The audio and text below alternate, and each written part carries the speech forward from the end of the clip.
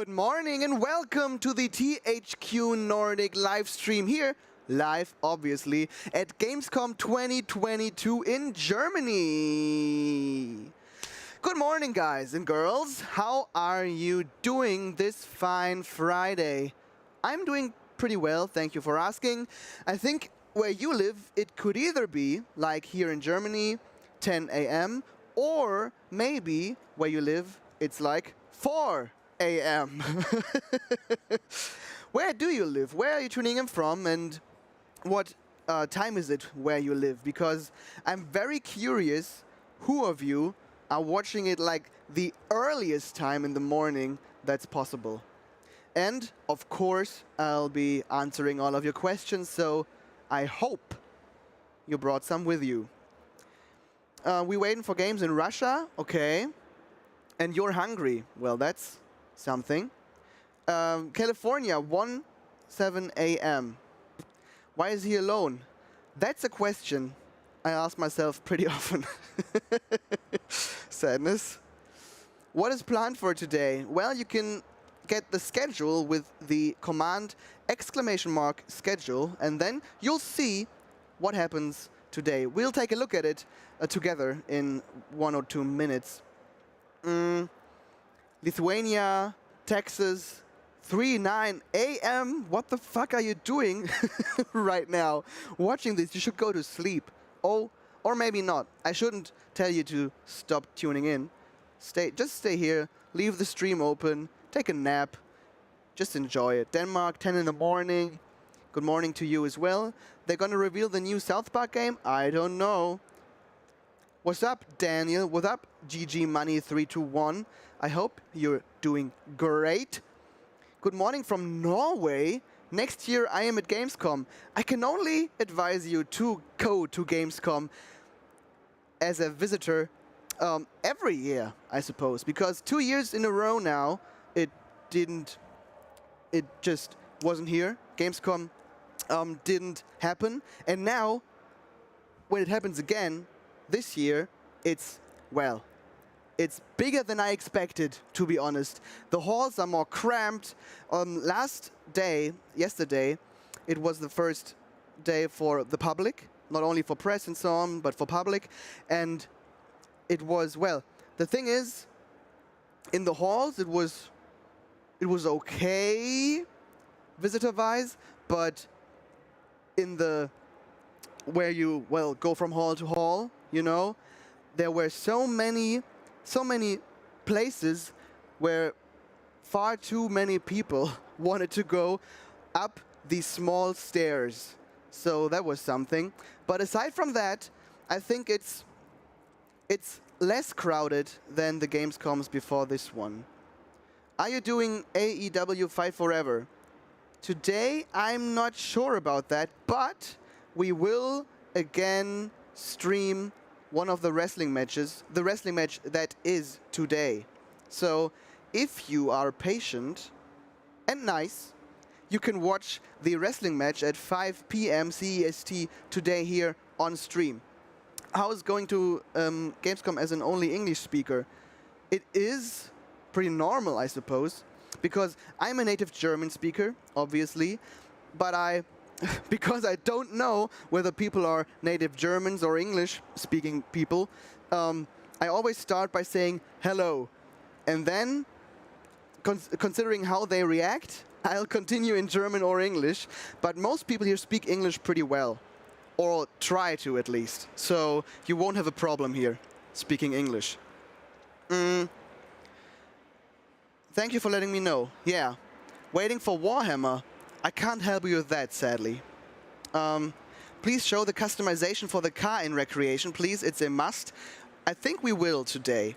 Let's take a look at today's schedule so I can help you all understand what you're going to experience at this stream this morning or this day.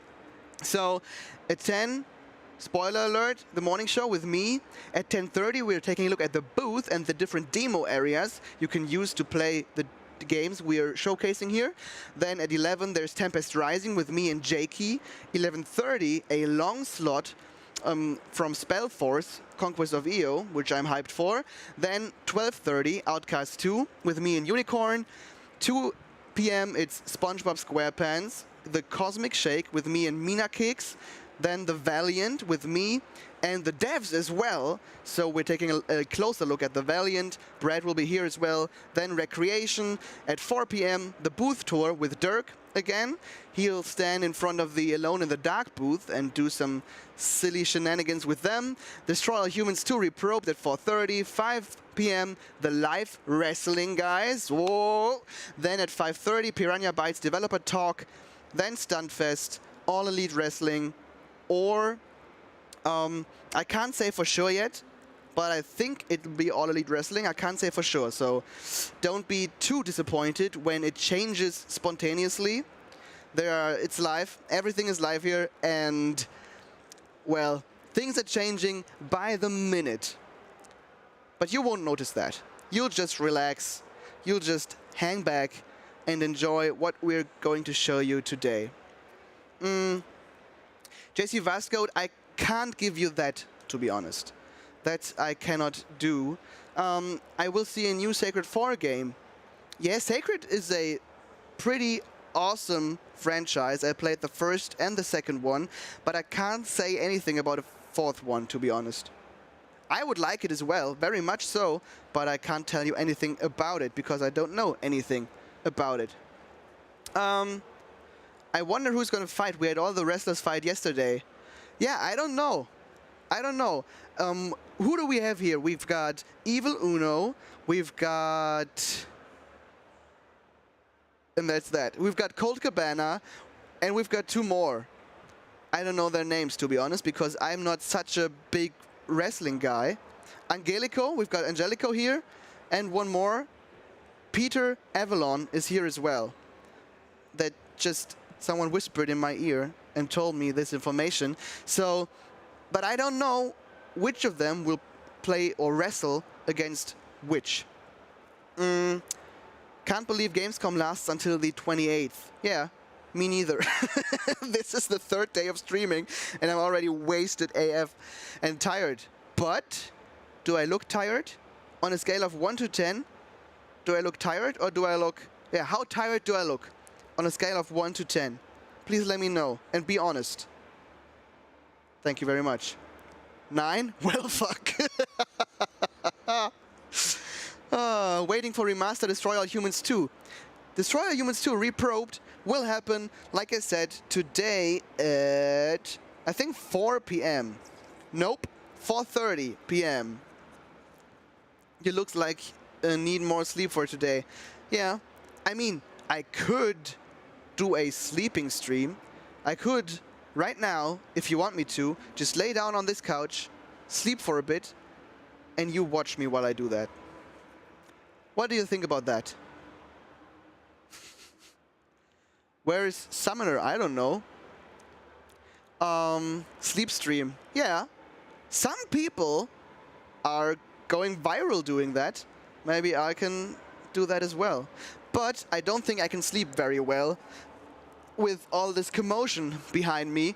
And I would definitely wake up when the wrestling fight starts because, well, you can't imagine how much is going on there when wrestling starts. You can see the ring right now, and all around that ring, people were cramped up and jumping and screaming out of their lungs for their favorite wrestler.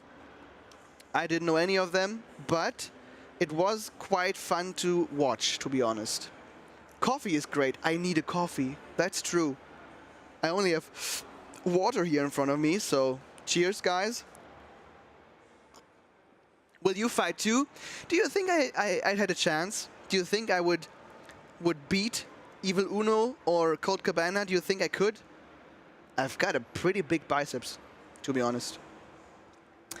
So, did you follow Gamescom up until now? Did you watch some Gamescom streams like THQ Nordic? Did you only watch THQ Nordic? Which games are you most looking forward to that you've seen on Gamescom?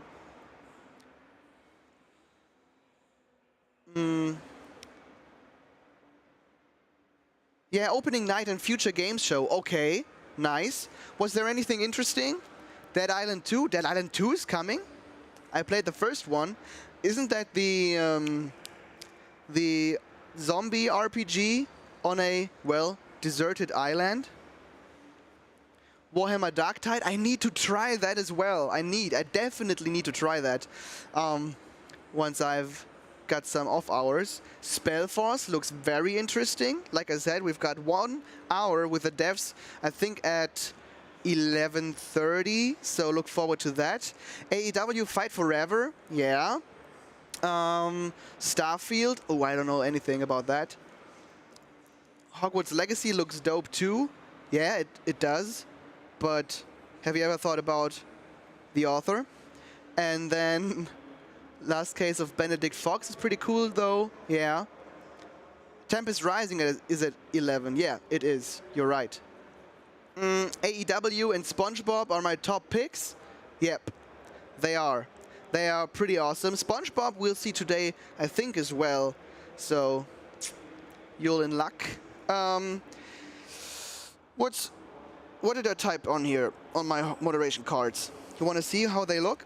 Here, that's how they look. Awesome, isn't it?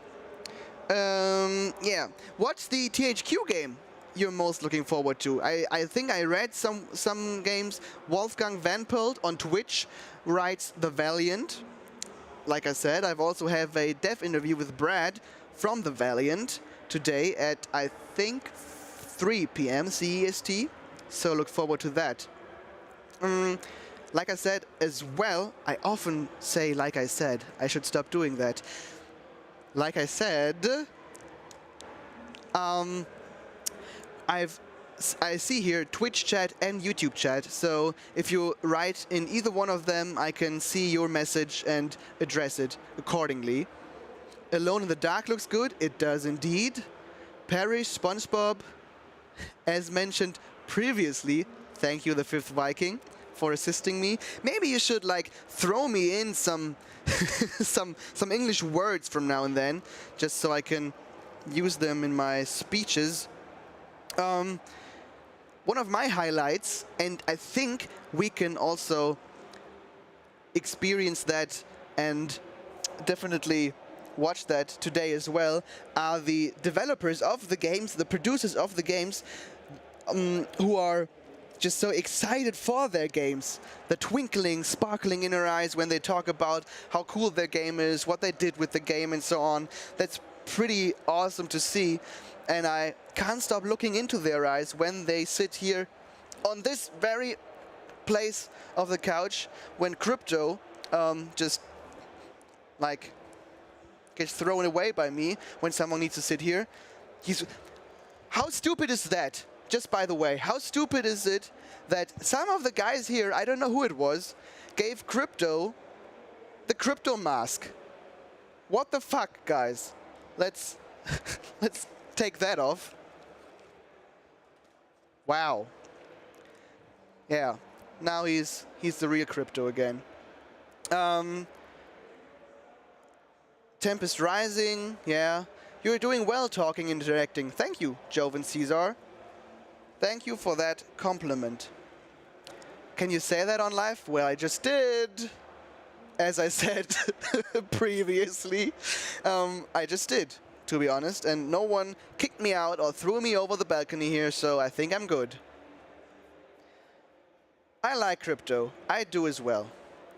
Oh, there are still the favorites from THQ. AEW, Stuntfest.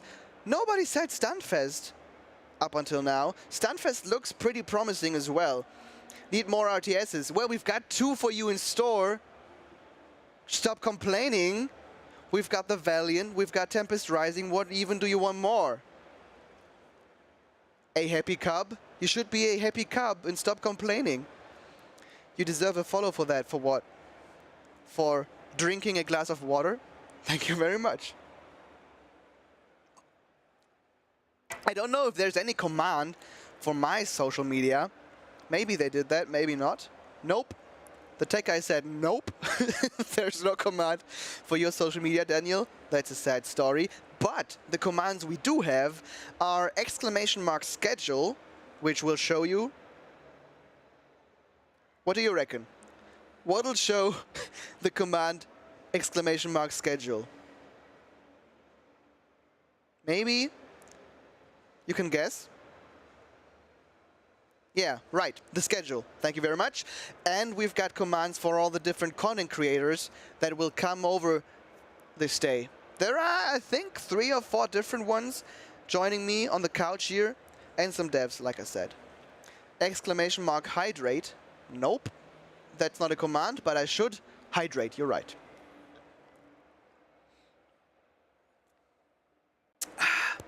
I need a list of THQ games from Gamescom. You can find lots of games mentioned in the schedule, but I don't know if we've got a full list of them right now for you to look at. Is THQ working on any Disney IP? I don't know. I don't really know. And I really don't know. Best games that will showcase today for me: On the Dark, Outcast 2, and Destroy All Humans 2 Reprobed. Yeah. But I want to see Darksiders. I'm terribly sorry.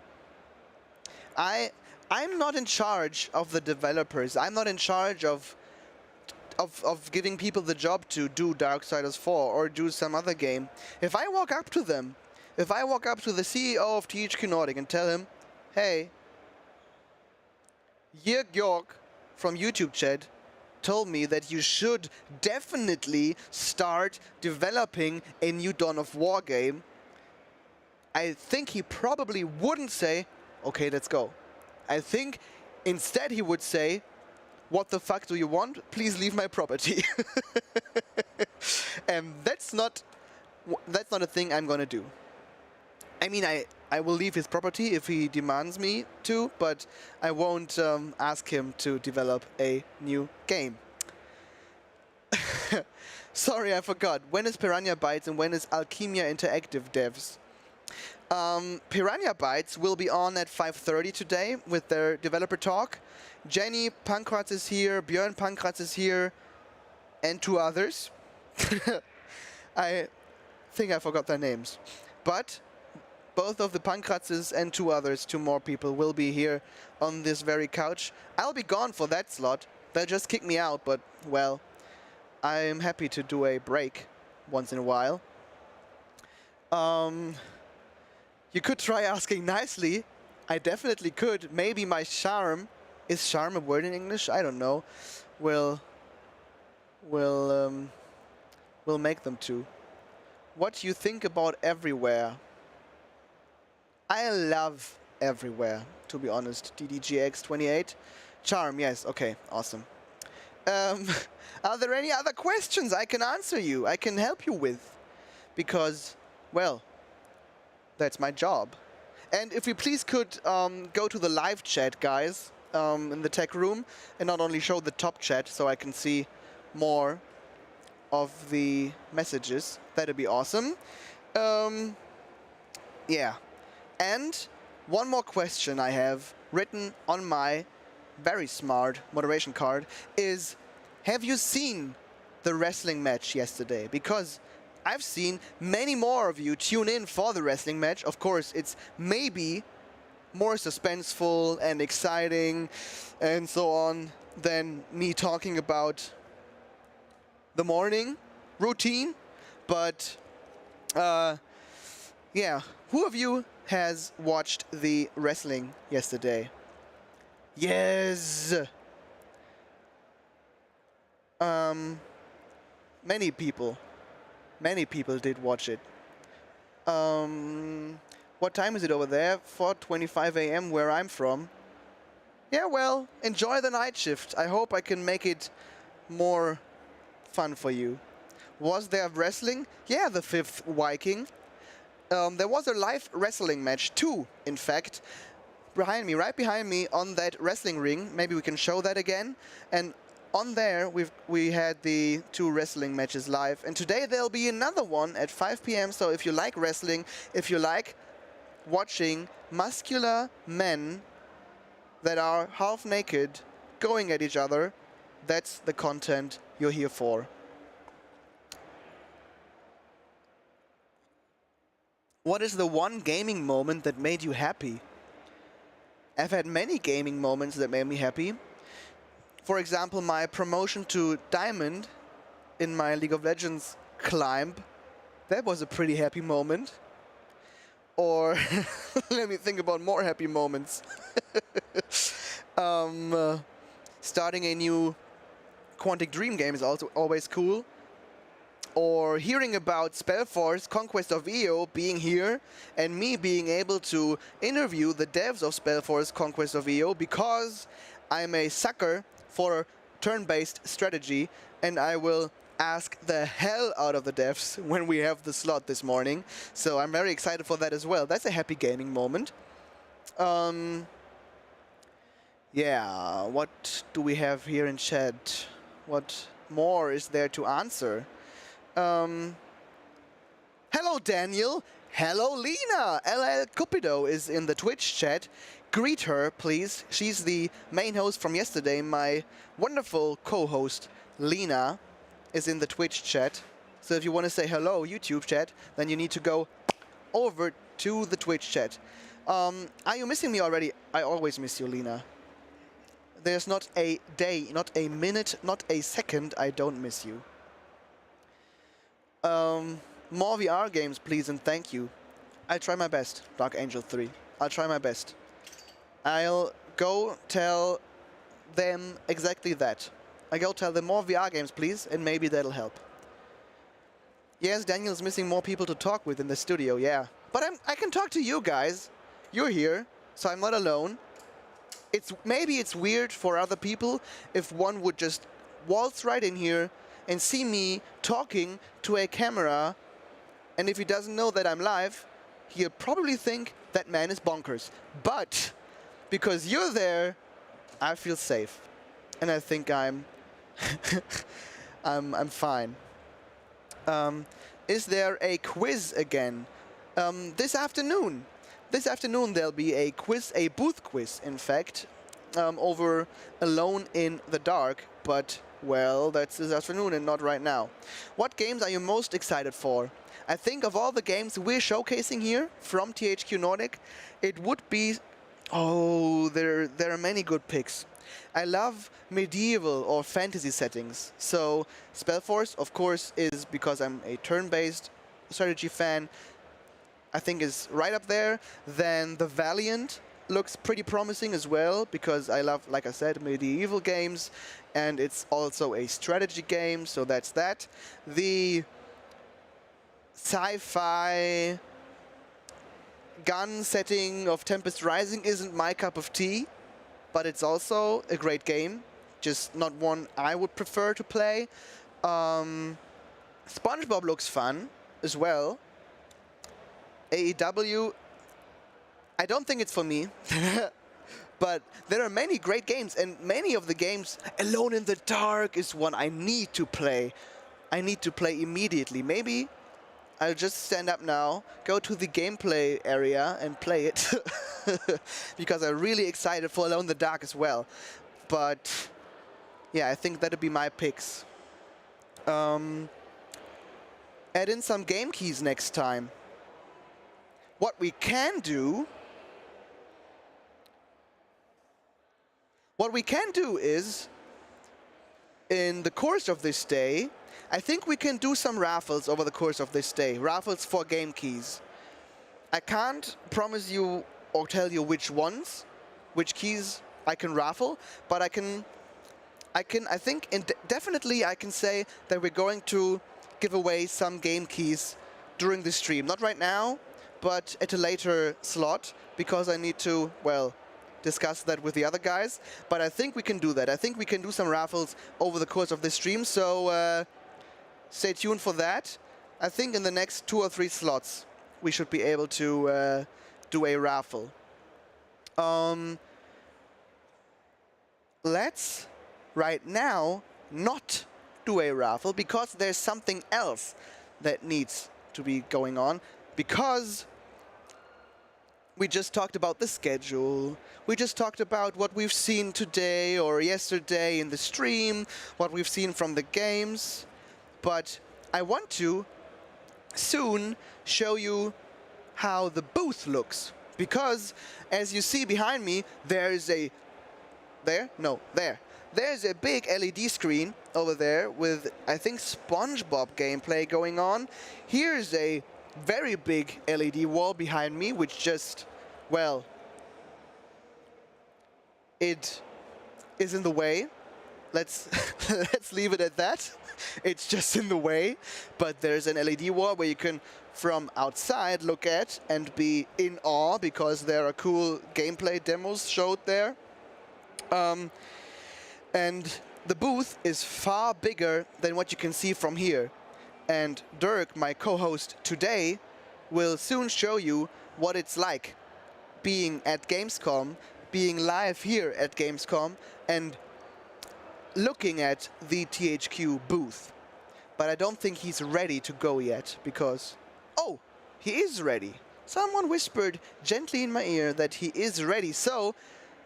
He will see the chat, I think, as well. So if you've got any questions or you want him to go somewhere, just tell him. Just tell him. And enjoy a closer look at the THQ Nordic booth at Gamescom and the different demo areas.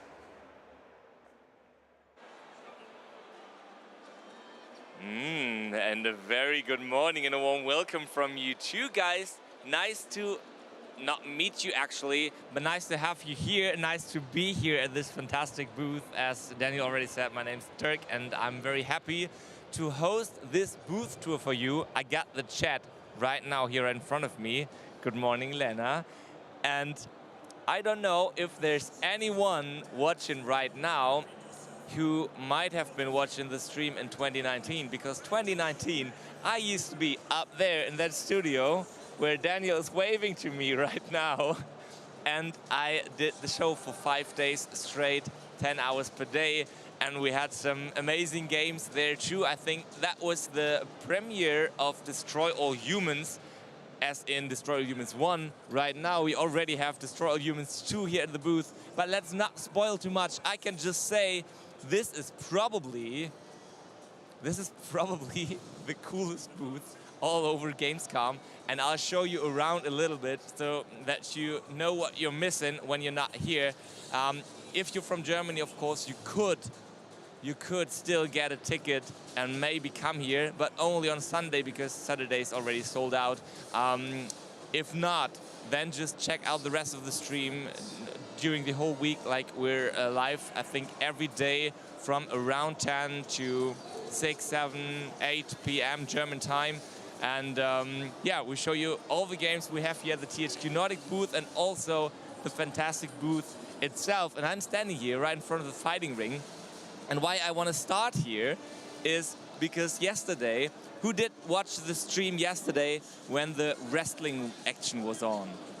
Maybe just check with a plus or a minus in the chat. I just want to know, because if you missed it, you definitely got to check out the VOD or the clips from yesterday, because that was really such a cool event and probably one of the biggest events all over the Gamescom halls, right? You know, there's concerts and everything here, but the wrestling action, I don't know if I've ever seen so many people this year at Gamescom gathered at one place. They were all crowded around this stage here. So anyone? Yeah, Lena of course saw it because she did the show. But it was indeed crazy. It was indeed crazy. You know, there were professional wrestlers in that ring, and I can already tell you that today there's going to be another wrestling show. So definitely make sure to tune in again, because that's really, really a cool thing to see. Yeah, I don't know if you have anything special you want to see, but I will just walk around and take a look myself, because I haven't had the time to like look properly. If you want to come with me and follow me in secret, you can see there's only one that we're steering right at it. There's only one booth we're not allowed to go in. That's the Alone in the Dark booth here. And what you can see in there is exclusively for Gamescom right now. So if you're not here, too bad. You won't be able to see it yet, but it's definitely about to come. And right next to it, there's Wreckreation. THQ Nordic, who are also responsible for Wreckfest they have another one coming up. And if you want, we can take a look at the Wreckreation booth over there. Maybe somehow we manage to sneak in there and take a closer look if you're interested.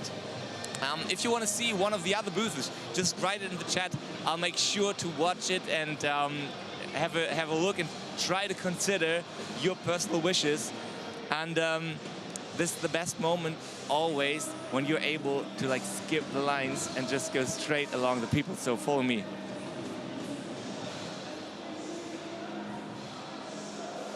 If you want to play Wreckreation, you gotta head through this tunnel here. And now my camera guys will be in trouble because the light is so much darker here. I will head forward, the light is a little better here. And we'll have just a brief look on what is going on here. This is our THQ Nordic staff and they're heading right away from us. So when you're here at Gamescom, you'll be able to play the game in one of those fantastic seats here, right? You're right in the driver's seat. Right now, as no one is still entering the premise here, I can leave my phone there, I hope, and no one will steal it. And then you're inside here, and you'll be able to play. Okay, everything's secured and locked, so unfortunately, so that's gonna be difficult, because if I actually only know one possibility to store my microphone right now for you to be able to still hear me, and that's a pretty inappropriate position. Okay, that's not working. Okay, let's see here, guys. I just want to head quickly into the game.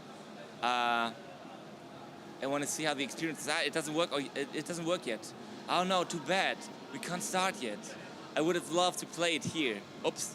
Okay, I'm destroying everything. I gotta leave. So that's where you'll be able to play it, like in a real driver's seat. That's really cool feature in terms of booth building, and I definitely love that about the THQ Nordic booth. It's so full of details. You know, if you can just show the corner over there, Fabian, they have like real car parts. Just I don't know wherever they got them, and they just stored them here. It makes it so much more authentic. And there's another pile of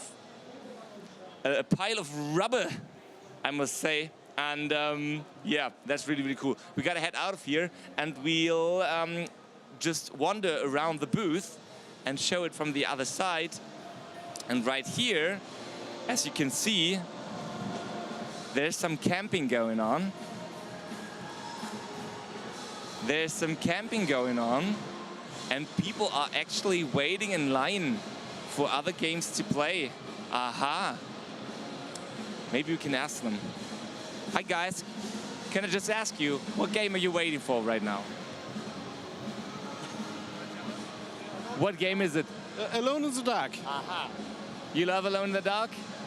Yes. Okay. I must tell you, unfortunately, you're a little bit too early here, because at my next booth tour, I'm gonna have a Q quiz, and that Q quiz will allow people who are like in this position to fast forward to the front of the line, but not right now. That's really bad, isn't it? Yeah. But you like waiting in line, I see. You're really prepared. Yeah. That's the spirit, you know. Always bring your own chair. Thank you guys. Enjoy the game. We'll just head over, and I definitely want to go over to the SpongeBob booth, because SpongeBob was also one of the titles we had here in 2019, but it was I wouldn't say the prequel, but it was the remake of the original game, and now we have the follow-up, the Cosmic Shake. I don't know, so I definitely want to go in there and see how it looks there, whether or not they have real... What will they have there? Sponges? I don't know. What the booth builders created might be interesting. Last year, the studio was in some kind of aquarium. So the glass window of the studio was the aquarium where, I don't know, supposedly maybe SpongeBob is living. I don't know. But yeah, this is the booth over here. And maybe Fabian can show you this fantastic exterior of the booth. And once again, I must say, I'm so pretty amazed how this thing looks. You know, it looks like a freaking amusement park, and they just built it for this week of Gamescom. And they built it, I don't know, in a few weeks of time. We saw the last days of construction down here, and it was really, really cool to watch how they transformed like a rough building structure into this piece of art, I must say. But actually, it's really full there, so I don't know how we can get in there. We gotta be creative somehow. So, Fabian, how about your flying abilities? Can you fly a bit for me? No worries. Okay, cool. We'll try that. Guys, are you cool with watching the SpongeBob booth? Do you want to have a look in there, or do you want to see something else? We can still. I mean, I can still take wishes if you want. Can you mime a mermaid? Ah, so did you get in there, Lena, on your booth tour last time? I don't know. We gotta. So what can we do? Maybe over there. Maybe over there. There's a hole in the breach. I will see. I will see. Okay, guys, we gotta just quickly move through here because we want to take a look in the inside. Can we come in, please? Thank you very much. What are you standing in line for? For SpongeBob the Cosmic Shake. Did you play the other game, the other SpongeBob game? Hydrated. Yeah, I liked it a lot. Yeah. And now, did you have a look at what the game offers for you? Yeah, I've even seen already the demo being played yesterday, or was it 2 days ago? Okay, so you're playing again here? I've seen it. I've seen it by THQ, by the live stream. I see. Yeah, we're on the live stream. Oh, hi. So this is like a real interesting move, like from watching the live stream to being in the live stream. Cool. Yeah, it's weird now. So what's next? Will you develop the next game? No, I don't think I will go to Austria. Where's Purple Lamp? Are you maybe into speed running the game? I might. It depends on what the movement has to. You know, like Rehydrated has some busted things, so maybe. Because last year we were discussing with the speedrunning community, and what they told me was, like, when the remake came, they were really worried that all the glitches and bugs, they were just, you know, they were fixed, and then they couldn't do their speedruns anymore. And as I've been told, they did it, but they put some of them back in on purpose. Isn't that cool? Yeah, but they also busted it on day one, didn't they, with the menu glitch? Like with what's not even day 0, the game was not yet come out, they busted it open. 30 seconds, a minute, what was it? That is really a speed run. Yeah.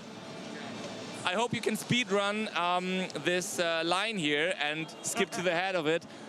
We try to get our way into it, but enjoy the game later. Yeah, thank you. Thank you very much. Cheers. Okay, so we'll just try to get in here somehow. Let's see. We'll just want to take a look inside. Hi, guys. We're from the official THQ Nordic live stream, and you're live on Twitch right now. Yeah. What's up, Twitch? How 100 prime Twitch subs. Yeah. To whom? To me? No. Yeah. How's the crowd behaving here? How the crowd is? Yeah, it's fine, man. It's pretty chill. It's pretty early, so that's that. But if there's one thing I can say, please get your wristbands. I know it's really annoying, but yeah, we have to. Like, you got it, right? Everybody's over 6 years old, but man. But you can't give them out, right? I can't. Nah, I can't. Okay, so if someone's here, like, who's looking, he's 40 and he doesn't have a wristband, you can't let him in. Sadly not. Yeah, we did it the last days, but then we got like the boss told us to not do it. So yeah.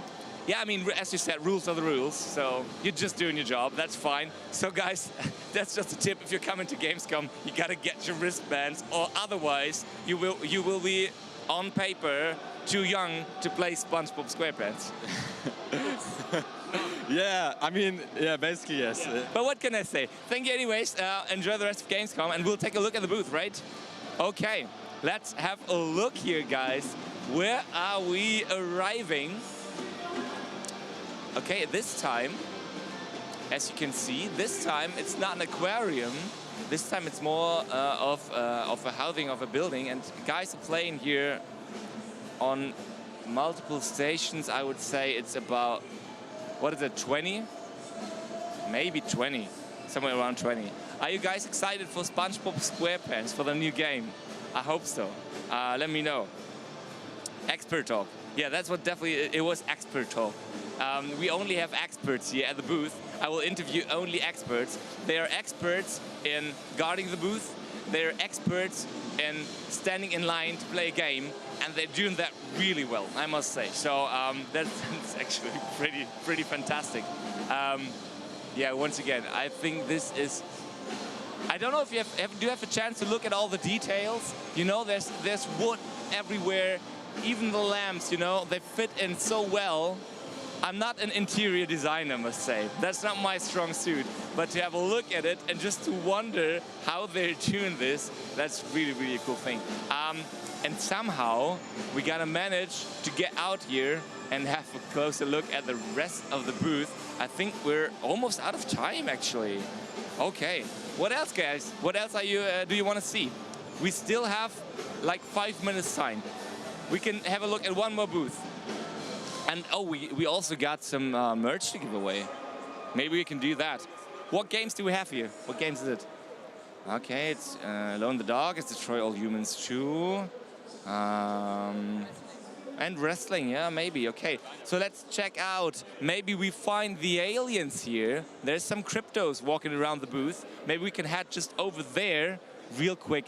Guys, can you let us through, please? We need you just somewhere here. Thank you very much, thank you very much. Okay, don't try this at home or at all. Okay, please join us here. Everything has to be in order. Don't skip the line, guys. I'm doing this, I'm allowed to do it, you're not. Okay, one more, okay, we're almost through. That was elegant, thank you very much.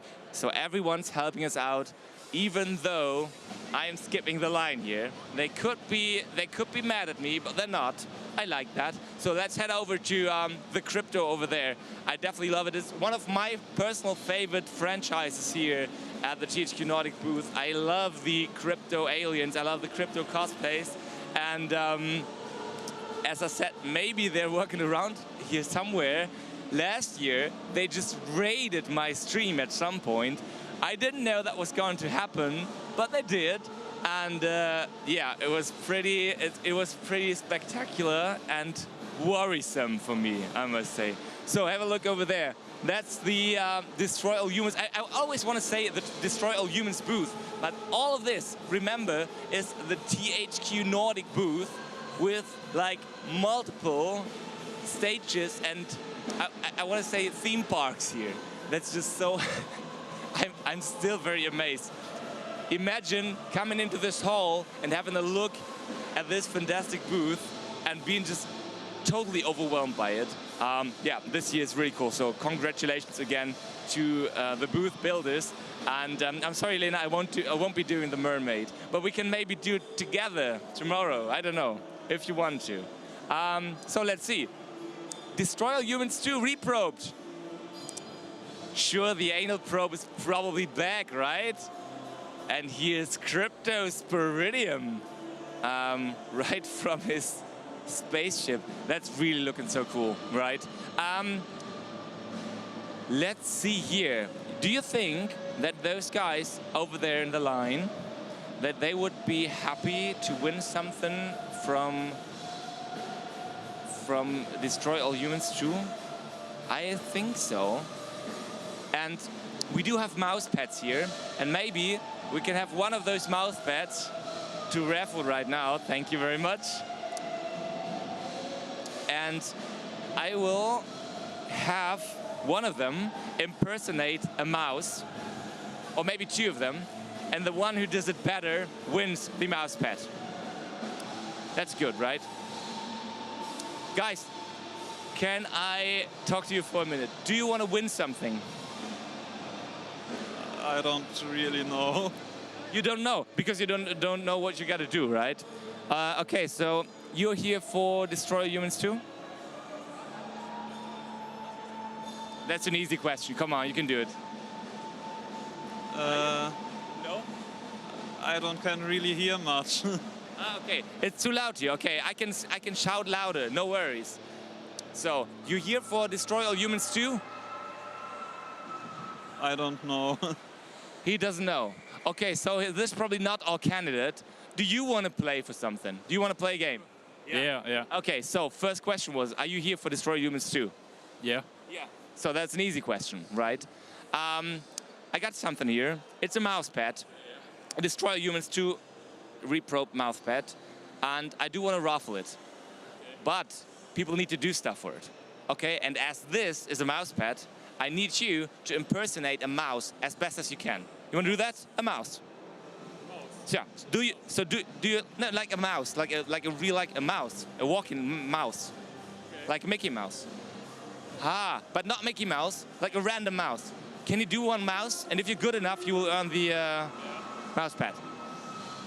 But Whatever you want to do, whatever you want to do. It's your personal decision. It's your performance, right? I don't want to. I mean, I'm not the creative director here. You're the star of the show now. Okay, go ahead, please. You need the microphone, or is it a body performance, or you need the microphone? okay. No, without microphone. Okay, cool. Then please go ahead. We are seeing a mouse from, what's your name? Alex. Yeah, we're seeing a mouse from Alex now. The best mouse he can do. Please go ahead. The camera's on you.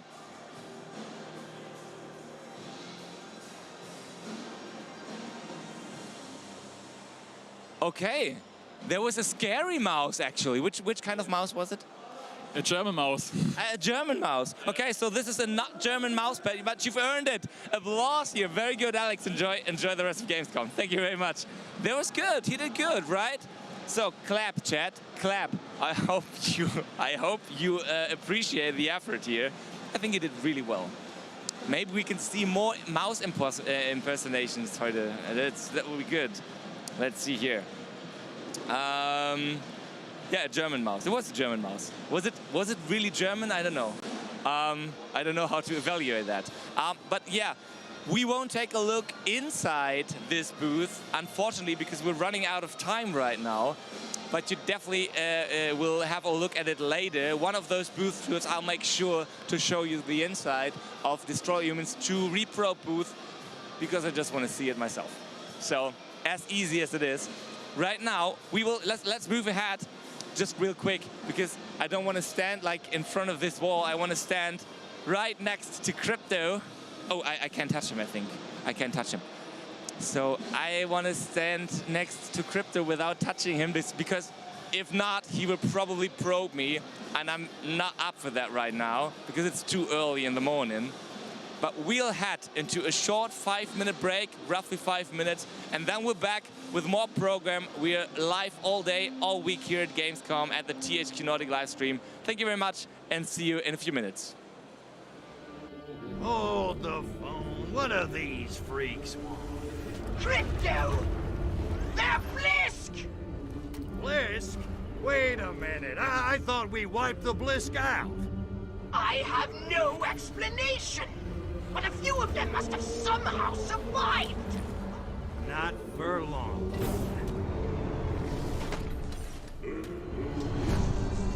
Attention, Blisk. I am Cryptosporidium of the planet Furon. This planet is now a territory of the Furon Empire. And your asses belong to me.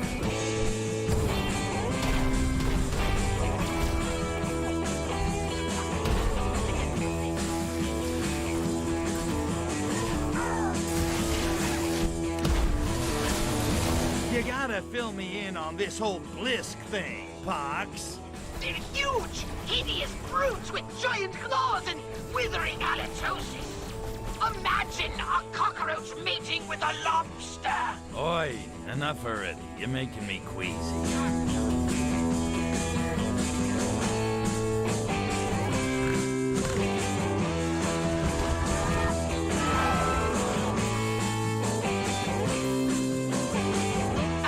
Another problem.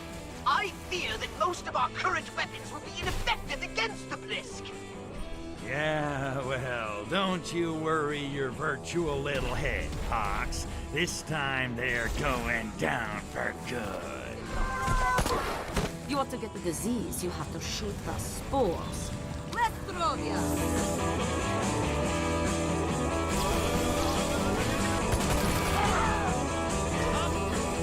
Destroy them! Starting with their crashed warship. Bring on the boom boom! You are so cute when you do that.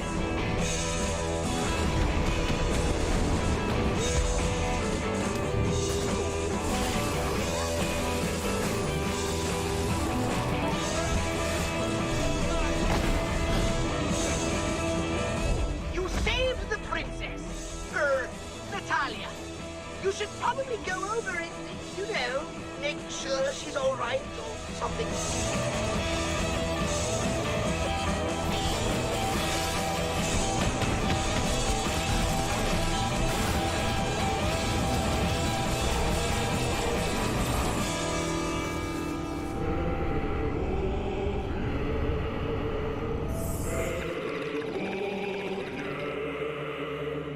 I think little Crypto just woke up.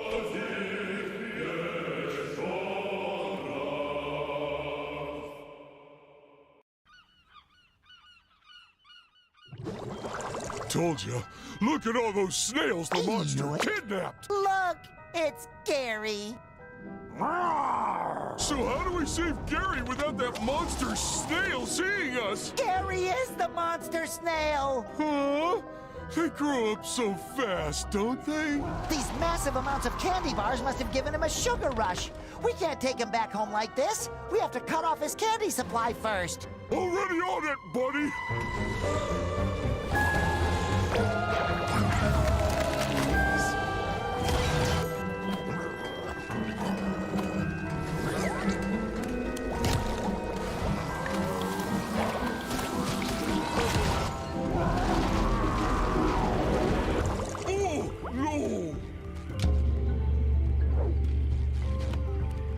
Squidward! Bye-bye! Squidward, Banuga! Peripheral!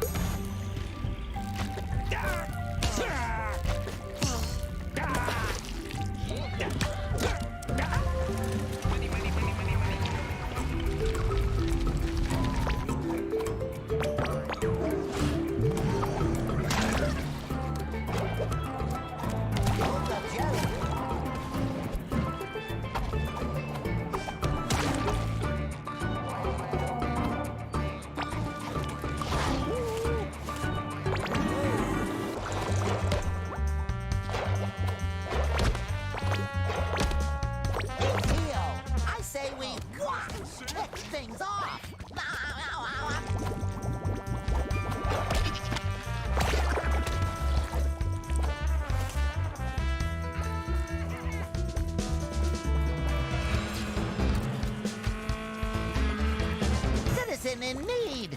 Karate Bob to the rescue!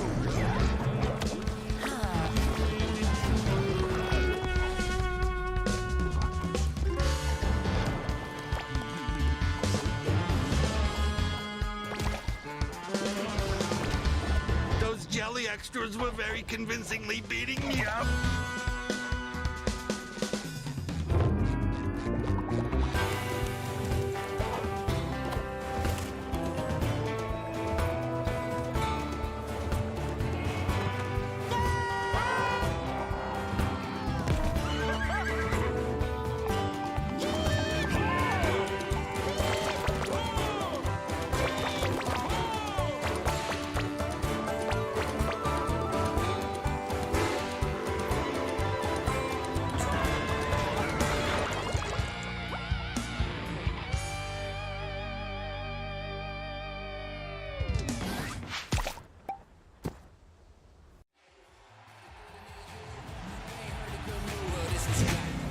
Break out. So everybody break out. Break out. It's time to break out. We about to, it's time. Let's go. Let's ride. Let's roll. Got me feeling so free now.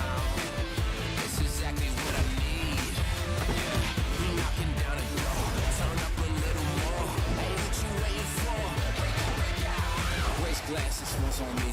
I did the math, I got the test, stay on the path, I lead. Under the rays, throw on the shades, this here the life that I need. Top down to the bridge, whole crew came with me. It's about to get litty.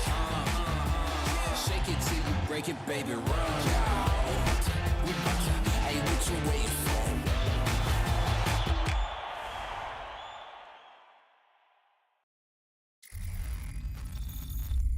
Auto command uplink initializing. Please stand by. Line incarceration, most heavily affected by the fallout.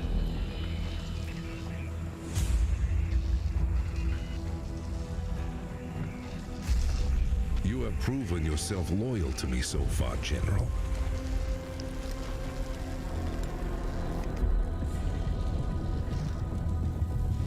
Our dynasty has waited long enough. Show me that my trust is not misplaced. Braces for the inevitable retaliation.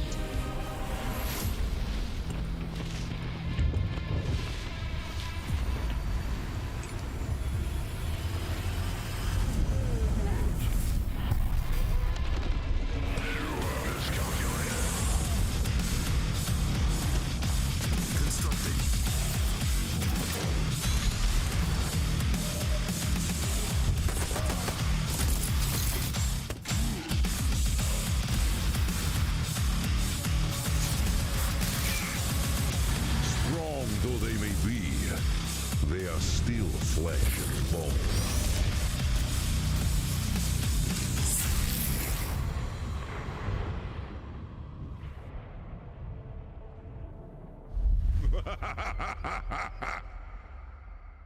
Get to work.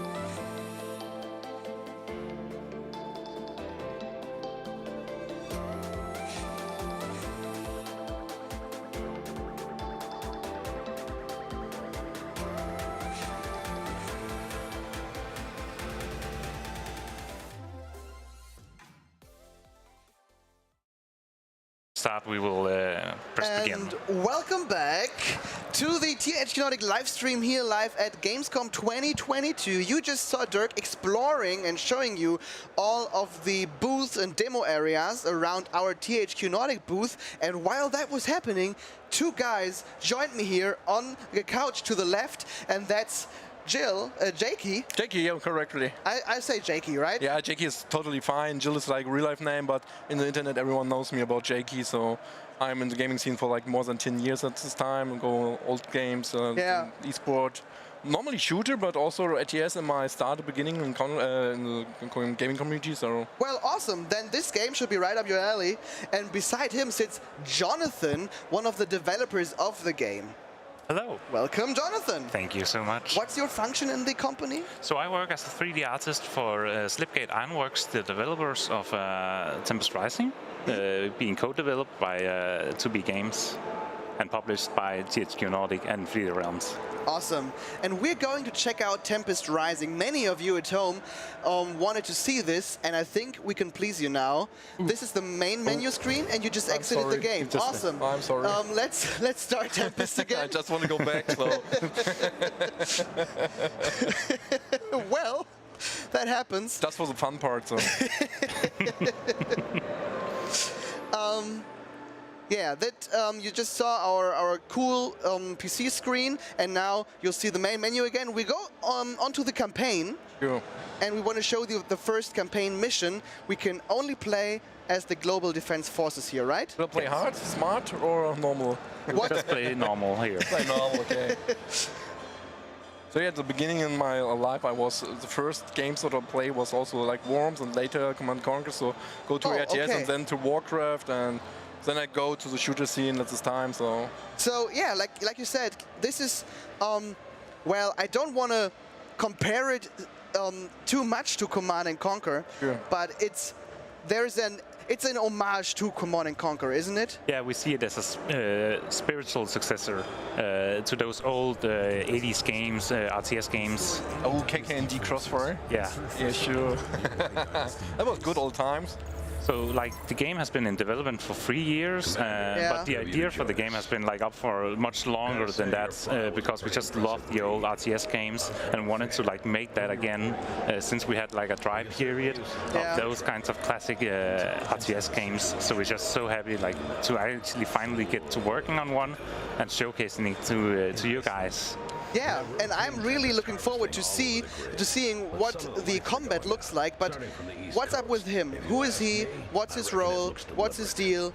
What is he telling us right now? So this is Commander Fisher, the military head for the GDF, because the GDF is actually being controlled by a board of directors, and he's like the head of the military part of that. So the GDF is Global Defense Forces, mainly being the United States and Western Europe. The world is taking place in an alternate history, where in the Cuba crisis, instead of it resolving like we remember it, it ended in a nuclear war devastating the Earth, and GDF sprung up as one of the main factions taking over, because it's comprised of a lot of countries who wasn't like totally destroyed too much about the nuclear waste. I see. So it's like in the real world at the like year 2040 or something like that? Yeah. Yeah, sure. Okay, awesome. And he's just telling us about our mission. This Sam Fisher, one in the YouTube chat says he looks like my Korean uncle. Was there any inspiration for the face of Mr. Fisher? No, like it's more like getting a utilitarian look, get something that also shows like he's a bit like his skin's not like extremely perfect because we have this nuclear fallout. So some of that also in fact like has affected the population. That's interesting that you take these things into consideration when designing a face. Yeah. That's pretty cool. And the cutscenes, what do you think about the cutscenes? It looks really, really nice. So also the positioning for the camera looks like perfect. It's a little bit Half-Life feeling at the beginning where he's talking to you in the start scene. So it feels really, really deep in the game. Yeah. So one of the things we wanted to go through with these cinematics is just to get you into the ambience and like a little preview of like where the mission takes place and what is going on. One thing we're really trying with Tempest Rising is getting that visual fidelity, being really detailed and stuff. So in this trailer, or in this cinematic cut, all of the assets we're seeing, for example, this tank or the riflemans, are all the same asset we're using in-game. The same level of detail, we're not switching anything out. It's the same character. Of course, the cinematics has been pre-rendered with some post-processing and stuff like that. But when it comes to like all the assets and the textures and stuff like that, it's the same you will see in-game. So we have really like tried to push this high fidelity, high quality into our game. Yeah. And it worked. Yeah, it worked. It worked. Like obviously, we're so surprised like how well it actually worked with the new technology we're having today. Like just being able to do this is amazing for us. And it looks awesome. It looks amazing. It's really nice. Also the details here, like with a little bit dust is flying up. Oh, we have first fight contact here. That poor guy just wanted to take a pee in the bushes. So we are infiltrating a dynasty base taking place in Iceland. Yeah. So I landed like with 4 soldiers and try to find maybe the base or something else players. Yeah. Yeah, sure, okay. Is there also multiplayer here, or? Yeah, so the game is planned to have 2 campaigns, one for the GDF and one for the Dynasty, and also launching with a full multiplayer with 3 playable factions. Oh, awesome. And with rank play too. What is the 3rd faction? Can you already tell us that? We can't really tell you that right now. We are saving that for later. I see. These are the good questions that developers can't answer right now. But yeah, I see why. And there are there are many red barrels standing right there. Maybe it's stupid to set up a base so close to red barrels. Yeah, put your tanks close to it. Yeah, the Dynasty wasn't ready for this attack. But they'll not be there in the final cut of the game, will they? There might be some here and there, but for this demo, we wanted to show you a bit more than you may usually see in the first mission. Just like to give you some more than just a few units, but actually giving you a bit more in-depth look on our units and how the gameplay is gonna be also throughout the campaign. I see, okay. I like also the drones here, looks like really future, man. Yeah, so that's our drone operators, the small guys with the pistols. They have a drone, they deploy, and it works as an anti-tank unit. Ah, okay. So if the drone is shooting down, they get a new one, or should I need a new unit for that? They will recharge over some time, and then we'll launch a new one. Siblek asks, can you play this with a controller though? I don't think so. No, we don't currently have controller support, unfortunately. It's difficult for RTSs to do controller support, is it? Yeah. The controllers are not ready. Yeah. Not the games. So I see like the Steam controller, you can play every game with a mouse. Oh. You have like touchscreen on the controller. I see, yeah. On the Steam Deck, I don't know, but Steam Deck is like going for RTS games anymore every day. So maybe this will be in the future a good way for that. There's some red barrels you can shoot here. Oh, yeah. But it's okay, so it's fine.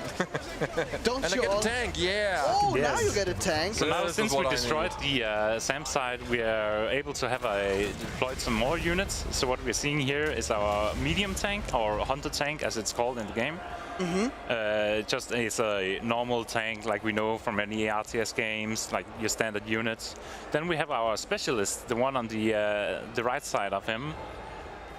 So we have these kinds of specialists. These units have specialized areas. For instance, this is our riot medic. So he specializes in suppressing and healing units on your team. Okay, these kinds of units you cannot have like 100 of.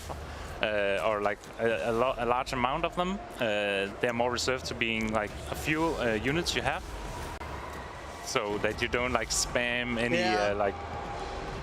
They're also like paper stone.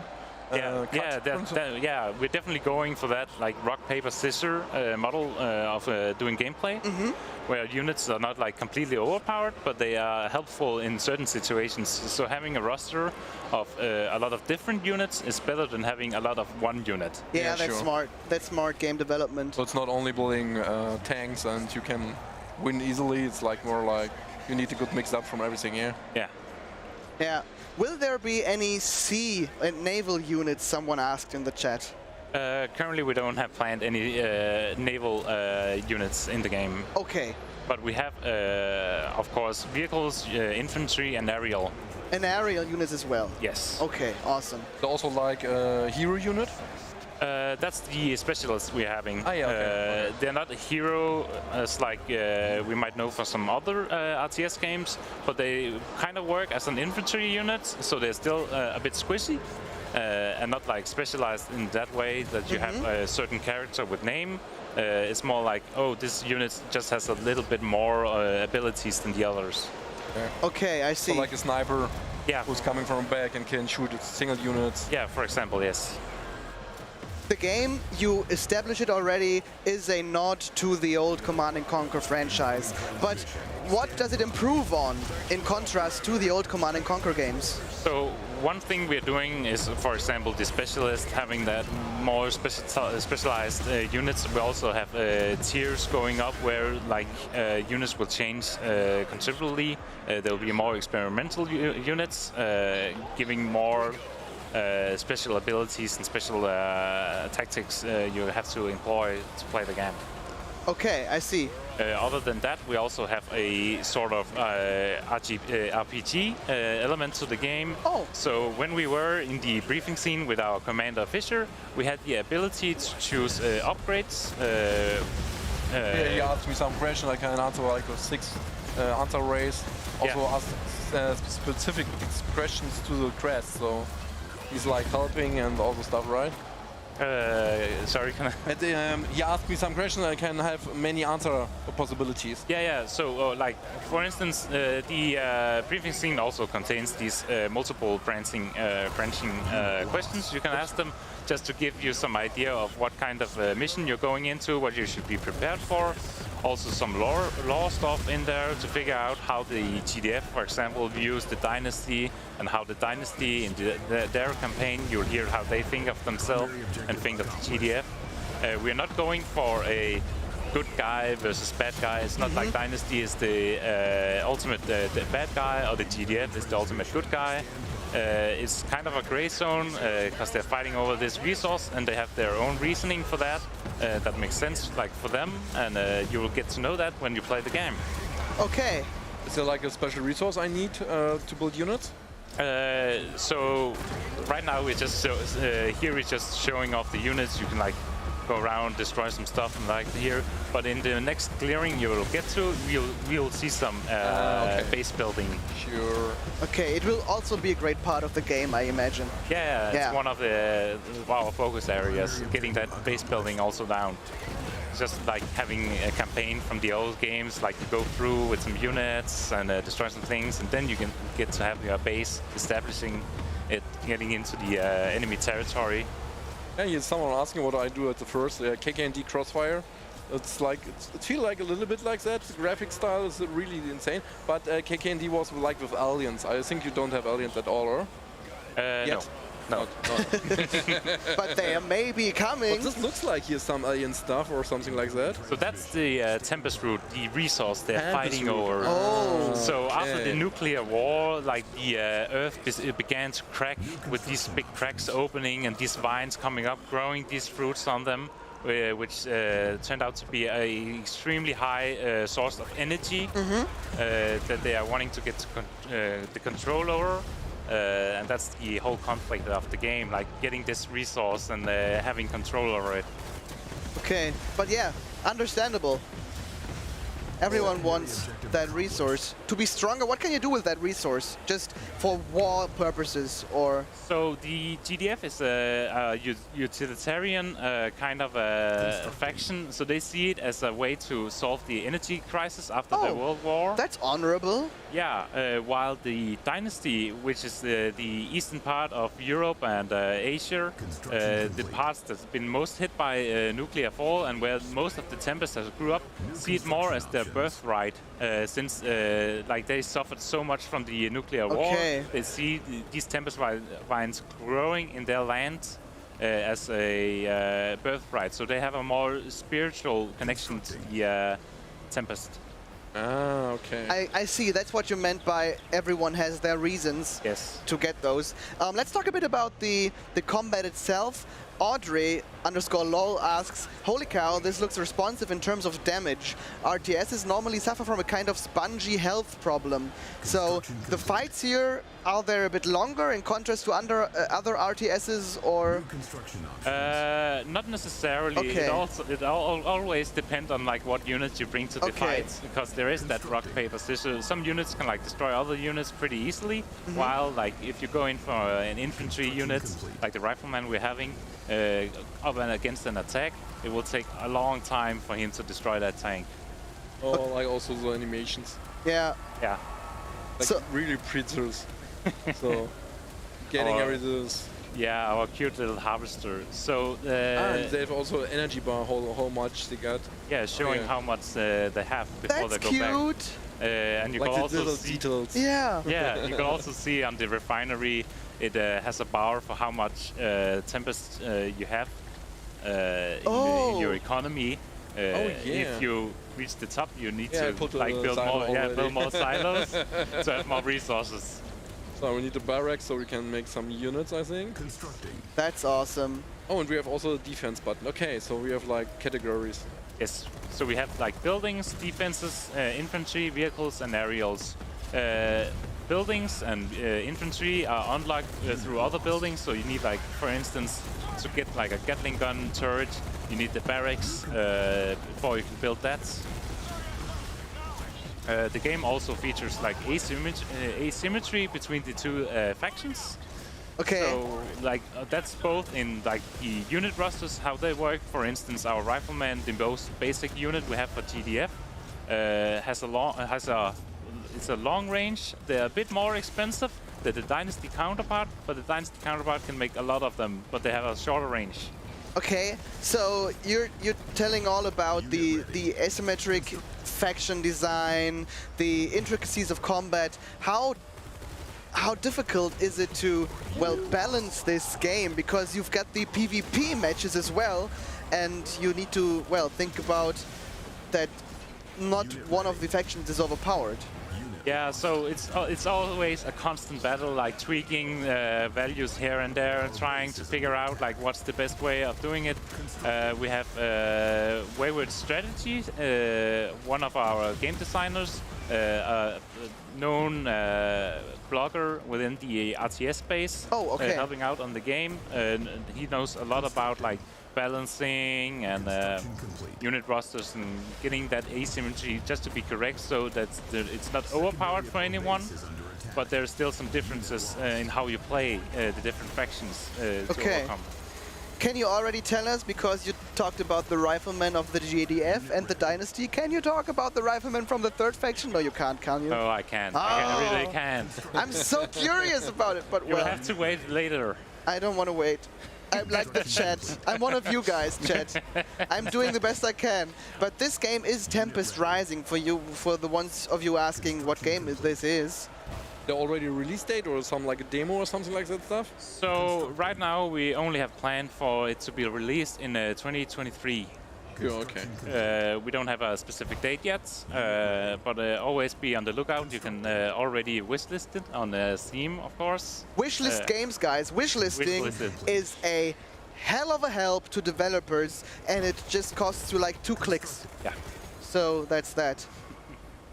How many? There are also 2 buttons, so you can make favorite, and you can put it on a wish list. On a wish list, you get a mail when it's coming out, a rebate or something. Yeah. And the other one is, if it's come out, you get it automatically pushed to the front of your Steam page. So who's helping? And Steam also pushes games that are wishlisted more. It pushes them to the front page, doesn't it? Yes. Yeah. We also have a Discord channel if anybody is up for getting into the community for Tempest Rising. Nice call. Where do you get? Where do they get the link to the channel? It's called Tempest Rising. I am not quite sure where we have the link, but I will be sure to get that for you. But it'll probably be found on the social media of yours. Yes, yes. Okay. You can go into the Steam page and like on the sidebar we have like socials. Okay. There's the Discord channel as well. Awesome. So I built the uplink. It's like for some new stuff. It's for upgrading, unlocking new units to your roster in the infantry, for example, here, and also some buildings like defenses. You will get a rocket turret, a mortar turret, actually.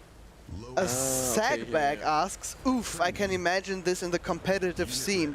Are there already plans for the competitive scene? Is there any way of you to push? It would unlock, it would be released with rank play as well. With ranked play, okay. Yeah. So like, we just wanna make a game for like the old school guy who like the old RTS games, but with the new features that come out with new RTS games like rank play and like get that going for everyone as well. That's awesome. And some control support for like macros and stuff like that on your keyboard. Yeah, chat, you'll see that you will lose a lot of time playing this game once it comes out.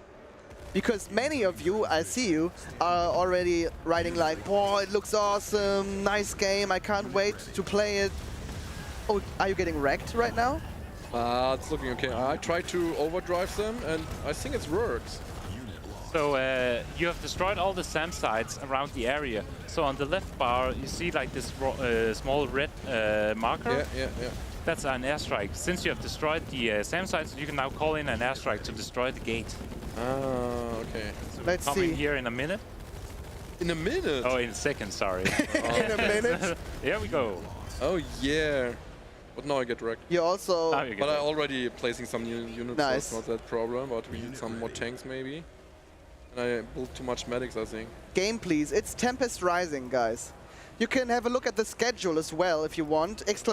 schedule to then see what time is it and so see what game we're playing right now. Every time that you see there is set in CEST. Schedule is written SCHEDULE. Not like that, Roger. Oh, I think I have an energy problem. My towers are offline. Yeah, so you probably will need to make some more power plants. But they don't need any resources, right? It's like atom energy or something like that. Yeah, it just spins around the atom energy. This stream gets uploaded. I think it'll be live this evening after we've done all of the streaming for today. And you can watch it as a VOD on Twitch or on YouTube. You can pick your poison.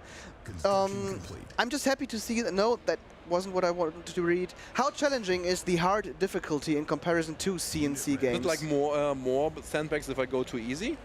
And the red barrels, I mean? Of course, like there will be more units and it will be stronger against you. But like how exactly we are treating the difficulty between like easy, normal, and hard, we haven't like really fleshed out yet, so I can't really go into much detail there. Okay. We are more focusing on the core gameplay for now. Yeah, sure. Focusing on core gameplay, maybe that answered my following question, but will there be a map editor, some people ask? I can't really disclose that if there's going to be a map editor, but we do know how important that is for RTS games. So we of course have that in heart, but I can't really tell you if we are going to launch or have it in the game. But you grinned when I asked you, so maybe it'll be there, guys. Just read his facial expressions. How far away are we from winning this scenario? Because we are out of time now and we need to come to an end concerning this slot. I think I can overrun them now. It should be the last objective, right? Yeah, that's the last objective, destroying the enemy construction yard. Awesome. While you do that, thank you very much for both of you coming in here, joining me on this comfortable couch. Yes. Oh yeah. Thank you, JakeeY. Thank you. If you want to know more about JakeeY, you can use the command !JakeeY. That's JakeeY. Just like that. JakeeY. And oh then, yeah, it's in English. It's A and I is crazy. And then you can follow him on his Twitch channel, for example. And thank you very much, Jonathan, for being here and guiding us through the demo, answering questions from chat. Thank you for having us. No problem. And we'll see each other again after a short break with Spellforce, Conquest of Eo. Battle command uplink initializing. Please stand by. Incarceration, most heavily affected by the fallout.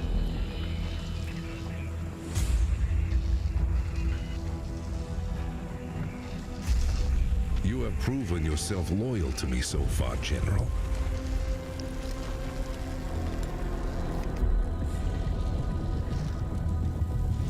Our dynasty has waited long enough. Show me that my trust is not misplaced. Braces for the inevitable retaliation.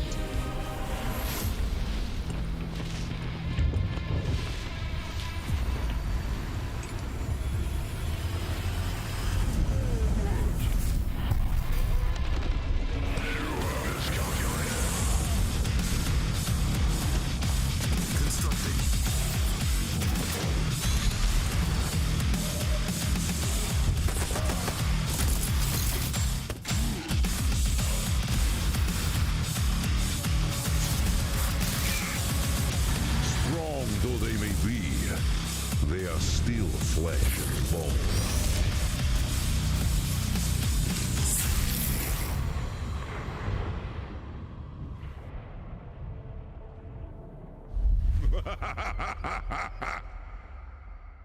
Get to work.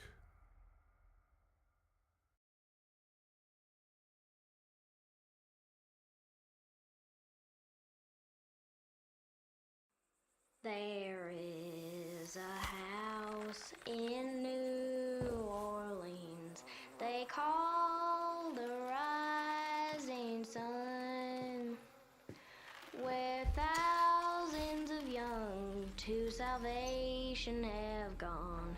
Oh God, she knows I'm one. Don't let them get inside, compare. They're not the good kind. Derceto isn't cursed or blessed. It's a battleground. Maybe the Dark Man just likes it when you suffer.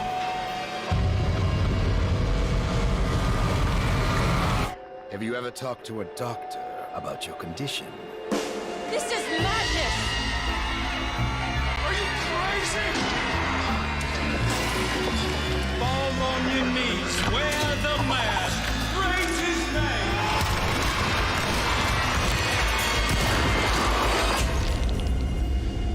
Welcome to the madhouse, detective.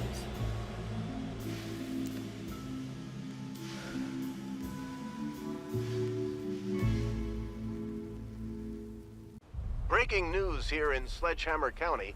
After a sharp increase of car racing activity in recent days, authorities now report a staggering amount of items and racetracks popping up out of nowhere.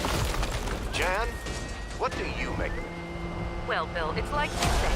Random bits and pieces of racetracks, along with all different kinds of items, have been emerging all over the county. And, wait, I'm just getting word that these pieces now seem to be rising into the air, forming an ever-expanding aerial racetrack and eclipsing the sky above Sledgehammer. Bill, I've never seen anything like this. You have to wonder, who is behind this, and where does it end? Shadows in the sky, footsteps in the night, behind me, targets in their sight, running out of light to save me.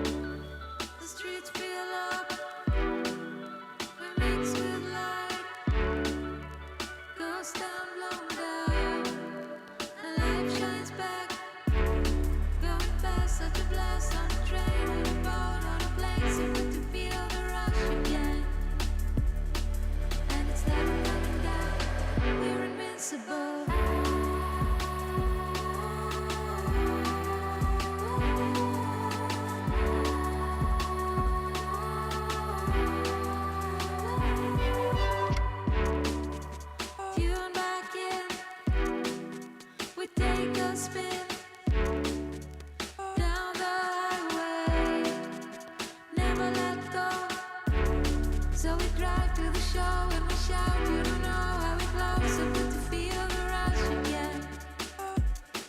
And it's never coming down. We're invincible.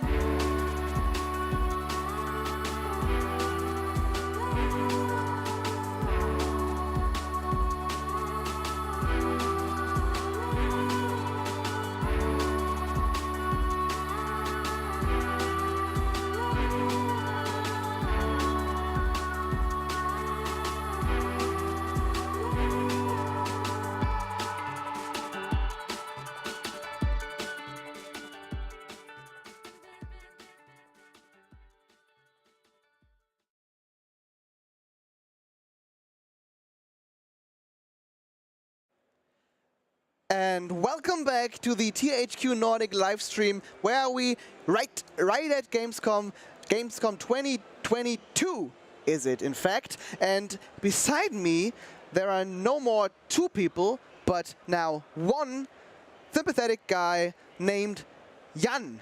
Yes. Greetings. Hello. Nice to meet you. Nice to meet you too. I'm glad you're joining me here because we're taking a look together at Spellforce Conquest of Eo, and because I'm a sucker for turn-based strategy games, I'm very much looking forward to this presentation or this, well, gameplay demo that I am going to enjoy. I think, I mean, hopefully the game is easy enough so you can play it without knowing what you're doing. Easy enough. So I'd like a challenge as well. Yeah, so we'll give you that, and then we'll make it harder, you know, every step. So we already started with the battle, actually. Spellforce, Conquest of Eo, if you guys know anything about it, is a 20-year-old IP, or IP with 20 years of history. So it's usually known for turn-based strategy and role-playing mix. Now we are doing something different. We're using the two pillars of strategy and role-playing, where we're doing a turn-based game, not a real, well, Spellforce real-time, we're doing a turn-based game, and we're also doing a lot of things differently to a lot of other turn-based games. So we're trying to kind of make a game that's fairly easy to get into, but as most games want to be challenging to play, but we're also making a game that's kind of different from the ones that you often get where, you know, the game, you've already won the game, but you still have to play 30 turns because you built your rocket. In this case, I've lost for you because I kind of made the situation impossible for you to win. Yeah, nice. Thank you very much. Yeah, so you're off to a good head start, I think. You know, you said you wanted a challenge. I thought we were going to start losing. Yeah. No, just so you know, this man started playing the tutorial. This man is a developer of the game. Yeah. And this man just lost me the tutorial. Just so you know. Yes, that's my specialty. actually, that's the nice thing about that is showing that the challenge is actually real. So the game may look easy to play, but if you actually are stupid like me, you can even lose in the tutorial. But it doesn't matter because actually the tutorial is just sort of an intro to the storyline. Because in Spellforce you're not a faction, you're not a nation, you're not a king, you're a mage. And that means you're not really that interested in, you know, conquering a large empire or building cities or all that stuff. You've got your tower, which is kind of the central part. This is my tower. Yeah, that's your tower. And I'm a mage sitting in that tower, like Saruman in Lord of the Rings. Exactly. So you're sitting there and you're letting other people do the dirty work for you. You know, you're not going to go to the battlefield. Of course not. Like I just let you play the tutorial for me. Exactly. I'm not doing the dirty work. Yeah. And see, if you get bad people like me to serve you, you know, there's no good personnel anywhere. What kind of a mage am I? Because mages play a large role in the Spellforce universe, of course. We can talk about more concerning the Spellforce universe, the lore, and stuff like that later. Yep. But what kind of a mage am I? Are there different mages? What's that all about? So there's 3 different types of mages, and you can actually, if you look at the upper left there's a menu. Yeah. If you click on the tower, so you're sitting in a tower, so you can build out your tower, and there's 3 different kind of mages you can be, and that these mages differentiate themselves by 2 things. One is the kind of spell schools they have, so every mage has a primary spell school and a secondary one, and the type of stuff they can do. So you've got a necromancer script, which should give you a hint towards what type of mage you are. Am I a skeleton? No, I'm so close. I'm a necromancer, right? Yeah, you're a necromancer. So you can build out your tower to, you can add new rooms to it, so you can build a workshop, you can build a study. Later on, there's a lot more different rooms to choose from. And that will differentiate. Essentially, you're building up your headquarter because you're not having a city. You're not expanding your influence, but you're building up your headquarter. And if you later on, you can actually modify the workshop. So every room can be modified individually with crafting. Okay. And then we go to the next step to the right there. Will the tower change depending on what I'm building? Grow. So the further you mastery advances, the bigger your tower will be. And as always, it's a little bit about who's got the biggest one. So who's got the biggest tower? And I'm on the best way to get there. Yeah, absolutely. Okay, this is necromancy. Exactly. So there's magic, and then there's kind of the crafting, what you do. And in this case, you're building undead. So initially, as a necromancer, you start out small. So you've got your soul. You can also just right-click and it'll go to the right slot. Okay. And you can build skeleton warriors. We don't want to build them yet. We're going to show that afterwards. But essentially, what you do is you craft different kinds of undead. And there's recipes for it, and you can have ingredients. And depending on what you put in, different kinds of undead will emerge. So I'm like a very weird cook. You are essentially, there's a cookbook for necromancers, and you're just trying to find out what's happening. Awesome. So story-wise, you start off as a young apprentice. You come to your master's tower who's called you, and the master tells you that he's got a way to conquer the Allfire. And the Allfire is like the stuff that makes everything, permeates all existence. So it's kind of a magical energy that flows through everybody in the world. Okay. But very few people can actually touch a concentrated Allfire. It sounds dangerous, to be honest. It is very dangerous. So as a human, if you touch it, you're just going to burn up. So let's not do that. And your master, clever guy that he is, he's found a way to actually harness that. Okay. And that's the first battle that we've seen. Because of that, the Circle of Mages, which is kind of the most powerful mages on Eo in the world, they were after him, and you've seen what happened. Okay. But the most important question is, do I like those goblins or don't I like them? Because if I don't like them, I just want to give them a clubbing. So what happens is you found the traces from the tower, it's been ransacked, and then you found tracks that lead to the goblin camp. Those fuckers. Let's just kill go them. there and let's find out what's happening. What do we have in my army? We've got goblins ourselves. I didn't say anything. I love goblins. Just please don't rout.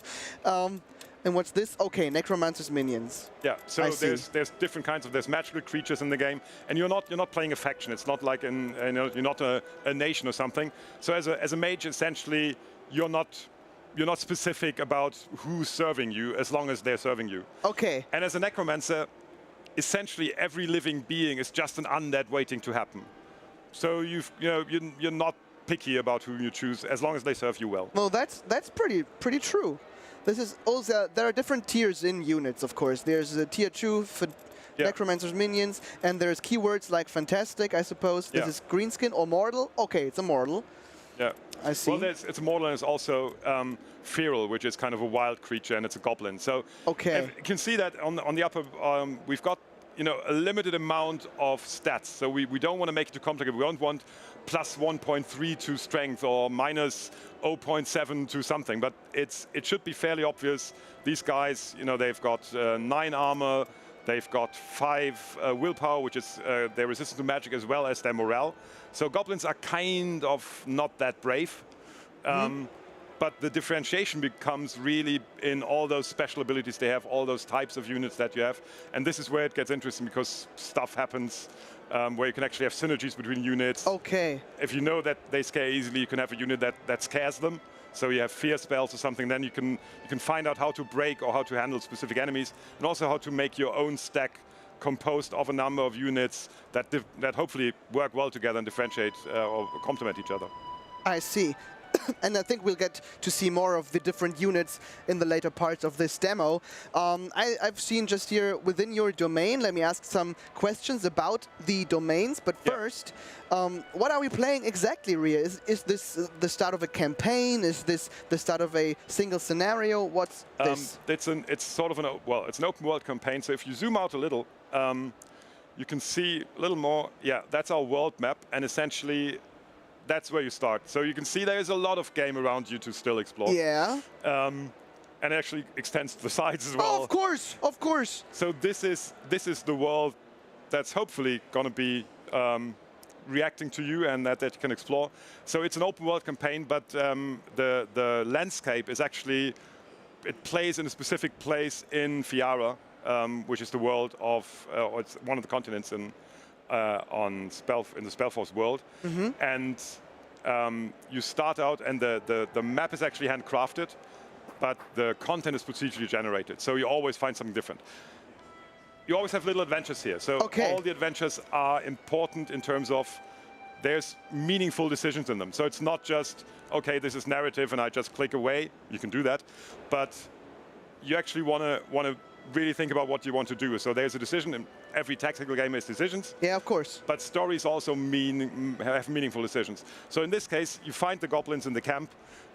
You see them squabbling about loot, which means you've got an opportunity to ambush them. So if you really want to punish them, just go there. Or you can wait and watch and see what happens, because you don't know. You've got goblins. These are goblins. Maybe there's. But they did something bad to me. I mean, maybe the smart way to do this would be, well, I'm a goblin, you're a goblin. Let's join together. But they stole from me. They stole from me. They stole from you. Well, it looks like that at least. Yeah. So I mean, what you want to do? It would only be honorable to ambush them now. Let's try that. Combat preview.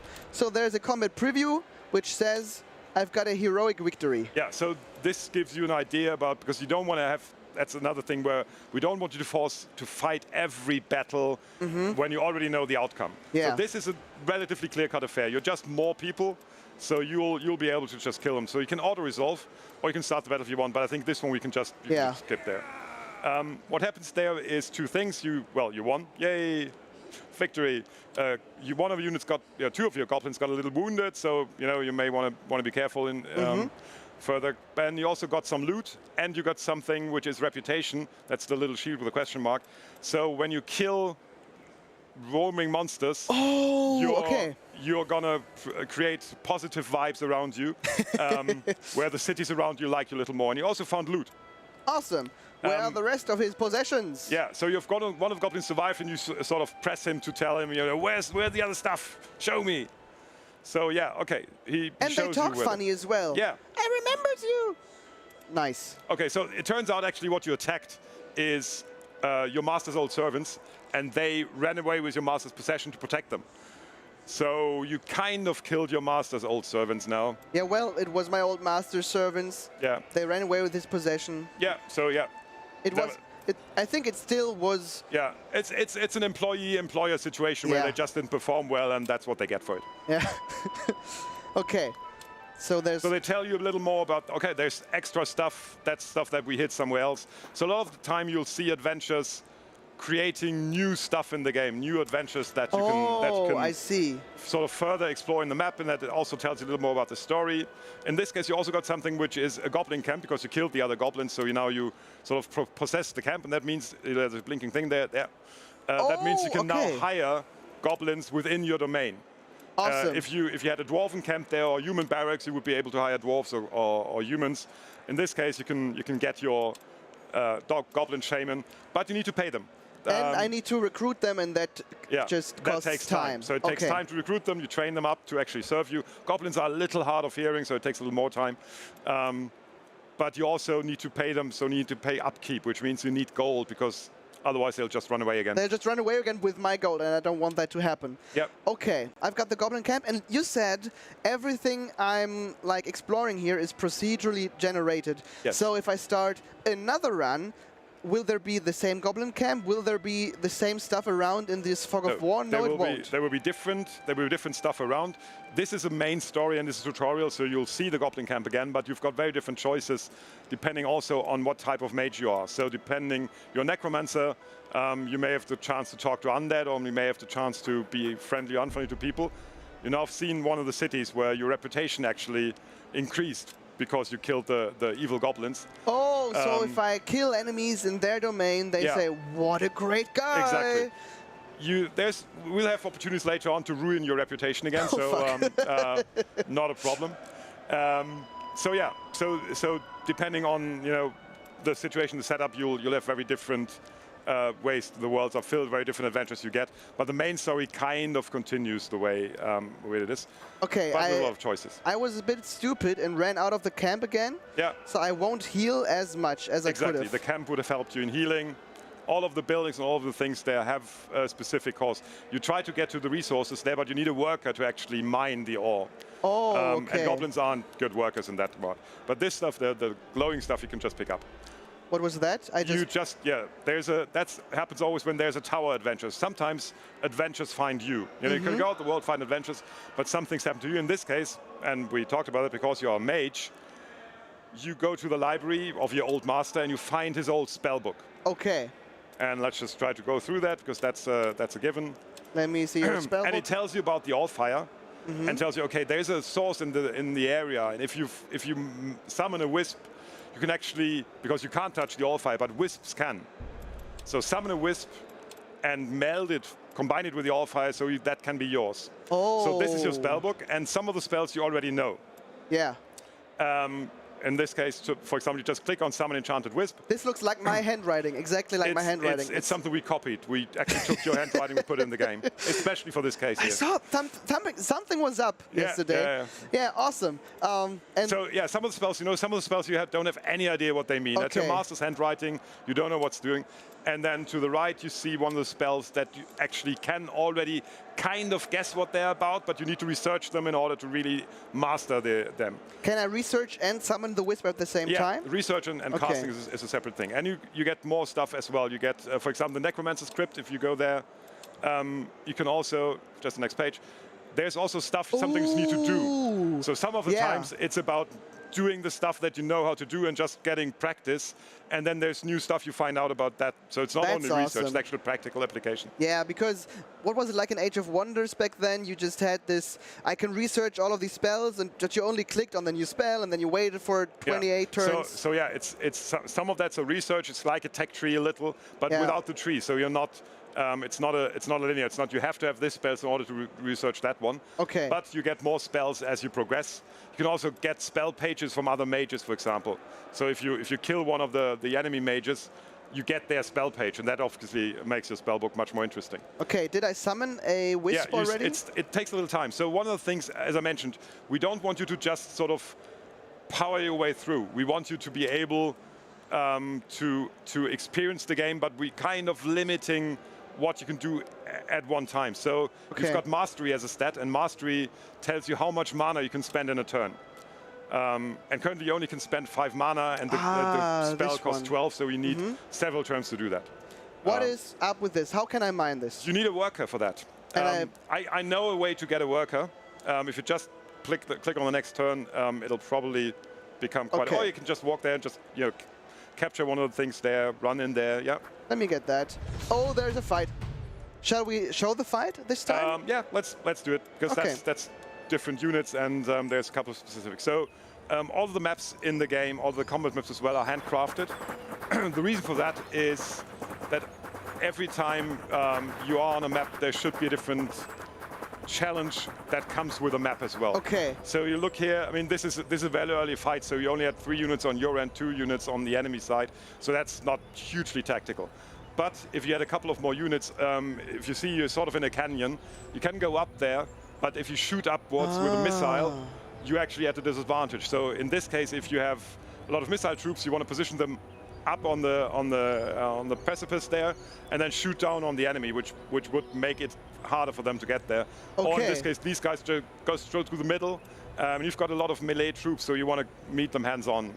And all those troops have lots of abilities and passives, so it's not like, okay, this is the first troop, and this is just a peasant, and he only can attack, and maybe is a human. But these guys have fire wielder, missile damage, mortal, human, white resistance. Yeah. So a lot of that's what we try to do with the game is we reduce the complexity of, you don't have like 15 different stats you need to understand. You can just watch these guys and say, okay, I can see they're melee, or they're missile guys, or they have a magic spell. So some of the things are fairly obvious. But then it becomes interesting when you actually combine things, and when you start with the abilities and when you lean into that. These guys, the fire wheels, for example, they can throw torches, and torches will actually burn, so you get continuous damage if you do that. So you don't, and they've got a short range. So if you had a long range unit like your Necro minion, who can actually missile some distance away, Oh fuck, I didn't missile. Yeah, you don't want to get too close. Oh, there's this, the death bolts, of course. Yeah, you could have used those, but well, now you're in combat, that's fine as well. Well, yeah. A couple of things. There is, you can see the little yellow arrows maybe. Those are action points of some kind. Yeah, the little points, they're action points. You can do 3 things. 2 of them can be movement, 1 of them can be guard or attack. And if you can't reach the enemy and you have got 1 action point, let you automatically go to guard stance, which helps you defend against the enemy, because guarding or thinking about defense is actually part of the attack. You don't want to overextend yourself and just sort of get in a situation where the enemy can flank you. But let's see what's happening now. Did I do good? Putting my mages in the front row? Yeah, that's always recommended, I think. That's one of the time-honored recipes. Problem is now they're flanking you, so the first unit you actually looked at and you fought against, the second one gets 3 attacks against you. Now you're disordered, which means your morale is down and you're a little scared. But I see the attacked unit also fights back. Exactly. If you go into melee, it'll fight back, which is why it's important to be clever about it and make sure that you flank units, so you attack with a stronger unit, and then the weaker unit can flank the enemy and still get some damage in.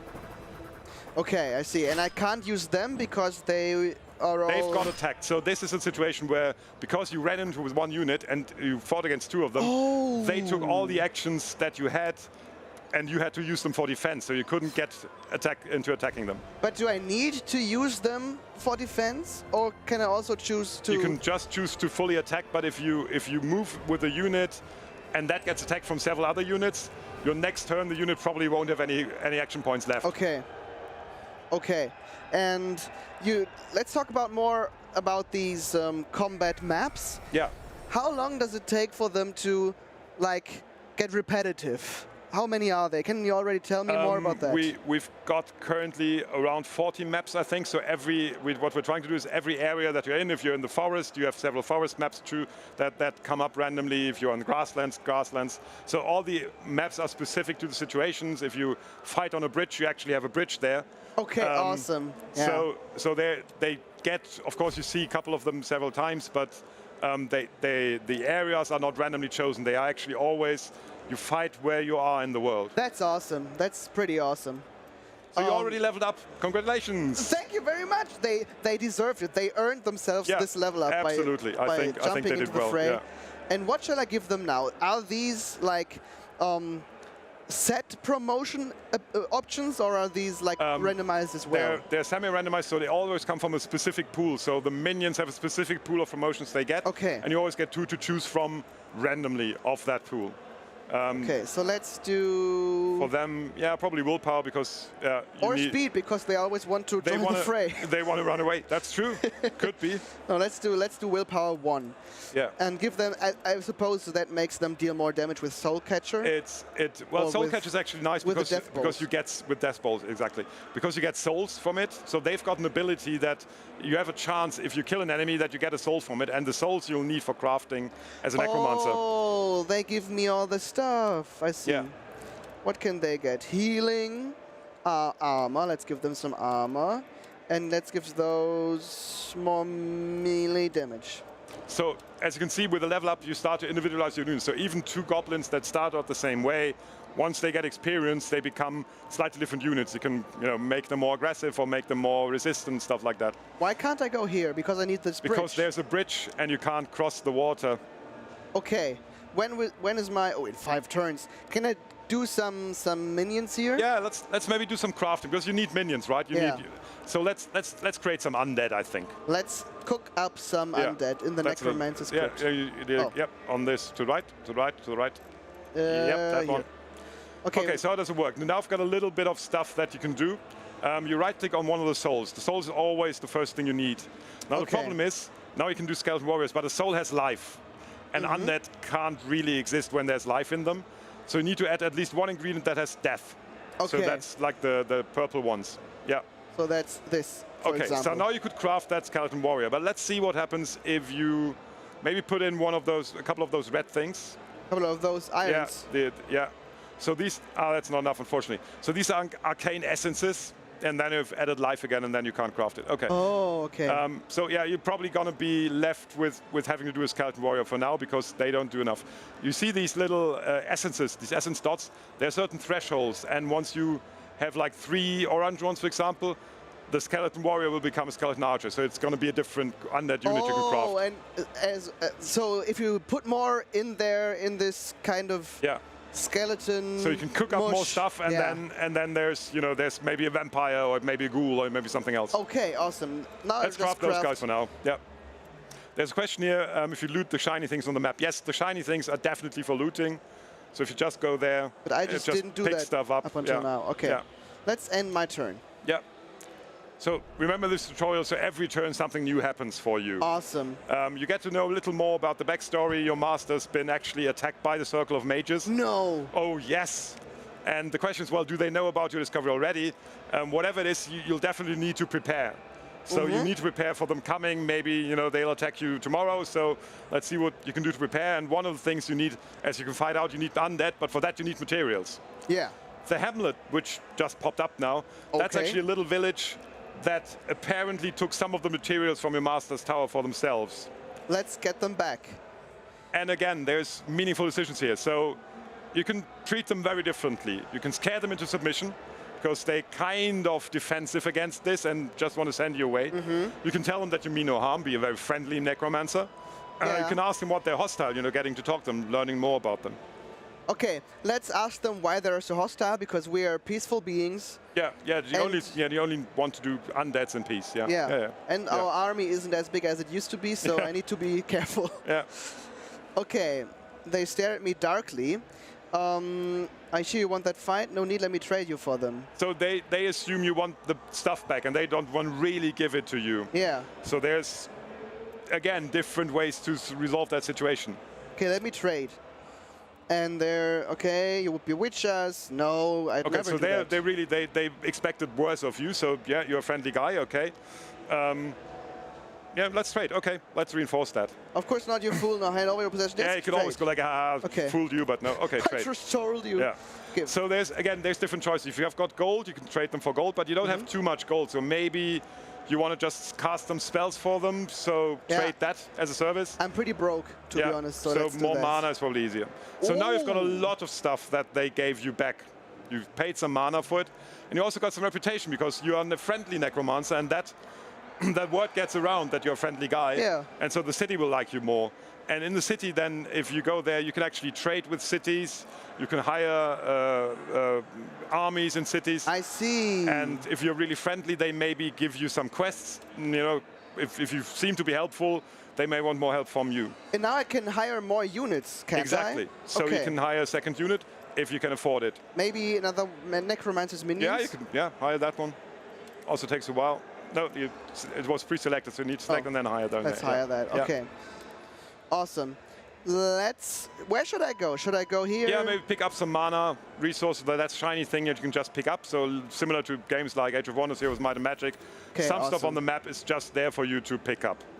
Let's get this as well. Yeah. And our turn again. Yeah. Shall we? Okay. Yeah. Let's talk a bit about what's happening right now, and then about another thing. So there's another thing you find that maybe you need more personnel. So there's a watchtower near there where you maybe can talk the people into helping you. There's a militia outpost.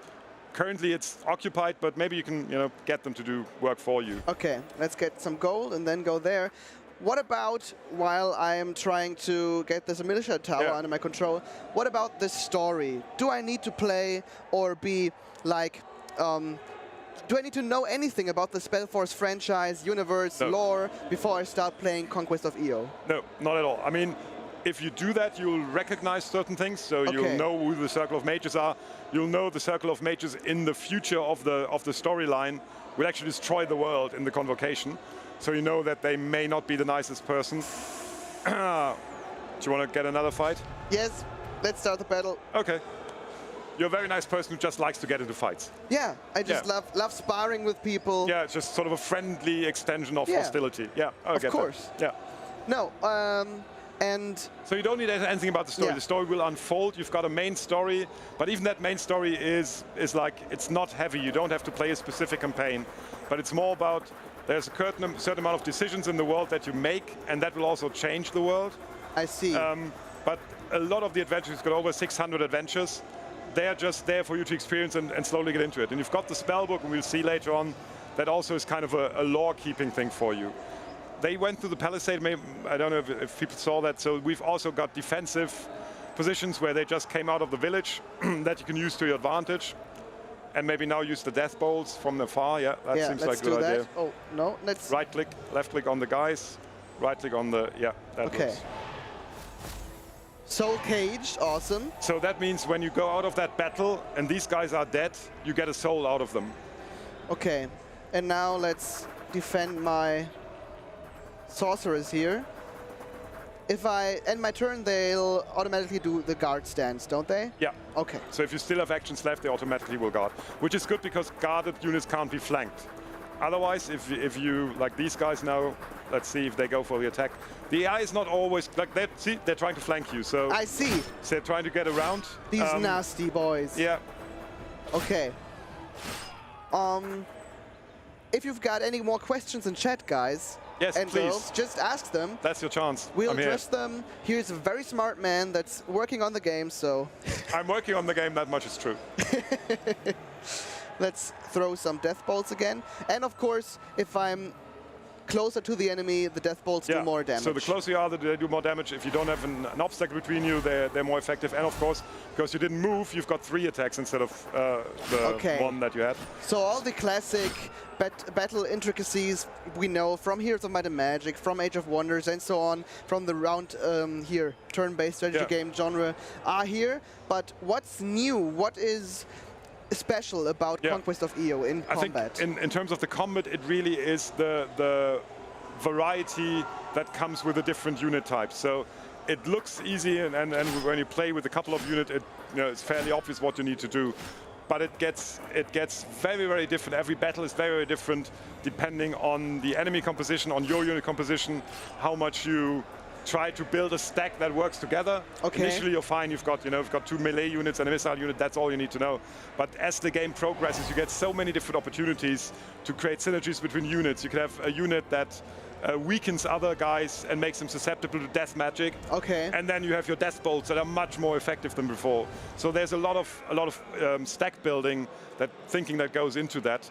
And also depending on where you are, there's very different enemy types. So when you go out into the world, you'll find different landscapes in different areas. You got the Watchtower, and you can see that you now earn gold and research from that. Every turn? Every turn gets something. So it's in your area of influence. Every building that you liberated from the people that were in the building, every time you do that, you get something. You also have your spell done, so you can summon the Wisp Mob. Just click on it. Oh, it was and here. right-click within your area, within your domain. You can summon within your domain. You can summon a unit anywhere you want. How do I expand my domain? By being bros with the city of Lyrane, or by being powerful? What do I do? That's an interesting question. If you go with a wisp to the melt with the all-fire thing. Oh, did I just do that by accident and we expand our... You can actually go there. Okay.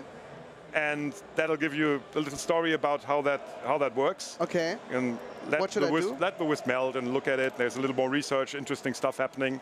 Because remember, you're mage. A lot of the time, a lot of your choices will be about how can I find more about that? But the witch can melt, the wisp can melt. So there's above that, So you melt with the all-fire. That takes a little time, and then it will connect you and your domain to the all-fire source. And that extends your domain. I see. I see. These guys can just hang out there for a bit, I think. Yeah, that's fine. If you go to the upper left, there's a new thing that you can now do, which is distribute the power you get. Okay. So you can you've got your all-fire, which is kind of the raw power that you get. And then you've got 3 different things you can invest that in. Okay. Or in all 3 things at once, whatever you like it. Mana is used for casting spells, as you've seen, or summoning your minions. Research, obviously, is used for research, so you find more spells, you get more stuff. Mastery is, as I mentioned, is how much mana you can actually spend in a turn. And it also means how well you are able to control the all-fire, and that will grow your tower. So the more mastery you have, the bigger your tower will get. This is awesome. It just adds a deeper layer of like planning to your kingdom and not only to combat like in other. So this is really this kind of the strategy part where you go like, do I want to be aggressive? Do I want to have a lot of minions? So I need a lot of mana. Do I want to be flexible? I need a lot of spells. So I go into research. Maybe I want to grow my tower faster or be able to cast more mana. So there's a lot of different options there. That's awesome. Do we encounter any circle mage? I know fighting them is impossible for a normal mage, or will it possible for us? Yeah. So okay, Wolfsire knows his lore. Yeah. It takes place in the storyline in the early stages of the circle. So, and that's also a question to the other from Gaming Wolf. So the circle mages aren't that powerful at that point. They are still early in their development. They just discovered the Allfire. They don't really have full control over it.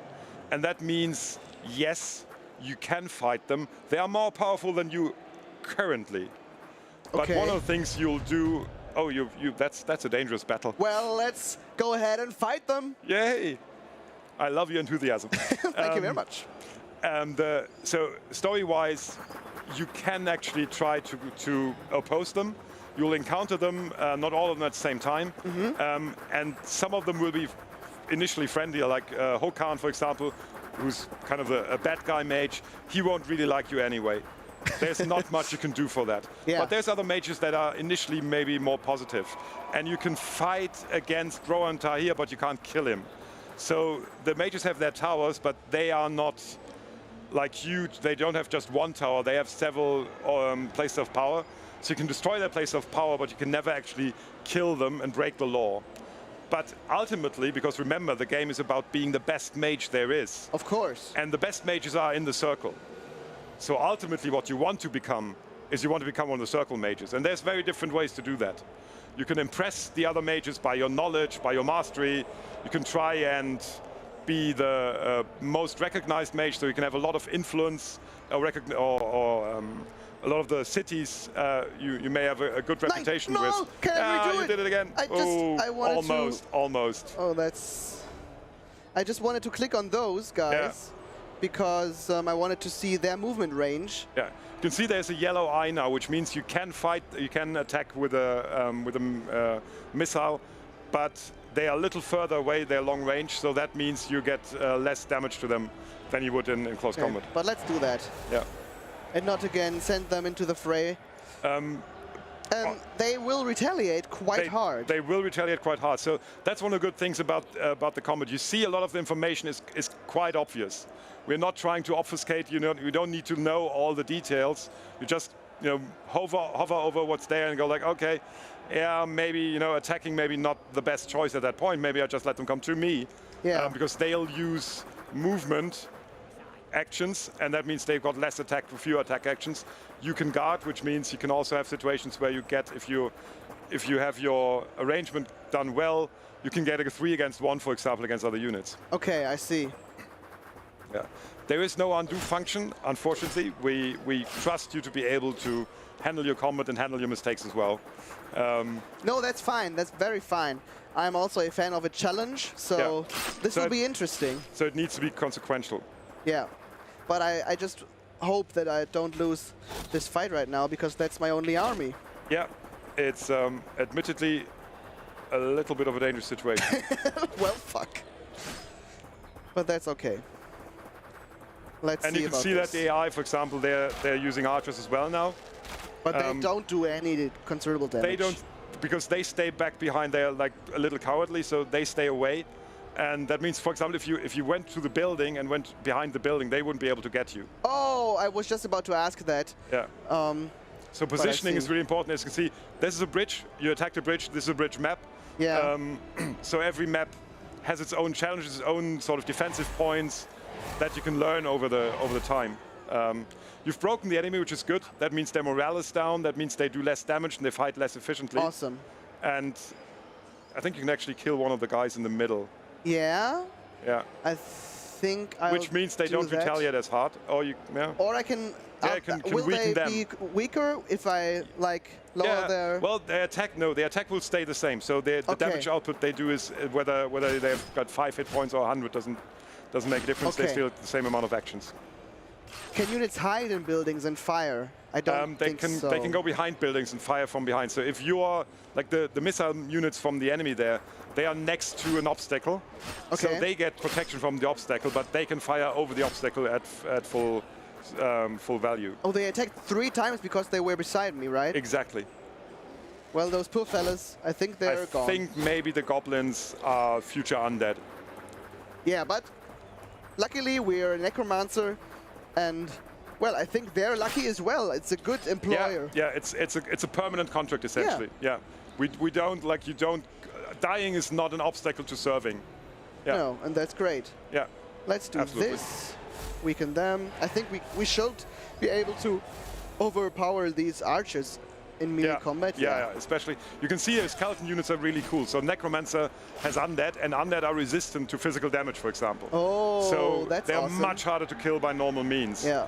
They are very weak against white damage. So if you had a priest there or a white mage, that would really be dangerous to you. And there are attacks of opportunity. There are attacks of opportunity as well, yeah. So the guys try to circle around you, and you gave them a good one on there. So after all, it looked threatening initially, but your superior tactics have won the day for you. Thank you very much. Also, that's maybe one of the things where the Necromancer gameplay also differentiates itself. So it's not like the mage classes are just there for having different spells. Necromancer strategy is different. You need souls, you need to kill people. Yeah. You want to have combat.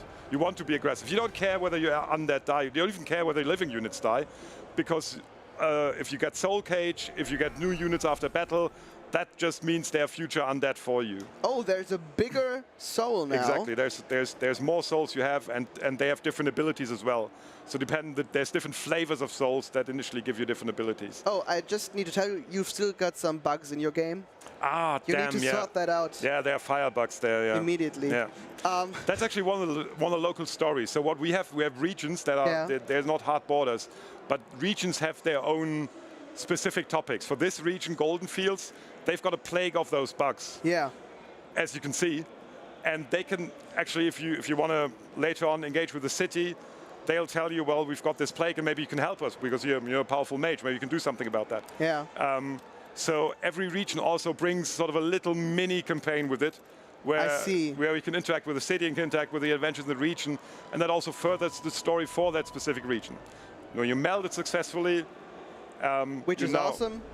Oh, and now my domain is growing. Yeah. And because you're now very famous, there's a hero coming. Maybe we do the hero and then. Yeah, we still need to do this. Yeah. What is about? What's it? Heroes very quickly in the game. They are more powerful units. They can be added to a stack, so every step can have one more hero, which means it can be one larger. They also bring their own story. Just click away. It doesn't matter at that point, as long as you actually allow her to join you. Oh. Be my guest. Yeah. Okay. Awesome. Because every hero, if you go to the spellbook now. Yeah. Let me see about that. Every hero also, if you go to the right, has their own story with them. Oh, hello, welcome Litra Storm. Yeah, so every hero has a different story, and that's almost like, again, another mini campaign alongside your own gameplay, because as if you actually take her in, she'll bring adventures to you. Every hero wants something. They have a purpose, they have their own background story that you discover along the way, but that also unlocks new adventures. Essentially, this one, for example, fights against new purity, so she was a member of them, and she's sort of a fanatic anti-magic cult, and she now wants you to fight them, which something that you want to do anyway, so she helps you, that's great. But she also gets you into trouble with that faction. So if you follow her storyline, you might actually get into trouble with a faction in the world that could be quite powerful that you maybe don't want to get into trouble with. So there's, again, meaningful decisions along the way that the heroes bring with you. And that's a new story that opens up, and every time a different hero comes, so every playthrough usually has a different hero. Well, not if we play 100 times, but we've got a couple of heroes, and that changes. And so the story and the campaign changes again. Okay, I see. That's awesome to experience all these stories with the different heroes. I've got I think 2 more questions before we say goodbye to each other. The first question is, we've seen some units right now. We've seen some goblins, some weird like thieves and some undead, but how many units will be in the game at full release? So currently we've got around 100 units. 100? And each and every one of them can be hired or created or summoned in some way by you. Okay. As well as they can, of course, be enemy units. What's the most powerful unit in the game? A Titan. Well, there's several Titans in the game, but these are really hard to get, and unfortunately most of the circle mages have them, which is why they're very hard to attack. Okay, I'll try to get my hands on one of those. And another question, how many different mages will there be, and what are they? So in terms of your own, you've got 3 different ones. You've got the Necromancer, also types of mage, Necromancer, Artificer, who's kind of creating magical items. Okay. He's putting them into your troops, so you can equip troops with these items and make them more powerful, but then more valuable. So they're kind of the opposite of the Necromancer, who's just, you know, kill everything, get killed, I don't care. And these guys are like, build very powerful small stacks that really, you know, we equip well. And there's the Alchemist, who's kind of the middle thing, who can create potions, and those potions can be used in combat. So you can heal your units in combat, you can throw explosive potions, can create bombs and all kinds of crazy stuff. And these are 3 basic strategies. And then there's 6 spell schools. Okay. So a Necromancer usually has death, but you can also build, if you don't want to have the archetype, you can build a Necromancer that has nature magic, for example, and experiment with that. Awesome. Thank you very much for joining me. Thank you for the time. Showcasing Spellforce Conquest of Eo. If you want to get your hands on the game, you either can play it here right now at Gamescom, behind me at the Strategy Corner, Hall 8, THQ Nordic booth, or you have to wait until... sometime in the future. You have to wait until sometime in the future, guys. Be patient. Check out their social media, and I think you'll be up to date with every If you join the Discord, we've got a Spellforce Discord as well, on the sub-Discord on the Discord. Yeah. We hang around there as well, so if you've got any questions, just go over there, ask a question. There's a good chance I'll actually answer them if I'm allowed to. Awesome. I'm very much looking forward to this game. It was a blast to play, and, well, we're going into a short break. And after that, we're back with Outcast 2 and some new guests. So stay tuned and see you in a few minutes.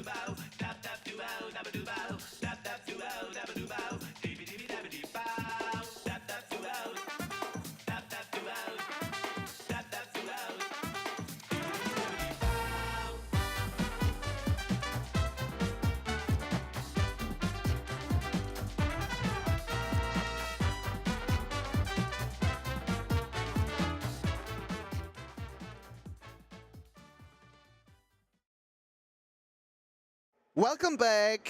Thank you for staying during this very short break, in fact. And I am back again with two new guests right beside me. On the one hand, there's Yuni. Welcome. Thanks for joining me. And on the other hand is a developer of Outcast 2. If you would introduce yourself, please, to the audience. Yeah, sure. I'm Tristan Ledieu. I'm a technical game designer on Outcast 2. Awesome. Thank you very much. And our goal is to showcase the first 20 to 30 minutes of Outcast 2, a new beginning. Your job is to play as good as you possibly can, or to fail as hard as you possibly can. I'll try both. Awesome. And I think the game is fully playable with the controller, right? Yes. Awesome. Then this is your weapon of choice. It should be working right now. Yeah. Awesome. I just go in, like I just go in, and you can tell us what we're seeing here right now while she, I suppose, skips the tutorial. Yeah, so you start in the outpost. You will just have to go out of the outpost. It's just to show, you know, the combat system of the game and the different movements you can do. So okay. You see all the indication. You can move around and look around. It's, you know, basic tutorial of the game. So you can shoot at the robot right there. Awesome. Oh my god, failing so hard. It's all right. So you can switch weapon to get your second weapon, the heavier one. If you've got any questions, chat, just ask them and we'll try to address every one of them if they're smart enough. But remember, there are no dumb questions, just dumb answers, so we'll try to inform you as much as possible about the game. Because I know that the fan base is pretty extreme, pretty hardcore, isn't it? Yes, we have some long-term fans really active on the Discord. Yeah. We don't talk a lot, but we saw you. We see you. Outcast 2, will the game have a Battle Royale mode? Someone asked that. No, it's not planned. Maybe one day in a few years or decades. Oh, what awesome. What is the other button? The other left shoulder button? Ah, Jesus Christ. Yeah. I'm stuck. So you can use your shield, you know, to it's protect against going attacks. I need a different So, weapon. is the demo supposed to be hard, or is this supposed to show just that you can heal the first yourself? part is supposed to I'm show just you. really bad. No, don't worry. It's the start. I think it's there to show you how to heal, so Yeah. I think that's it. Yeah. So you have a few more enemies that will spawn right now. Ah. Yeah, you should heal yourself. Oh yeah, I can It's do gonna that. be bad. How are the controls, Uni? Are they pretty easy, or how do you get used to it right now? I find it hard to like move. The movement is a little bit. I guess it's kind of organic, but yeah, like sliding around a lot, and as you can see, I'm like having a hard time Yeah. like, It can be positioning strange at start. myself, and I'm trying to do. Oh, you just damn, I have a jumped? jetpack. What happened Yeah. there? What's that? It's a jetpack. You can jump several times using the energy of a jetpack. And Okay. Yeah. And I imagine the jetpack will be a central part of the game that stays with exactly. you. That's your main movement tool, basically. You can, Okay. you know, glide. You will see later that you can glide in the air. You can do several jumps. You can charge with your shield. You have a lot of movements in the game. Yeah. Awesome. Yeah. Oh, flying drones. And story-wise, let's talk about, while Uni is owning those robots, let's talk a bit about the story of the game, because it plays right after the Outcast 1 story. Do I have to have played Outcast 1 to understand what's going on right here? No, you don't need to. It's a really self-contained story, you know. You have some references to the first Outcast in the game, but you don't have to play the first one at all to get the game. And basically, it happens 20 years after the events of the first game. I see.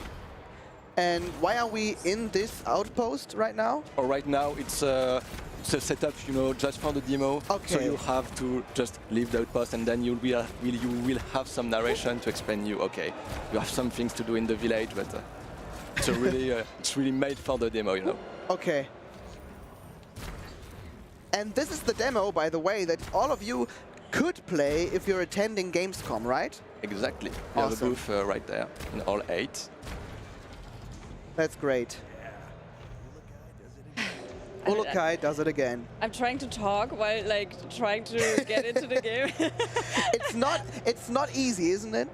Yeah, I think it's fine. I just haven't played a shooter on any console recently, so. Don't worry, oh my god, it looks you'll get amazing. used to it. I love that environment. Help! What the? Help! Oh no! Yes. So you will see one of the creatures of the game, one of the mini-boss of the game. What the fuck is that? Fun enough.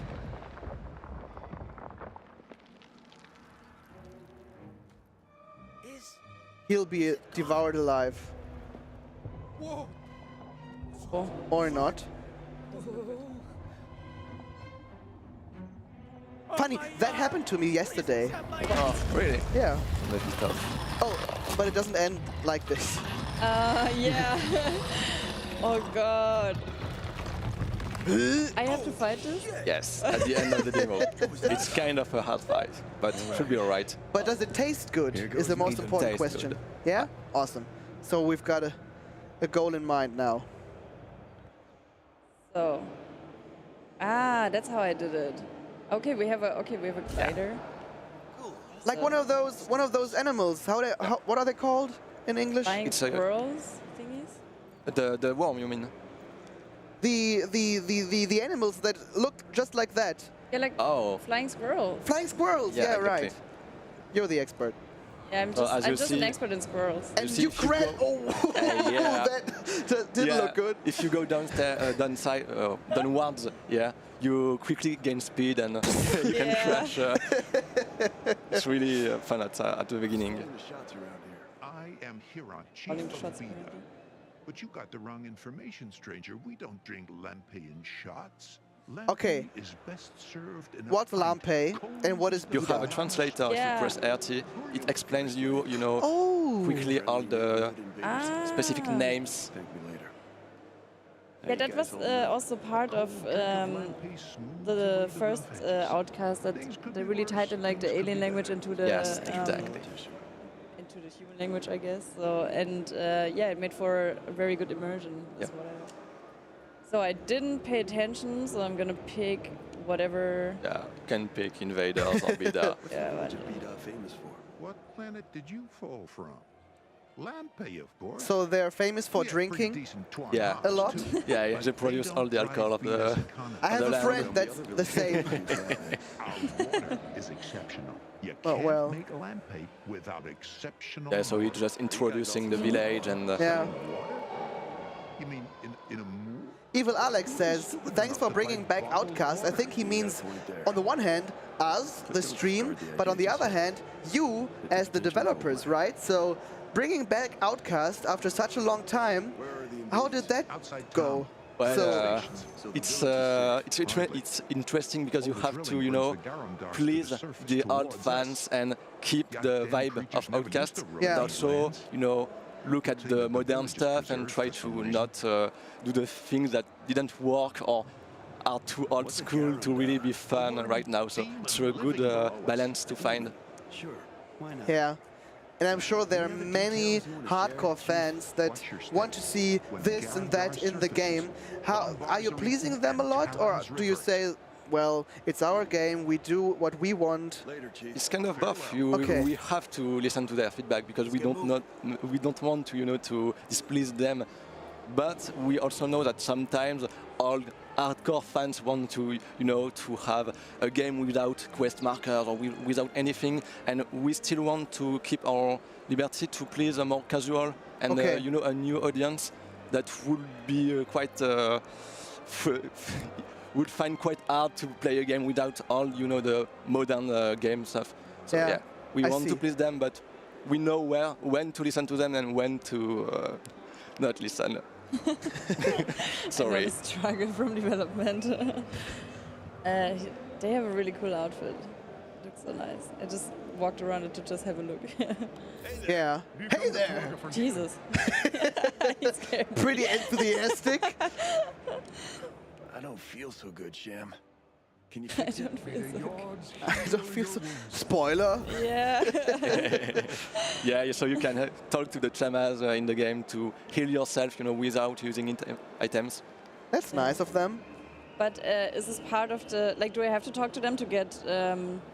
like, to get further in the demo? Yeah, you have to talk to choose the Garandar topic. So, oh shit. yeah, you have some markers in different NPCs with the Garandar topic, and he just, you know, tells you what the Garandar is and where he is. Yeah, okay.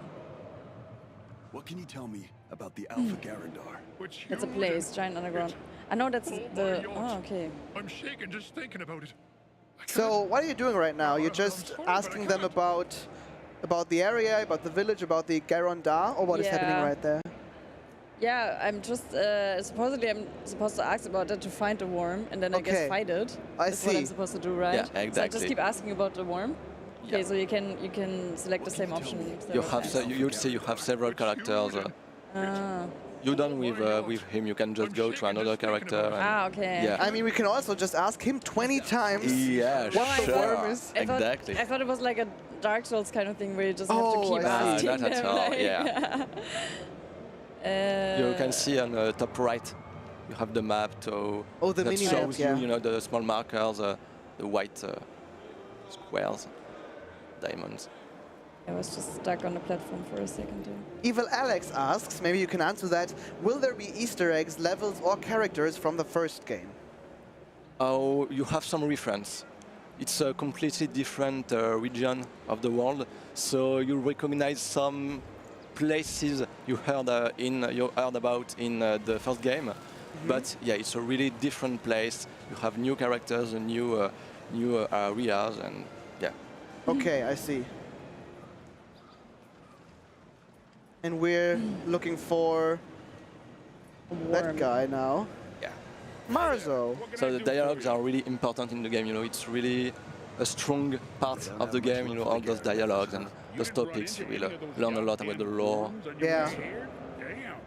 Yeah, I also saw that people were so into the first game that they started making this fan project, and that's so nice. Like, it's like a really cool compliment. Like, that people want to continue the project because they love it so much. We have a lovely community and really invested in the franchise. Yeah, Yuni, you can relate to that pretty well, right? Because you're a developer yourself. Yeah, I'm a game character artist. Yeah, and so I think every developer wants to have such a community, right? Yeah, for sure. I mean, communities that inspire to make the product better or continue with the product after you release the first one, and in general just giving good feedback and constructive. And yeah, just really showing you that they enjoy your game. I think that's the best compliment. I mean, it just feels so good because it's literally the reason why you do it, to express yourself, but also to, yeah, like make other people enjoy the time with your product in the end. So. Yeah. Exactly. That's true. And they even, I heard that they even, what is that for a cute animal? Yeah. Oh. Can you ride those? It's fun. You can ride those in the game. Yeah, you were able to do it in the first one, right? So. Okay, cool. What I want to say is that the fans even like established the game's language, or did that? How did that happen? Yeah, so in the first game, we had fans, trying to push the language further. Oh, okay. And even for Outcast 2, we have Fabian, who is a big fan of the license, who is working with us, to really check the lore and, invent some words. And, it's kind of consulting work to ensure that we do not go away from the spirit of the first game, the mood of the language, of the culture, and Do you know what is cuter than the animal right there? The guy's French accent, says Wolfsire. I know. I'm trying hard to not have a French accent, but it's hard. No, it's fine. The Wolfsire is already simping for you, so... Yeah. And this is the Garandar, the awful and disgusting worm we just found out about. Yeah. Can we now go fight him? You can go fight him. You have the marker right on top right. What are those? It's bombars. Funny. Yeah, you can run toward them, and you will see they will flee because they're scared of you. And you have one activity of the game, in the full game, that you will need to push those bombars in the pen that you can see right there. Awesome. So we have a lot of small activity like this. And like a herding, basically. Yeah, exactly. And your goal is to befriend all those villages, or what is your goal right now? Yeah, basically all the villages have been separated by the invaders, so you kind of need to tie them together again. So you will travel on different villages and help them rebuild the village or just solve their problems. Okay. And also you will have a lot of interaction. And yeah, you have a jet sprint. That would be handy here on Gamescom. It's like such a pain to go from Hall 10 to Hall 8, like it's two opposite sides of the messe. But I was really actually looking forward to ride the animal in the pen. I'm a little sad right now, but I guess I have to play it in the end, like when it releases. Okay, let's talk about, while she walks to that worm, combat mechanics. Oh, he's here already. Too late. Yeah. What are her options right now? Jump to avoid it if you see it again. Okay. Take that. Oh. Okay. Of course he has juice poison. It's a juicy boy. So you see that if you shoot at the head, it takes way more damage, so weak point. While if you shoot at elsewhere, it's kind of hard. Okay, you have to remember to heal yourself because it's a tough fight, so you quickly run out of life if you're not careful. The best of luck, Uni. Yeah, thank you. And so there's aerial combat, you can fire while flying. You see, if you fire while you're flying, you can just, slide in the air or float in the air. Yeah. Ooh, he didn't like that. Yeah. Or they. I don't want to assume their gender. So it's a be careful. Okay. He's doing that thing again. Yeah, you avoid it. And what are your options concerning, like, upgrading your weapon, upgrading your jetpack? Is that part of the core game? Yeah, so you will upgrade your jetpack while doing activities, in the game. You will unlock a lot of movement. For example, the jet sprint you saw, when you can just sprint with your jetpack.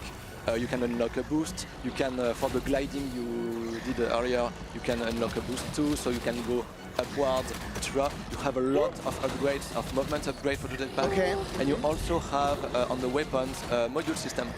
So module system? Yeah, you have a different slot on the two weapons, and you can just put modules on it, and they have strong effects, kind of like in a roguelite game, So it's really strong effects that combine each other to create, like, you can create a sniper rifle that has homing bullets, or a shotgun with explosive bullet that will bring you health, life when you touch an enemy. It's really a combination like this. Awesome. So it's very customizable, your whole experience. Yeah, exactly. Okay, and you get all those unlocks from being friends with the villagers, with the natives. Yeah, you unlock special powers, so you can unlock. You saw this one, for example. It's a big thing in the west of Bida, the village in the demo. And if you finish the quest of Bida, you will tame the Garandar and basically unlock an anti-gravity power, you know, like the one they have. Oh, okay. So yeah, you can use it on enemies to make them float in the air, and you can combine the different power of the different village together. So, yeah. Congratulations! Yeah, great, awesome. First try. Well, can I actually die? Like, be honest. Can I die in You the have demo? a lot of healing potions, Yeah. way more than you can And in the also I real have game. endless but, you ammo can. apparently, so. Yeah. But good job. Thank you. Well.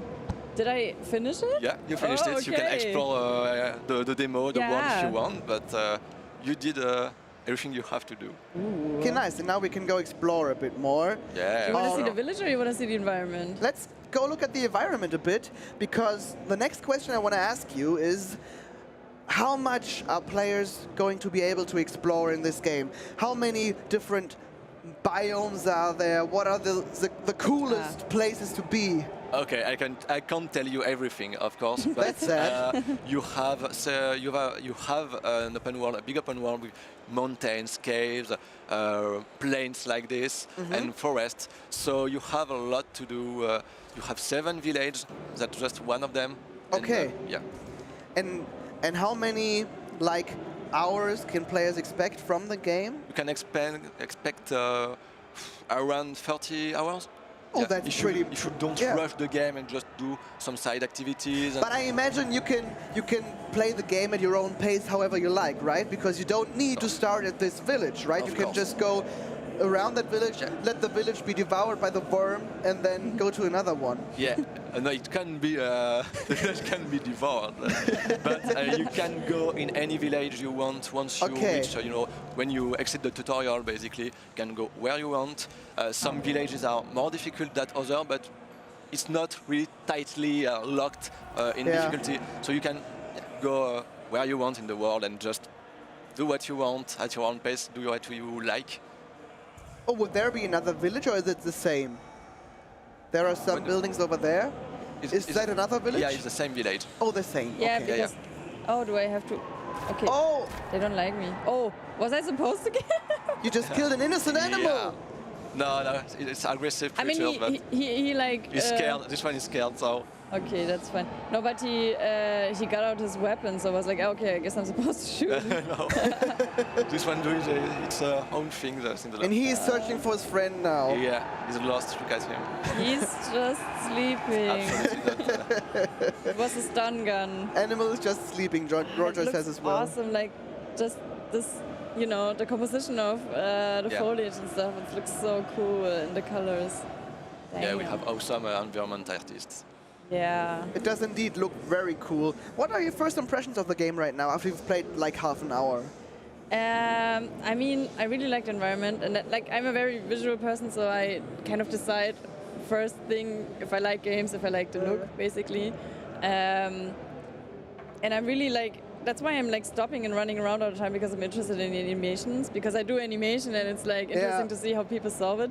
And what started me in the beginning was that he takes like this extra second to get running, like to go from the idle into the movement.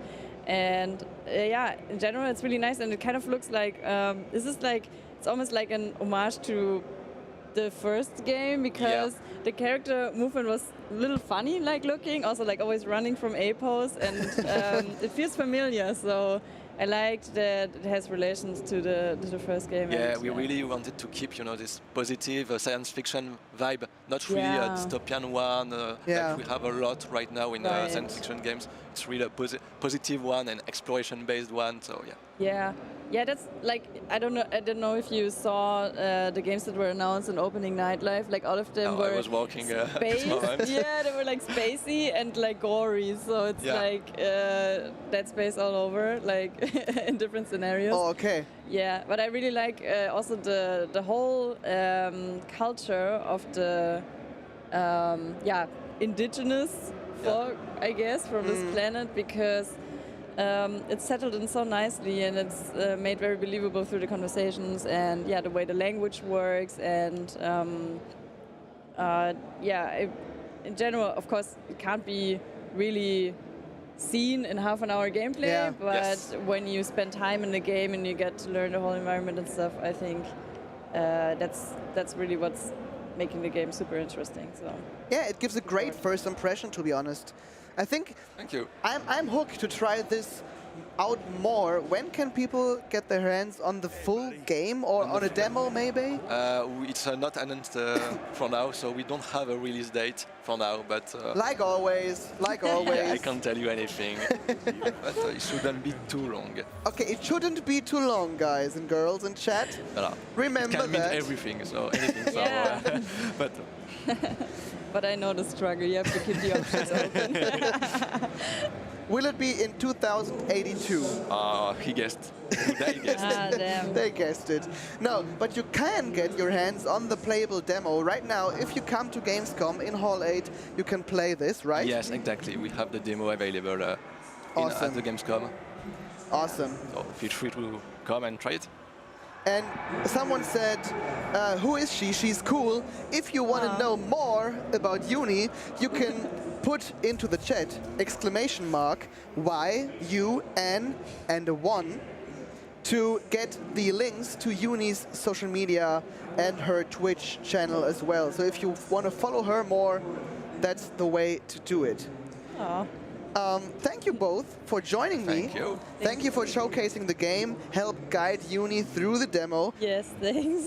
Thank you for destroying that awful, disgusting worm. It was fun. I did enjoy doing it. Yeah, it looked like very much fun as well. And we're gonna do a short break now, guys. We'll be back at 2 p.m. because all of us need to eat something. I hope it's not the worm. Maybe we can get something better here at Gamescom. And we'll be back at 2 p.m. for you guys. So stay tuned, and till then, bye.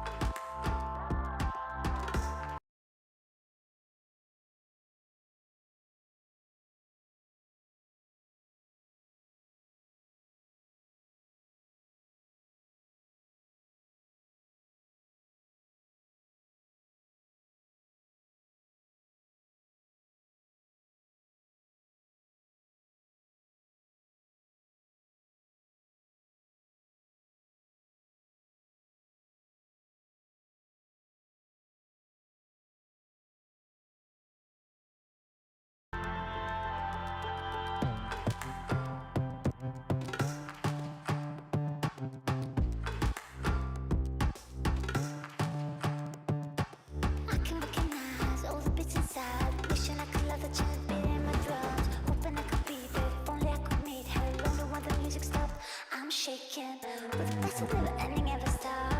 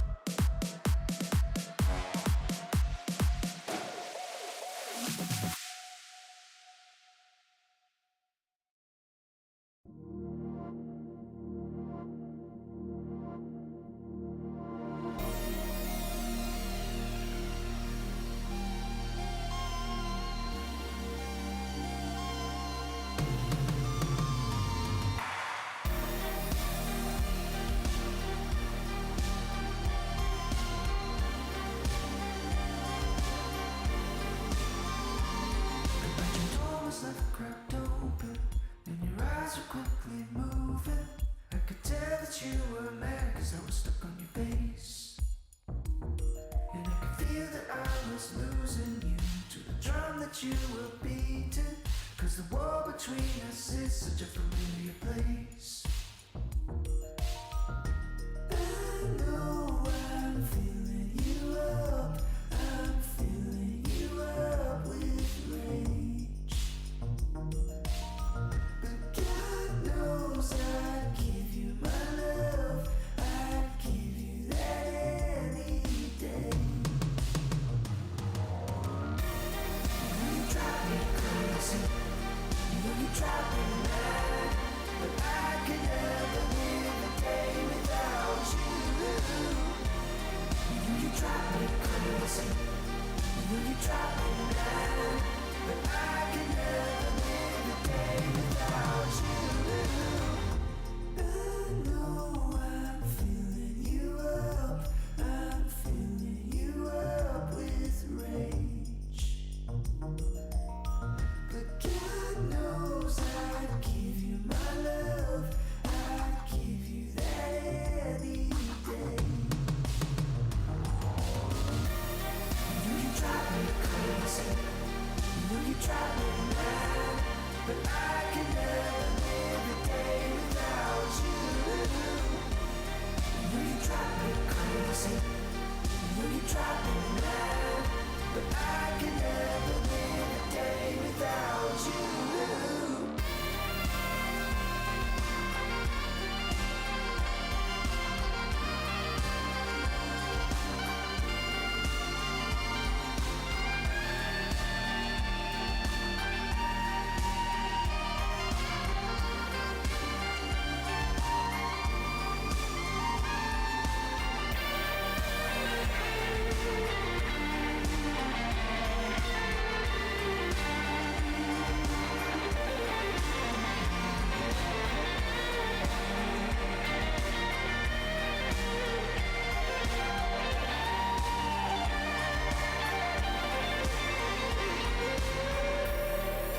Drive me crazy, you know you drive me mad, but I can never live a day without you. You know you drive me crazy, you know you drive me mad, but I can never live a day without you.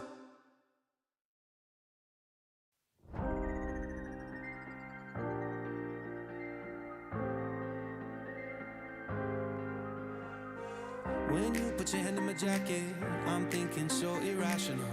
You flew me international now. We can spend hours reading the signals, but that's so unoriginal. What if we took this back to my house? Under all these lights, I gotta take a minute to calm down. But I feel like if I told you I was ready right this minute, do you think that it would turn you on? I just feel like you need to know. If I told you I was ready right this minute, would you just run off and tell someone? I just feel like you need to know. I don't wanna feel like we're wasting time. Tell me, should I go and call up a taxi? We can make out for a play in the backseat. Please tell me now how that all sounds. You can sleep in while I make breakfast, watch cartoons and talk about exits. And if you're happy, stick around. I just feel like this is worth the risk. I never felt a fire like this. If I told you I was ready right this minute, do you think that it would turn you on? I just feel like you need to know. If I told you I was ready right this minute, would you just run off and tell someone? I just feel like you need to know. Right here, right now, we're running out of things to talk about. Right here, right now, I'm about to let the truth come out.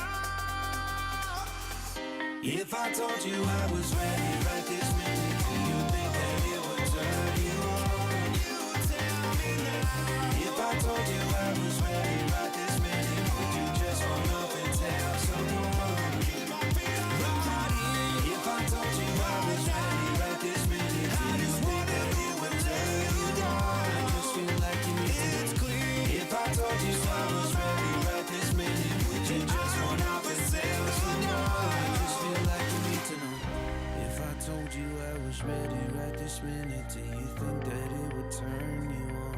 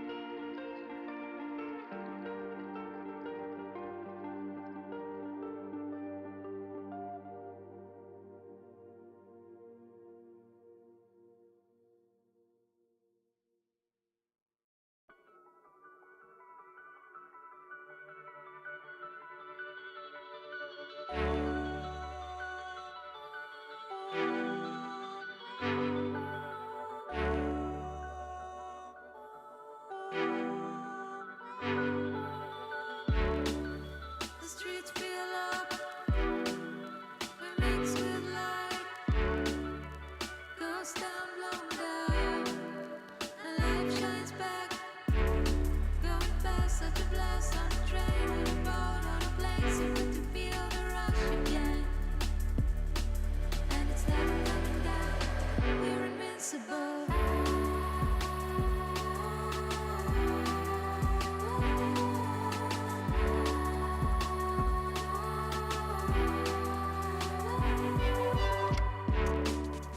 Tune back in, we take a spin down the highway, never let go. So we drive to the show and we shout, you don't know how it flows, so good to feel the rush again. And it's never coming down, we're invincible.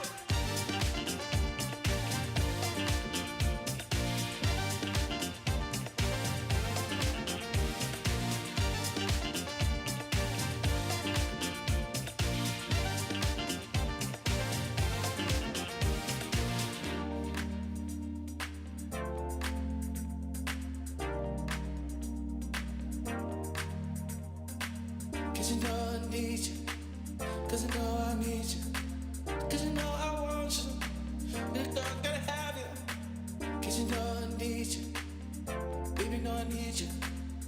Feel my body, can you feel my body over me and over you, you're touching on me, I'm loving you.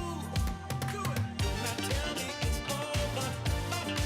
Listen up. Now tell me it's over. Now tell me it's over. Listen up. Now tell me it's over. Now tell me it's over. Listen up. Now tell me it's over. Now tell me it's over. Listen up. Now tell me it's over.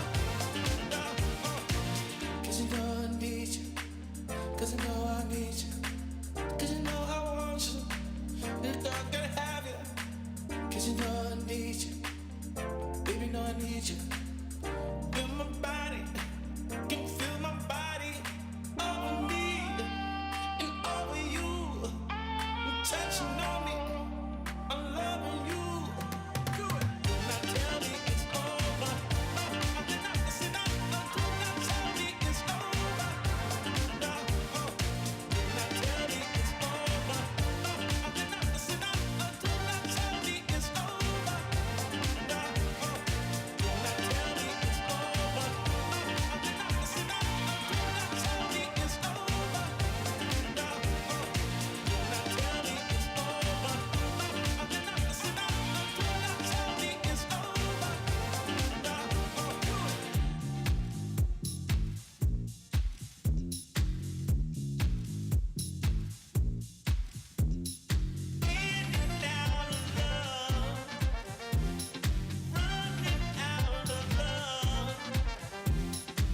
You got me locked outside alone.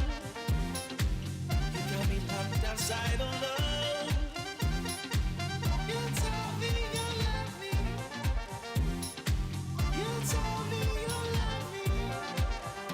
Do it. Now tell me it's over. Listen up. Now tell me it's over. Now tell me it's over. Listen up. Now tell me it's over. Now tell me it's over.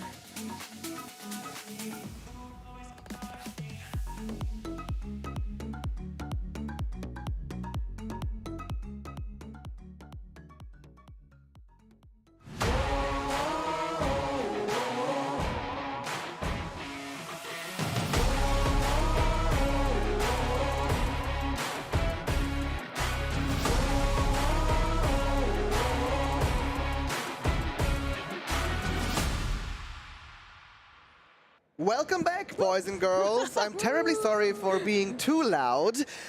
I'm cool that you're still here at THQ Nordic's live stream live from Gamescom 2022. And right now, I'm joined by two wonderful guests named Mina. Hello. MinaKeks is her full Twitch name. If you want to know more about her, !Mina. M-I-N-A is the command to her channel, and on her side, AJ. Welcome. Guys. Glad to be back. Yeah, you were here sometimes now, right? Yesterday and the before yesterday. Many times, yeah. AJ, maybe you're still familiar with him. He is one of the devs of SpongeBob SquarePants, the Cosmic Shake. Let's do the Cosmic Shake. Yeah, that's his dance move. It's the original Cosmic Shave move right now. The Cosmic Shave? Shake. Sorry. Okay.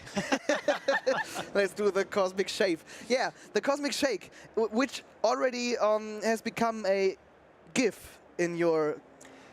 Yes, apparently the people at the company already, they took from the live stream when I was here with Martin 2 days ago. Yeah. We both did the Cosmic Shake. It already has become a meme, so... Awesome. That's really great. Good. So life goal becoming a meme, check. How does it feel to be a meme? Actually, really good, really good. People are enjoying it, I'm enjoying it. It's actually an honor, to be honest. That's awesome. Guys, if you're hyped for SpongeBob and have some questions for Mina, for AJ, or for me, but that would be stupid because I'm here all day long, those two aren't. So ask them questions. We're going to address all of them as long as they're smart. And we see the Twitch chat, we see the YouTube chat, so we've got you in our sight, guys and girls. And our goal in this slot is to showcase SpongeBob SquarePants, the Cosmic Shake. Let's dive right in, shall we? Yes, please. Let's play the game. Yes. Let's go ahead. I'm hyped. I'm hyped. Oh, so am I. Okay, let's go. Do you have many experiences with platformer games? Yes. Kinda. Yeah, let's see how you do. Just keep all of that in mind. Yeah, learning by doing next. There you go. No, that's the right approach. Totally. Okay, to glide a. How to glide? And that's SpongeBob, by the way. I think you know him. How familiar are you with SpongeBob SquarePants as a whole? Oh, I skipped. Oops. What? How go with the learning by doing approach? That's totally fine. How familiar are you with SpongeBob as a whole, Mina? Completely. Okay. I love SpongeBob. I've watched like every episode. So you know who the familiar-looking guy really is? I don't know. The mustache. I don't know. It's kind of. Well, the disguise is quite good. Yes, it is. It is. I can't recognize him. I can't. Chat, do you know who this is? The right answer gets, I don't know. We'll read the name. The first right answer gets a game key. I just call it. The first right answer gets an Elex 2 game key. So, okay, let's go on. Okay. Let's go into the game. Funny meeting you here. Just checking on the barrels, you know, keeping them safe from bandits. From bandits? Bandits. Oh, there's juicy profit. I mean, cacti all around these parts. Now get. That was pretty well voice acted. Thank you, thank you. I'm quite impressed. But speaking of voice actors, speaking of voice actors, all the original voice actors from the series are in this game, right? That is correct. So we had the chance to work together with the original cast for English and of course for German. For reviews here, also at the Gamescom, we also presented it to them. And there were many other languages that will be fully voiced with the original cast, so that was big step for us. Nice. I think it's one of the most important things that you have to have in the SpongeBob game is the original voices. The familiar voices. It gives you the feeling being part of an episode, being part of the game, being there with. Is Patrick floating? Well, that's actually yes. I mean, the thing. If you turn the camera and you leave SpongeBob standing around, it's one of the little details and features that we put in. So if he doesn't move, we put in a lot of idle animations. Oh my! Did I hurt him? I mean, no, you're not hurting anybody. Okay. Okay, I just go. Just follow the trail. And I follow the bubbles. Yes. Bubbles. Follow Patrick. So you can see Patrick is floating around. He's your balloon buddy. Where is hit him? Yes. Bad nice. boy, bad boy. Wonderful. Oh, Patrick. Okay, let's go. Whee, whee. Oh, Dada? To the right, I think. Yeah. Whee. So what you can see here is the Western level. It's one of the first levels that we have in the Cosmic Shake. It's one of the wish worlds, you call them, right? 7 wish worlds in total, this is correct. So Patrick and SpongeBob, they get these magical mermaid tears, and they wish for all the things for their friends. Yeah. And basically, they overdo it. So Patrick is a balloon because he wished to be a balloon. But they overdid it, and they they ripped the fabric of reality apart. Of what you do, yeah. And they created these 7 different wish worlds. I want to get the juice. You got the juice, I think, already. I think you got the juice. Okay. No, you didn't. No, there you go. There's the prompt. I think you need to get closer. There you go. And now, yeah, hold it. Nothing's happening. It's there you go. It's not easy to get the juice. Yeah. I wasn't thinking about that. We should not take that out of context, that's for sure. I wasn't thinking about that, guys. You are all horrible persons. Yes, beautiful. I'm a pro player. Definitely. Yeah, you're doing better than I did when I first played the game. That might not be that hard, but yeah. I'm terribly sorry. Yeah. As you've seen, SpongeBob is using the pizza box for gliding. Is this thing following? I think you need to do a double jump on that, right? Yes. On the. And then hit the B button. Jump and B, and he's gonna smash it. Nice. So that's a little shortcut that opens up here, so if you fall down, so that you don't have to go all the way around again. That's just a shortcut. Fall down. No, of course you're not. Yeah. There is other players that where it might occur to them. Many people don't know that Mina is actually a speedrunner. Yes, I am. As you can see, I'm not distracted by anything in this game. This is so funny. Why is it following me? This is one of the funny things. I mean, it's the tiki, so it's one of the things that we brought back from Battle for Bikini Bottom. Rehydrated.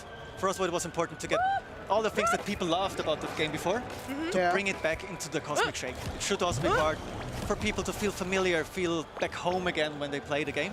That's nice. So, of course, the tikis are back. The slides are going to be back. They were a big part that people loved about the game before. Yeah. On top, what I can mention while you play is the other things that we did, what we wanted to bring back for the old game. We worked together with the same composers for the music, for the score.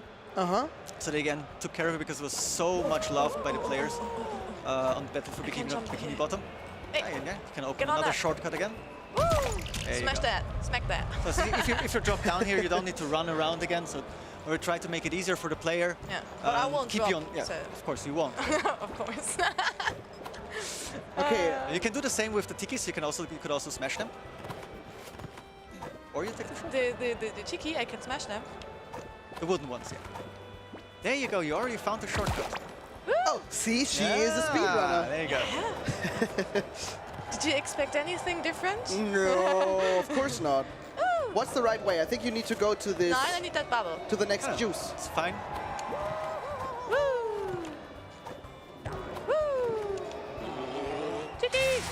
Although most of the levels are pretty straightforward, because we want to guide the player through the story. So as I said, we have 7 different wish worlds. All of them are themed around certain episodes from the original SpongeBob series. So we try to really focus on getting all the original material that you have from the series. So whenever you play a game, you come into a level, you get this feeling of, hey, I've seen this episode. This is something I know, yeah. And for example, if you've seen where SpongeBob is using the pizza box for gliding, yeah, which is a very famous episode. Pizza. Yeah. Did you get the juice already? No. There you go. Now I can't. Can you already tell us more about the other wish worlds and what they Yes, will I can. be? I mean, if you go on YouTube and you look for the gameplay trailer that is out right now for SpongeBob, please go watch it. Please post comments. We at Purple Lamp, we read them. They're the most motivating thing for us, actually, seeing the reception of the people, how much they're looking forward to the game. Yeah, that's the long glide. Wonderful. I believe I can fly. You did, in fact. Again, yeah, please go watch the gameplay trailer. Try to please post how many references you can actually spot in the trailer, because there is many more of them. Lots of fan service there. It's not just the pizza box, it's not just the Western level. So we have a karate level that is completely based around the very famous karate episode. So Sandy will be there as well. You can bet on that. Okay. I can definitely bet. I'm lost. Oh, I need to go there. Always follow the jelly. Oh, this should be the motto. Always follow the jelly. Awesome. And we can expect, like you said, many appearances of beloved characters from the all the main series. characters are in the game, of course. Just follow the huge arrow, maybe. It's not as you can see, there is the jellyfish in there. This world, for example, is based around the Western world, the Western episode that was in the original series. Don't live longer in the city. It just seems that way. You don't live. Oh, am I going to die? This is an ominous message. No, this is a good example of the little parts and bits that we put into the game for the player. There's a lot of NPCs that you can interact with. Everything is, as we mentioned already, fully voiced. I always like to mention that we're close to 2,000 lines only for SpongeBob. 2,000 lines only for SpongeBob. Okay, that's... So there is a ton of voiceovers. Again, all with the original cast, of course. I love smashing things. It's so funny. Was it hard to get the original Glad to see cast that you're enjoying it. to do the voices? Was it hard for you to get the original cast? No, on the contrary. I mean, we were very lucky to have all the support from Nickelodeon. Yeah. I mean, we had all the original script writers that are working on the SpongeBob series working together with us. So they helped us to really get the SpongeBob feeling that you know from the series, get it into the game. Yes, the underpants, they're also back. Nice. It's really important to get underpants. Yes. Mine. Especially for SpongeBob. Yeah. Oh, you just lost one. It's fine, there's many more, right? Yes. There you got him. It's rude. Wonderful. Would you consider the game to be difficult? No, on the contrary. I mean, there's many options. There's only one difficulty for the game itself. But of course, we focused to make the game enjoyable. So it's a really cool, old-school platformer game, straightforward. Anyone can play that game. Yes. Because I'm quite bad at games, and I kind of rock this shit. Yeah, you do. You do. You really do. And I'm really glad to see how much you're enjoying it. Yeah, it's wonderful. You guys can just keep talking, and I'm just gonna play. It's okay. Yeah, no worries. Nice. No, it's coming from the developer side. It's really, you've been working for such a long time on a game like this. Yeah. And when you see all the parts that you've been working on come together and it's becoming the game that you're now playing, and then seeing people like you enjoying it so much, It warms my heart. Oh, that's cute. Oh, okay. No, it gets tricky. Yeah. Concentration. Slow. Slow, yes. Patrick, get on my way. You're doing great. Yeah. Of course. I'm tempted to throw the controller out of your hand just to mess with you. There you have a new enemy coming. Did he just burp? Yes, because that's his speciality. So most of the fans, you might also recognize what this enemy character here is based on. This is also a reference to one of the original series. Yeah, get him. Yes, there you go. And more underpants. Yes. This is obviously the follow-up to the last successful SpongeBob game. It is literally the spiritual successor. Yeah. And you said that... Be one more. There's another one. Oh, there's Don't another forget one. about him. Is he sleeping? There. Whee! Bye-bye. Okay, he's gone. Ooh, what's that? I think you can... I can jump on that. But that's risky, isn't it? Oh, that's one of the things about the difficulty. So yeah, you can choose. Oh, wow. You get what you get. Damn it. Okay, how does she get up again? She unlocked all the shortcuts actually already, if I'm not mistaken. But as you can see, as much as the levels are straightforward, we also try to make it a bit open, so there is space for the player to go around, explore. Basically, also look at jellyfish fields. That is now themed with the Western theme. Yeah. Downtown Bikini Bottom, for example, there were the karate level is taking place. So all the levels basically have a reference to a place that is from the original series. And there is Easter eggs hidden, of course. Is there another bad... It's like a bad fortune cookie, right? Confusion is a goat, an astroturf. Now I'm confused. I think that was the main goal of that line. Okay, nice. It worked. Okay, I've got no clue where to go. Where are my arrows? Where are my blue arrows? Show yourselves. Oh, no, not you. Bad jelly. Oh, arrow, nice. Is that the right way, AJ? She will start from the beginning. We got 2.5 minutes left. Yeah, okay. 2 minutes, 40 seconds. Then let me ask you one question. You said you brought many things back that fans loved about the last game of SpongeBob. What are the things that are new to this game that you improved upon? One of the major features that we brought back, so as you would also see if you watch the trailer, for example, every single level, SpongeBob has its unique costume that you unlock while playing through the campaign. But we thought, we can actually do more, and we should do more. Yeah. Because SpongeBob has so many different ways of and costumes that he's also wearing in the show itself. So there will be 30+ costumes that you will be able to unlock throughout playing the game. Okay, yeah. For us, what was important, everyone loves skins. Yes, first of all. And everybody has his favorite SpongeBob episode or his favorite SpongeBob character. What is your favorite SpongeBob episode? Prehistoric, definitely. I love when they do this bantering in not real language, like "Aguga, uga, uga." It's just wonderful, and I love it so much. What makes me really happy is we have the prehistoric level, where they have also the costumes, all the references, the sea bear will be there, and all this stuff. Get away. So what we focused on is getting as much content that we can get from the series into the game. And I think you did a pretty good job on that. We hope so. We hope so. So far, the reception we got from the players, and thank you guys a lot. Yeah, when I read the comments on YouTube, for example, how much you are looking forward to the game. I always call it, for us, it's positive pressure because it pushes us over the edge. Damn it! Bringing all the love that we carry in our hearts into the game and out to the world. And are there also costumes for Patrick, or are we only... Patrick will always stay the same. Okay. He does get themed, though, when you're in the prehistoric level, because there is certain obviously twist to it. Yeah. But they have no influence on the gameplay. Okay. Well, what we wanted to achieve is, if you like a certain SpongeBob that you love the most, the Goofy Goober, for example, and many more, then you can play that SpongeBob. That's pretty nice. So fans of the series will just invest hundreds of hours of their time. There's many more things. I already mentioned the pizza box, which is a reference to an episode. But here in the Western level, we also have the saloon. Yeah. And when you enter the saloon, you will hear the exact same song that was played in the series when SpongeBob got into the saloon. Oh, nice. Are there any more fan favorite songs? There is a ton of them. So we had access to the full songs database. And there will be so many old school songs that you will remember. 3 seconds. And they're all placed in the right spot. There's the Krusty Krab song. Is the Sweet Victory song on there as well? Sweet Victory will be there, but I'm not going to tell you where. Awesome! So you just need to find that out for yourselves, guys. No, we had to put it in. It's such an iconic thing. It is, and indeed. Yeah, we used it on the announcement trailer. Oh, you did? Okay. Yeah. And nice. I can also say that the Band Geek costume might also be in the game. Maybe. Who knows? Who knows? The fans wanted you to try a speedrun as well. Should I?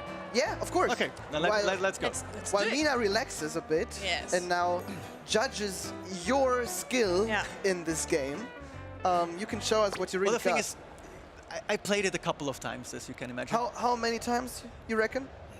2 or 3 times before the show, Oh, or okay. 200 or 300 times, actually. I see. So yeah, I'll do my best and go fast. Run. But show you some more of the abilities. Oh, you didn't tell me that. I wanted to save some, surprise for the others. I didn't know that SpongeBob was as agile as I am. That is one of the things with... He was scared that I would steal his show on the game, so he didn't tell me that SpongeBob can do that. So he's got a little surprise. That's AJ for you. Yeah. Oh, come on. Don't do this to me. I'm not like that. You saw me last time. I'm a nice guy. Come on. He is, guys. He is. No, but there is in total, I think we have around 15 different abilities that SpongeBob will get. Some of them are themed to certain levels that you only will have.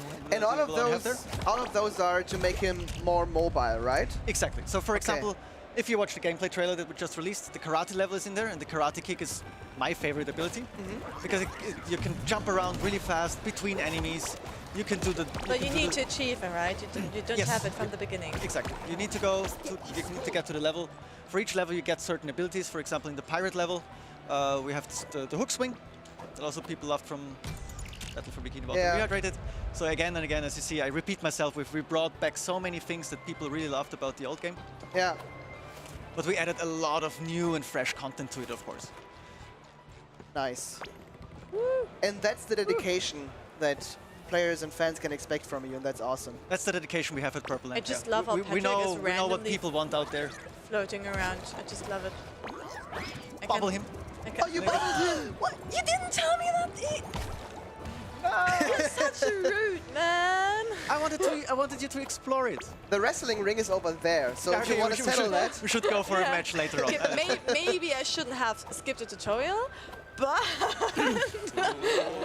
you said you're gonna learn it while playing. Still, sticky sweet. There you go. Okay. Juice. it would be funny if you can see how the juice is coming out that cactus. That's true. Well, Nice. let me just give you a quick look here over the western level. Hello, Patrick. Oh, what a view! What a wonderful view! What a wonderful view! Okay, let's leave here for a second because also Patrick has his certain idle animations. So when you stand around, you can always see SpongeBob at the bottom where he does the duck meme. Yes. He does the meme, really? Yeah, he does. Awesome. There you go. Oh, even the face! Yes, of course. That's horrifying. It is.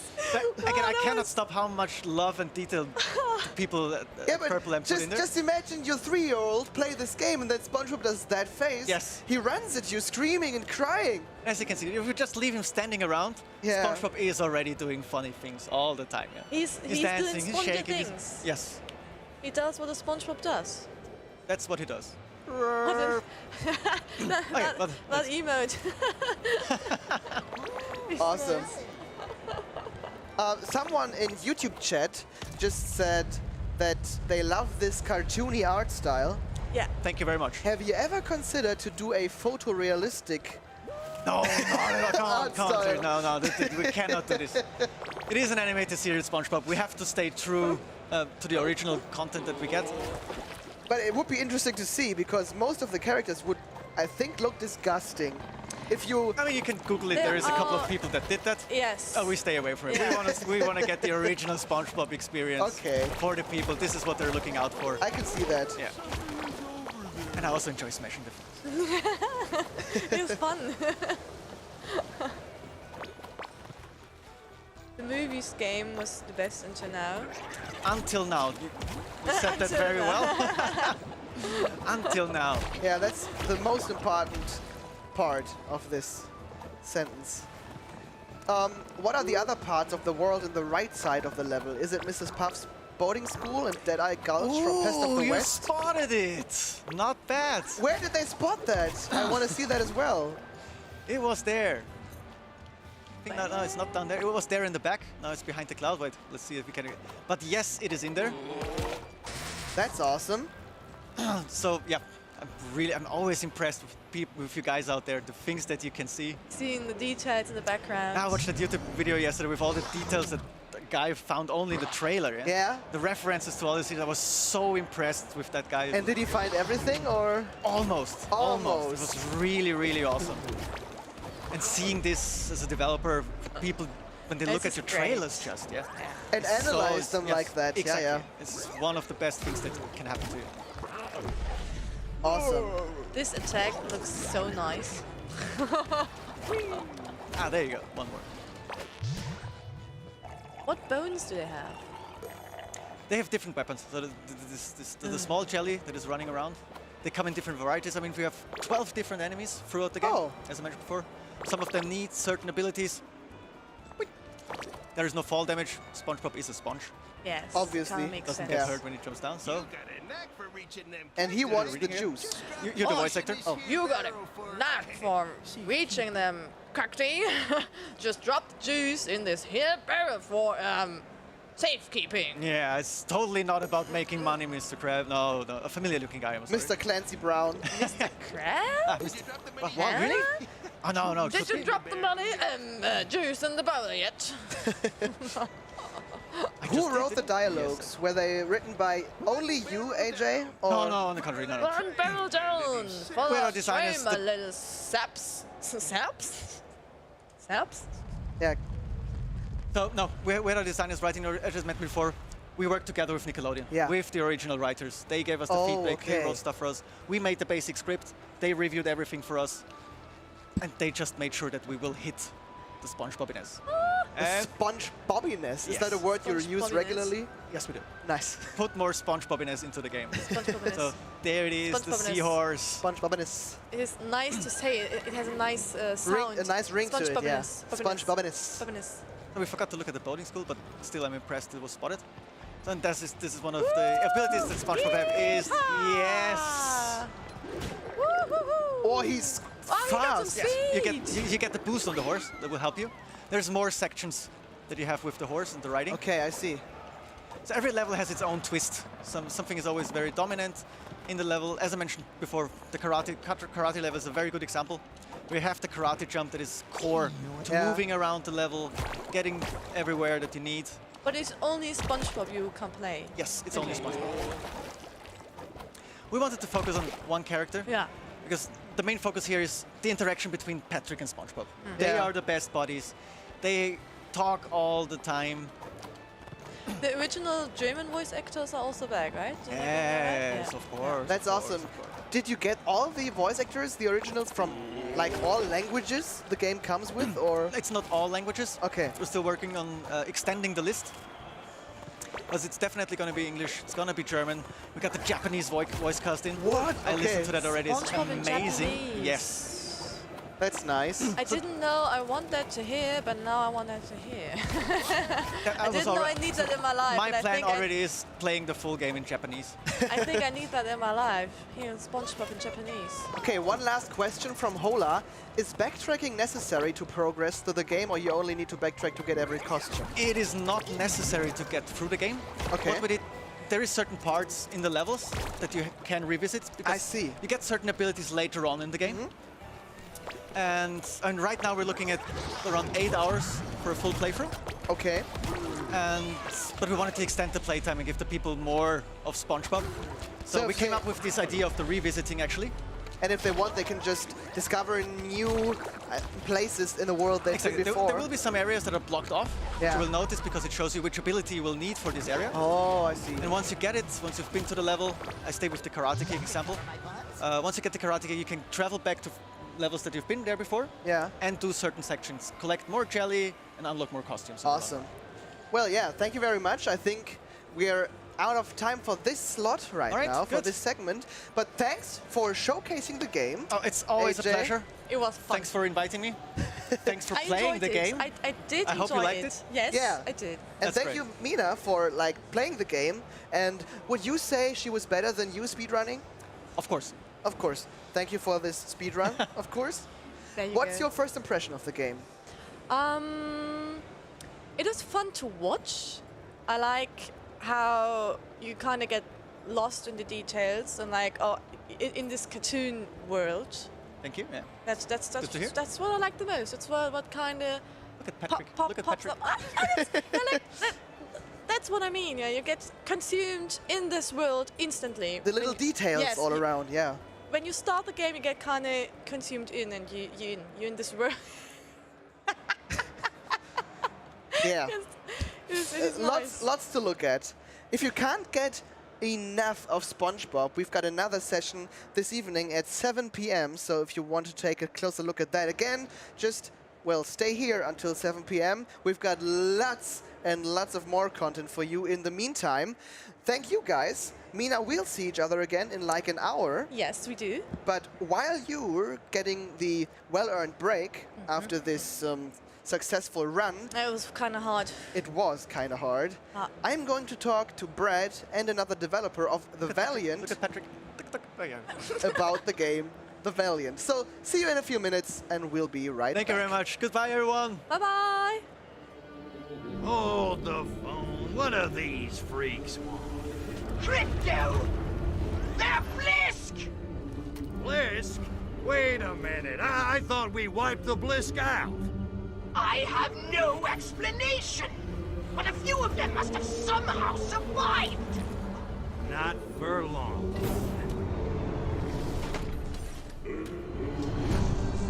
Attention, Blisk. I am Cryptosporidium of the planet Furon. This planet is now a territory of the Furon Empire. And your asses belong to me.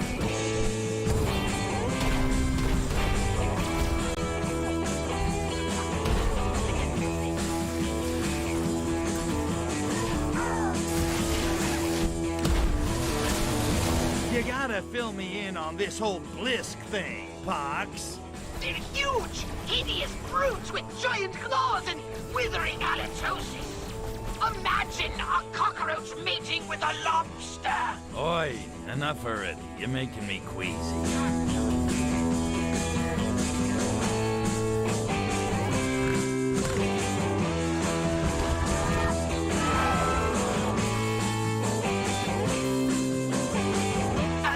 Another problem. I fear that most of our current weapons will be ineffective against the Blisk. Yeah, well, don't you worry your virtual little head, Pox. This time they're going down for good. You want to get the disease, you have to shoot the spores. Reprobed!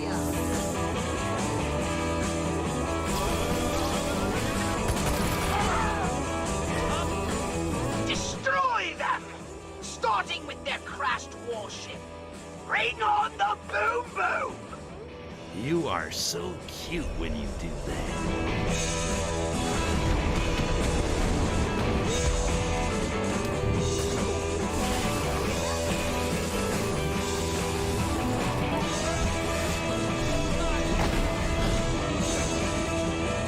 You saved the princess. Natalia. You should probably go over and, you know, make sure she's all right or something.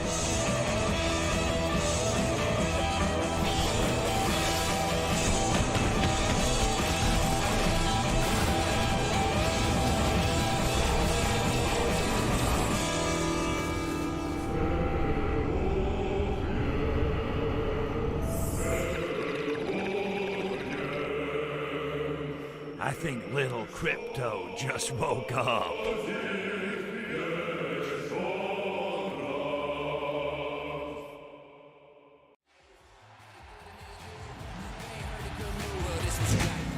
Break out.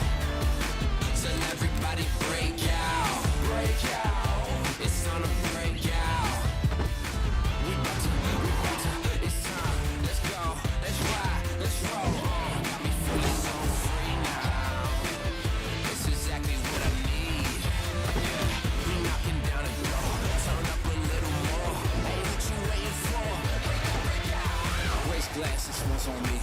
I did the math, I got the test, stay on the path, I lead.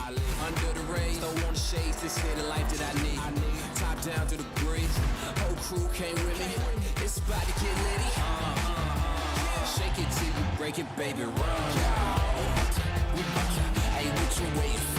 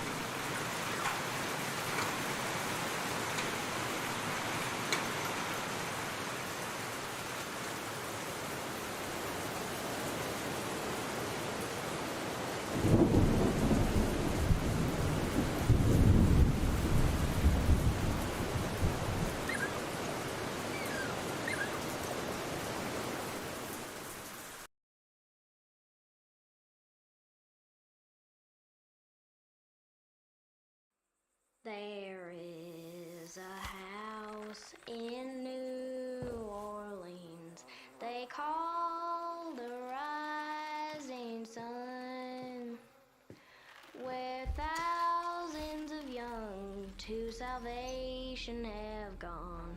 Oh God, she knows I'm one.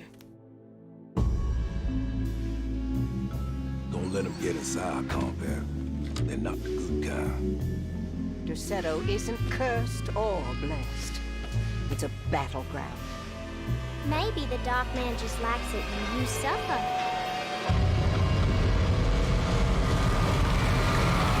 Have you ever talked to a doctor about your condition?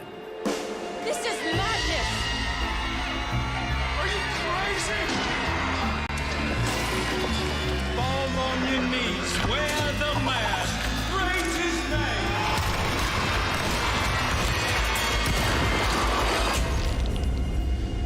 Welcome to the madhouse, Detective.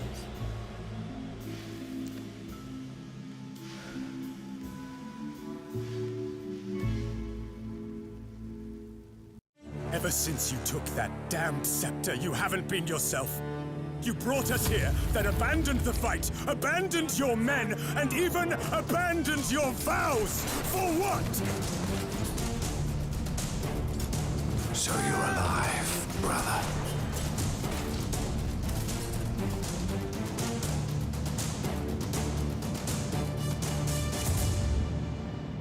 Aye, Lord! The honor is ours, brother. There's no turning back, no rest, no doubt. Advancing. Whoa!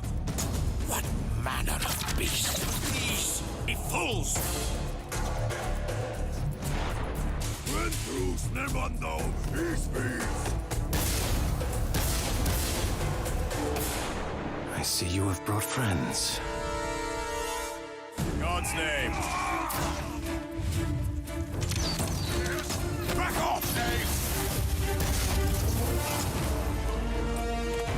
God's name? What happened to you, brother?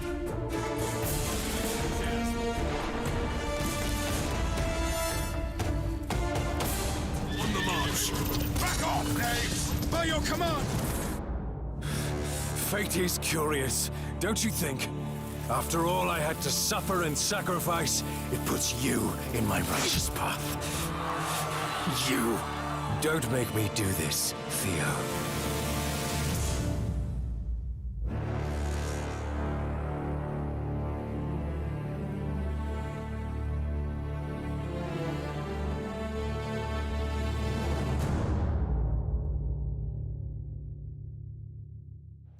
And welcome back, guys and girls. Here we're live at Gamescom 2022 with the THQ Nordic live stream, and I'm now joined by Brad, producer of the Valiant, and one of the dev team, Jimbo. Hey, hello. guys. One of the developers on the Valiant. It's a strong contrast to what we've been seeing before our break, SpongeBob. But this one, well, it's more, I think, more complex, more strategic, and there's more muscular men fighting out wars against each other, right? Muscular men. Is that you? Are you also in there? Did we do like some capture of you? No, I think we haven't managed to do that.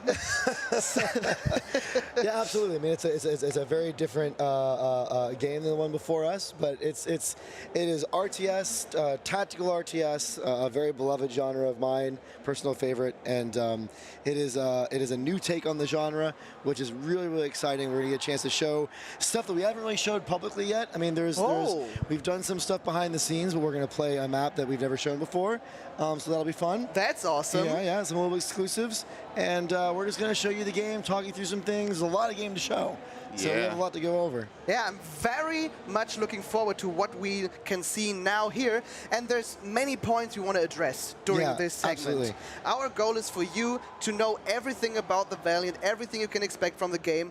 Everything includes all the 3 awesome game modes you're going to pack in there, and we already see those on this screen right here. Oh yeah, wow! There you go. They're laid out right there in a way. That's what a great segue. That was done so well. Yeah. So we've got the campaign, the competitive segment, and last man standing. Maybe you can quickly talk about what each of these game modes brings to the table. Yeah, sure. We'll go a real quick high. That's a good idea. So we have a 16 mission campaign. It's very, very dynamic. All the missions are handcrafted. They go from different styles of experiences. You have your epic sieges. There's a couple of those. We're actually building trebuchets and sieging castles. You have your more sneaky missions. There's one mission you're actually defending a castle where enemies are coming from all sides. There's some linear stuff. There's some more open stuff. It's all over the place because we really wanted to create an experience that paces new things every single mission. Yeah, I see. There's also a new game plus, which is super exciting for me because the New Game Plus is not super common in the RTS space. I didn't even know that it's possible to do in RTS. What are the differences in the New Game Plus? Can you already tell that? Yeah, so the game has, and we'll go into this in a second, but there's a lot of progression elements. Your heroes level up, they get new skills, they get items, there's loot in the game, and then when you finish the game, you can actually take that save file and do a New Game Plus where you start off where you ended power-wise, and you can get new items, so new functionality. There's new enemies that show up in New Game Plus. There's new challenges. It's the same missions, but they're very, very different. That's awesome, because lots of games just do New Game Plus and, well, give you the same game, but its difficulty is higher, and you show even more game, even more items, even more abilities during the New Game Plus, right? Absolutely. And then the other 2 game modes really quick. So competitive is competitive. 2v2 and 1v1. It's a whole different kind of experience. It's very fluid, very, very dynamic. It's kind of the structure is very familiar. It's Conquest, so you have control points. That's going to be recognizable for most RTS fans, but it doesn't play like any other RTS out there. It's very unique. And then Last Man Standing is our co-op mode because people like to play with friends. Even though Jimbo and I usually play against each other, people like to play with friends. I think right now we are the best Valiant players so far in the world. We are the best Valiant players in the world so far. But the Last Man Standing is a way for you to play with 2 other people, so it's a 3-player co-op experience. Okay. And it's really very different in that I saw someone in chat mentioning MOBA-like. It's not MOBA-like, but it has some of those influences because you only control one hero. Oh, so it's a lot of like really quick cooperation. You're doing this, I'm doing that. A lot of, there's items that are in the game and you have to figure out who's going to get what and who's going to use them. You can use them on each other. It's very, very dynamic. And there's meta progression there. You level from 1 to 20, and as you're leveling, you're getting new skills. And there's 5 different difficulty. It's a lot.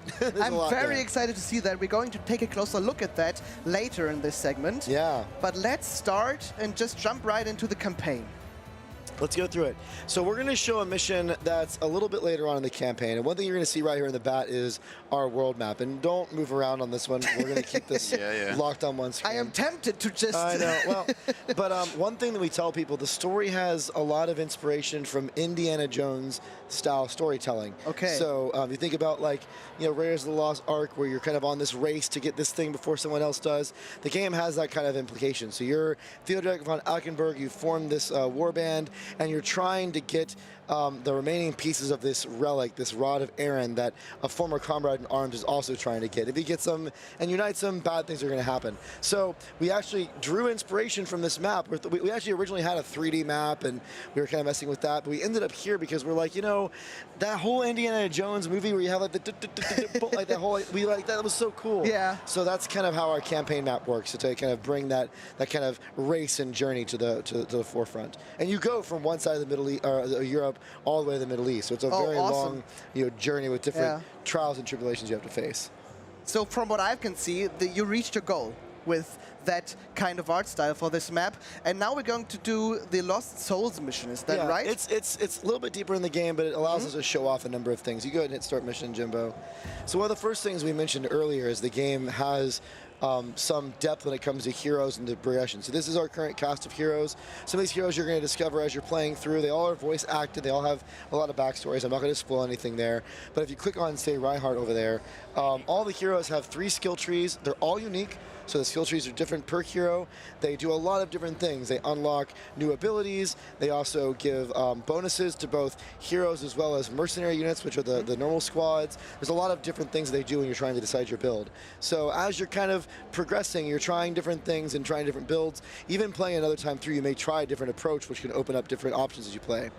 Then we also have an inventory system, and this is where you actually find items. You equip armor, weapons. Each character has 2 weapon types that they can use. So Reinhardt is either a axe and shield or a double-handed axe. It can be DPS or tank. Yeah. Conrad, the archer, can either have a crossbow or a bow and arrow. And you pick these weapons up in mission, so it's not like just there. So there's loot in the missions. You're finding them, and they have different stats. And sometimes it's a little bit randomized, so you may not. You get different ones as you play. So there's a little bit of light RPG elements mixed in there. To be honest, I didn't expect him to really switch to the other weapon when you clicked on the other weapon. So, absolutely. So that on the character models is lots of details. Yeah, and you get it's fun because you get to see those different stances, and they get a different weapon skill based on what weapon they're using. So if you're for Conrad, if he's the bow and arrow, he gets the volley ability. If he's the crossbow, he gets the little trap ability. So there's a lot of different mixes there that you can play with. I see. And does that affect their squad as well? Because I imagine... So if you go, we'll go ahead and pick a hero here. Go ahead and grab Reinhardt. So when you're building, so I should say, you don't have any real base building in the traditional sense. You're actually going to set your army before each mission. So it's almost, it's not a card game, but you are kind of like picking what units you're going to bring to the field, and then you play with them. So you have your 3 heroes, and in this example, he picked 3 kind of tankier heavy heroes. Now we're going to pick our mercenary squads, and this is where you get your crossbowmen or your archers. So they're not swapping weapons, but they're different actual units. Okay. And the units have different skills and different strengths and weaknesses. There's a lot of rock, paper, scissors in the mechanics. Yeah, absolutely. We wanted to give the players a lot of choice. Personally, I like more like a high-risk, high-reward game style. I usually like to do very much damage in a short period of time, but it's a high-risk game style. So actually, I have less room to make mistakes there. There are colleagues of mine who like a bit more tanky setup, so they like this turtle formation. Maybe not as skilled. No, they are just as skilled as me. Yeah. Okay. So great. a lot of different options for players to play. So why don't you pick our units for this map? Yeah. Why don't you tell us what we're going to play here? It would be pretty bad to only take archers and crossbowmen, right? So so let's do the shield bearers because I'm a fan of spears. Oh, okay. And a little bit of defensive forces there. We do have tanky heroes. Okay. But the shield bearer is a really good unit, so that's good. So then let's grab a spear if you like spears. There's a spearman too. We can show the spearman as well, I think. Okay. Then show the spearman as well. Hell yeah. And the archers. Because one ranged option should be pretty viable It's always, for this I think composition. this setup makes a lot of sense now. It does. Thank you very much. We also do setups that don't make sense, and they're also kind of fun still too. Like Jimbo played in front of a press presentation earlier, and he had 3 archers, and he did it that way, and it actually kind of worked. Yeah. Like there's lots of different ways to play. It's really fun to like experience with these crazy setups because actually this is how the meta is forming right now for us at least for us at the company. I didn't want it to make it too hard for you, so you lose this presentation. I don't think so. Yeah, he's good to go. Yeah. Yeah. Okay. I do my best. So let's go jump into the mission. Let's go for it. Yeah. So we're going to skip past the cutscene, but the game has a number of storytelling mechanics. We have these really beautifully rendered 2D... Should I skip? You can let some of it play for a second. We have these beautiful 2D rendered cutscenes that you can experience.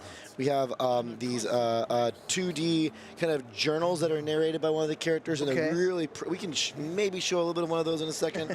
And then we have in-game cinematics, and there are tons of these throughout each mission. So they're kind of the in-mission storytelling mechanics. So we'll go ahead and...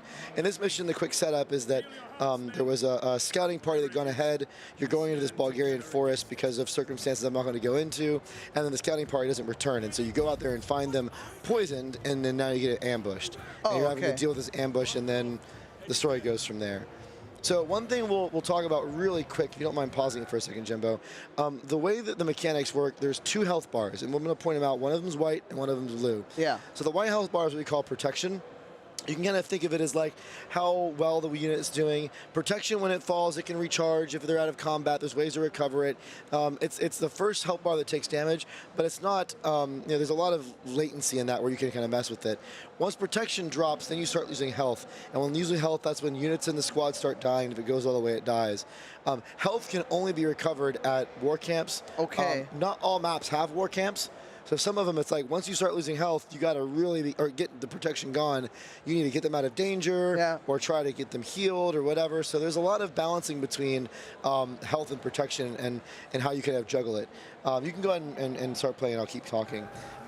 Some of the things we noticed when we were developing the mechanics here as they started to evolve is that we actually, and this may seem a weird place to draw inspiration from for an RTS, but we actually drew a lot of inspiration from World of Warcraft. Okay, and now I want to know what kind of inspiration you draw from that. And so what we noticed is that because we're trying to do a different type of RTS, it doesn't play like anything else out there, things were very fluid. And there's a lot of who's attacking whom and when they're attacking whom. So there's a lot of almost aggro management. And if you think about like advanced WoW raids or some of the more advanced World of Warcraft mechanics, it really comes down to that, like who's going to take which hit, how do you protect a mage or a casual. There's a lot of that motion around the space, and Blizzard played with a lot of those concepts in really interesting ways, especially in some of their later raid design. So we were looking for inspiration from some of that, and we found that it really worked well with our gameplay. So there's a lot of moments where it's like, okay, you're kind of being aware of who's in what position. You're kind of being aware of like, okay, this person's protection is dropping, so I need to swap them out for somebody else. I see. You know, like I have to attack in order to. There's a lot of that kind of ability playoff and positional playoff that makes the game feel very. I don't know. It's almost like you're controlling a whole bunch of different members of a team.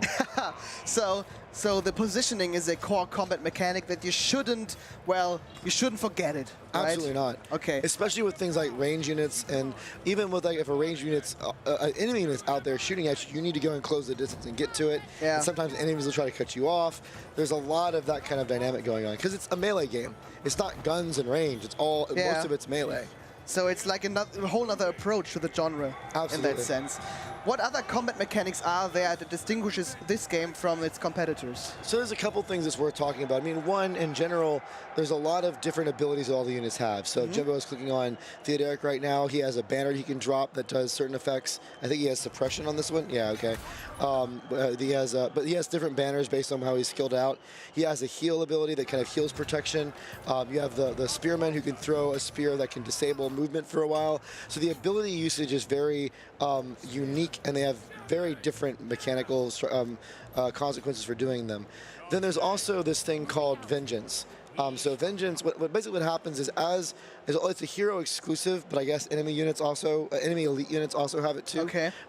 As a hero is taking damage or dealing damage, they're going to gain Vengeance.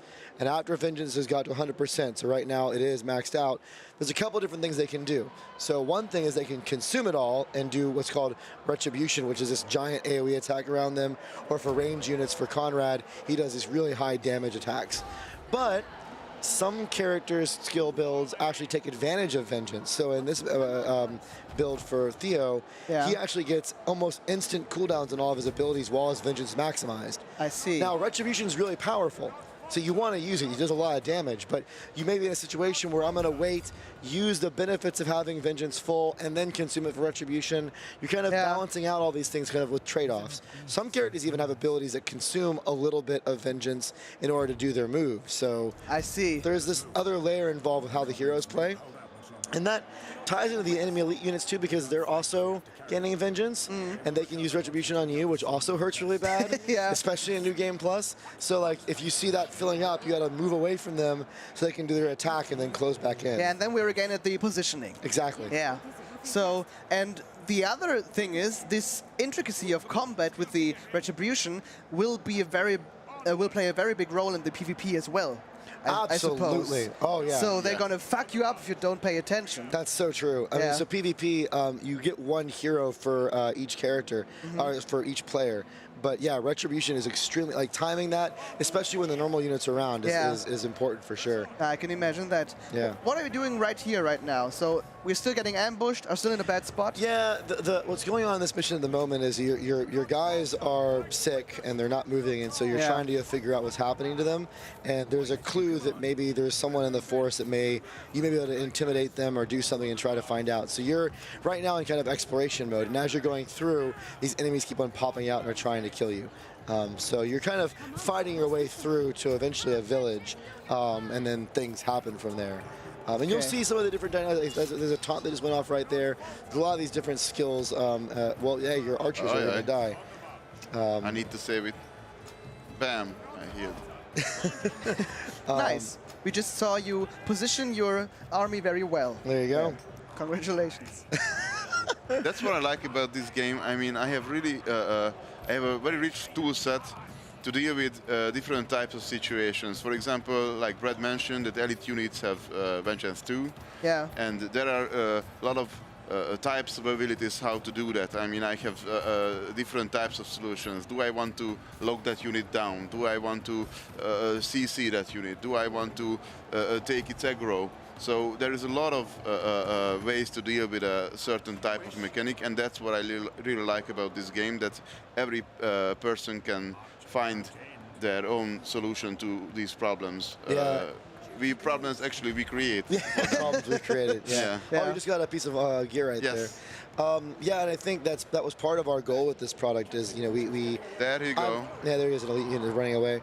I'm a very big RTS fan. I played competitively a long time ago, a little bit, and it's my favorite, one of my favorite genres, if not maybe my favorite genre when I'm playing just for me. And I've really felt like the RTS space has gotten a little stale the last 5 or 10 years. Yeah, it did. There are many sequels. There's a lot of sequels, and I like them. I play them. They're fun. But I didn't really feel like people are taking chances anymore to do something different. And so we really wanted to challenge ourselves. How do we come up with something new and kind of fresh? We did drive a lot of inspiration. I drive a lot of inspiration from Dawn of War 2 specifically, because it's one of my favorite games, and no one's ever done anything like it before. But it reminded me a bit of Dawn of War, but I didn't want to address it. But the squad-based thingy, and then Dawn of War 2 equipping the heroes. Yep. Dawn of War 2, we go a lot. But I think the Dawn of War 2 is still a heavy range-based game. Yeah, and this is all melee. It's all mostly melee. So that melee combat really changes the flow of things quite a bit. And it's quite a bit like slower combat and tactically more challenging maybe as in other RTSs, right? It's slow, but it's also really fast, especially in the harder difficulties. Like because you can get there's a lot of counterbalances going on at once. So for example, if you have a cavalry unit and you get confronted by a spearman, that's going to go bad very, very fast. And you have to react almost before it happens. You see the spearman coming in, and that's where the dance comes in. It's like, okay, I was moving my cavalry forward, but now a spearman comes out, and I need to kind of like dance away a little bit and someone else needs to intercept and then I can go around. So there's a lot of that. That's where the positioning comes right back in because you're playing the battlefield area a lot. Someone says, Nano says, this game looks complex. How would you rate the complexity of this game in contrast to other competitors? You know, it's interesting because I feel like RTS as a genre is a deep genre. Yeah. Right? Like, I remember as a kid playing like Command & Conquer and StarCraft the first time, and it's like you played those as a kid and they were just fun. Then you go see like the guys who are APM monsters playing StarCraft and you're going, they're playing a different game. Like, that's not what I'm playing. So I think that there is one thing I've always appreciated about the genre is there's a way for people that want to experience a certain type of game to enjoy it, and they can go to a certain level of complexity. And then there's people that really want to get into like the counterbalances and everything and the real way you play everything right. And that's where New Game Plus is for, or competitive is for, or even like the higher difficulty tiers in Last Man Standing. Yeah. So there's kind of something for everyone based on how they want to experience it. I see. And you chose, let's talk a bit about the setting this game is set in, because of course you wanted to focus on melee combat in contrast to ranged combat. Yep. But have you considered other settings than this medieval one? No. This was the vision from the very beginning. We really wanted to do, that was part of trying to find a way to tackle something fresh. There's a really, like in the last, I guess like the only two, and I don't even know, personally I don't consider Age of Empires a melee game. Yeah. It has melee for sure, but there's spells, there's range all over the place, there's guns, like, it has a whole bunch of range there. The only other real melee-heavy RTS out there is Ancestors Legacy. And good game, fan of it, played it, I like it. But it had its own way of doing that. It had this whole locking system that was really cool and innovative, but it also had a lot of things that it took from, you know, I'm not going to talk about somebody else's game, but we wanted to go here because that's so unexplored. Now that was risky because we had no one to reference. Yeah. Like, it's okay, well, who are we going to look at? Well, we'll play Ancestors. Okay, we're not doing that. Who else? World of Warcraft? Like, where do you go? Like, we had to go get creative, so. Absolutely. I see Evil Alex 87 has a great question. Game only on PC or also on consoles? So yeah, we're coming to consoles too. You do? Yeah, absolutely. Isn't that pretty difficult to port a RTS to consoles? Yeah, but these guys are really good at it. Oh, so that's fortunate. Yeah, it's really fortunate. I wonder why they're making this game. So yeah, so Kite Games made a very well-respected game on console called Sudden Strike 4, and if you ever read some of the reviews of the game, it was known as having a very streamlined control scheme for handling RTS, and I think the UI and the UX team at Kite really have a good handle on it, and we built it from the ground up that way. Now, it is PC first and foremost. I play on PC, but there is a very streamlined way to play on consoles that works well, as well as gamepad. You know, hopefully I got my Steam Deck recently, so maybe Steam Deck. Like, all those things are still on there for sure. Now I'll pause for a quick second. This is another Jimbo's steamrolling this. This is normal difficulty, and he's the second best, maybe the best player in the world. The second that you were referring to yourself, right? Maybe, no. Well, how many are there exactly right now? I mean, there's just us two. No, there's a lot of people in the team that play. Yeah. But they're not in the same. Okay. So, this purple elite unit that's here, he's killing it last, and that's his approach in this. This is a good example of other mechanics that come in. So this unit will do an AoE heal around itself. Yeah. And so if you keep it alive and other units are near it, those units keep on getting healed, and that can make the fight go on really long. And New Game Plus, that heal is like all the time. Okay. So it's like you have to split them apart, or you have to focus fire that one and find a way to absorb all the other damage. So there's like, what, 3 or 4 different elite types, I think? Yeah, maybe even more than that at this point. No, baseline. There's like baseline. There are at least 4. I mean, I think every unit type has an elite version. I think they all have an elite version. 6 or 7. Yeah, the elites all have some unique functionality to them. So you have to recognize if a purple unit is coming down. Okay, I have to pay attention to this one a little bit differently, and that also kind of mixes up some of the combat experiences. Yeah, I can imagine. Yeah. In New Game Plus, the difficulty ramp ups a bit because these are we try to balance it in a way that these mechanics shouldn't be devastating to the player. You know, there is a lot of things to pay attention to, and but in New Game Plus, when you had the whole experience already, these features are a bit more not that forgiving at that point. Okay. So you have to really avoid these areas. You have to really move out from those red circles. So yeah, you have to be positioning all the time. Absolutely. Same with the boss fights. I think we mentioned before, or maybe we didn't, but there's multiple bosses throughout the campaign. Yeah. Okay. Yeah. The bosses are completely scripted, unique events. They have ads that come into the space. They have their own unique mechanics. And in the normal campaign, I mean, they're still tricky and they take time to figure out. But you can still kind of like you play through it, right? If you play a New Game Plus, you make a mistake on the boss and you're done. Okay. Like it's very, very, very dramatic. So you have to try hard, really hard. Yeah, for sure.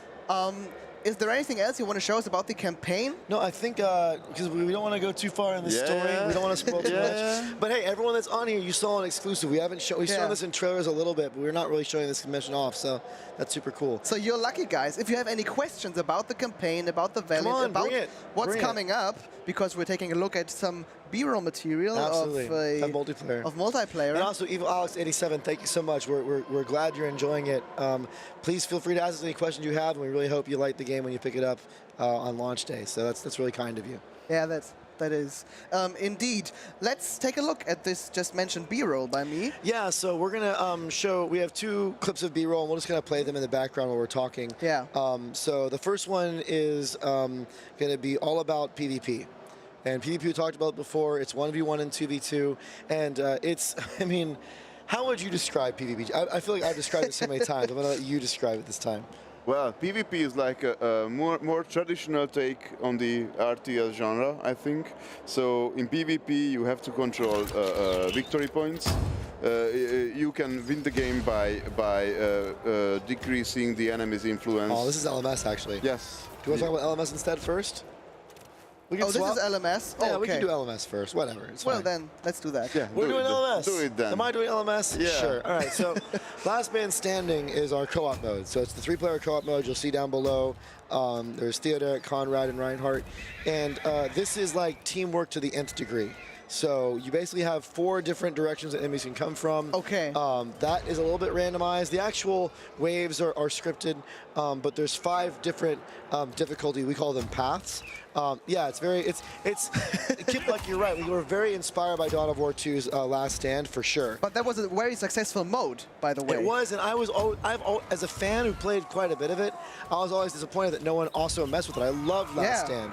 So when we first were talking about how we wanted to bring co-op to life in Valiant, I'm like, hey, let's go look at Last Stand and let's try to find new things we can do with it. So we have some different mechanics that exist in Last Stand. We have some bosses exist in LMS. We have 5 different difficulty paths. So as you level from 1 to 20, you kind of graduate to the different paths. There's an in-game path.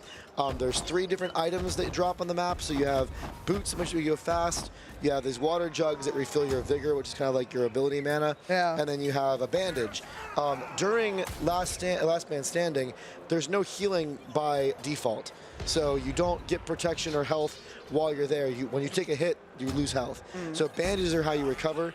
There are some skills with specific builds of the trees that allow you some health regen, but you're really having to kind of like, okay, you take this, I'm going to go heal you now. There's a lot of kind of coordination with those items. You have 3 different objectives you're trying to defend, the carts. Okay. And those carts are actually producing those items that you need to use. So if one of the carts gets destroyed, like the boot cart gets destroyed, the boots aren't there anymore. The bandage cart's the last one, so the bandage cart dies, you lose. Because you need the bandages to kind of survive through it. So there's a lot of really cool like meta dynamics that are going on as you're progressing through. Are the items that drop random immortal? So in the campaign, the items are randomized. There's immortal. There's a few of them that are kind of seeded into the maps based on the power level, but there is some randomization. In LMS, the items are based on which cart. So each cart spawns an item because they're pretty essential for the experience. And then, so for example, if you're playing Conrad, you're probably going to pick up the jug a lot because the jug is what heals your vigor. And Conrad is the DPS class, so he's always using his abilities. But the other 2 classes, if Conrad gets hurt, may use a bandage on him. So they can pick up a bandage and heal Conrad while he's running around. So that's where some of the communication comes in. And what can we see at the top left corner over there? This is the wave we're at right now. There are 20 waves. 15 waves, 20 levels for each character. So at the end, you gain experience, and the experience levels your hero up. and then the further you get in or how well you're doing, there's some multipliers that come into play. And then, yeah, wave 15 is the last boss fight, and then you're done. And I suppose there are also difficulty levels you can set up, or is it only one? We call them paths. So we have, like, was it the Knight's Path, the Squire's Path, the Knight's Path, Hero's Path, yeah, and King's Path, maybe. King's Path, yeah.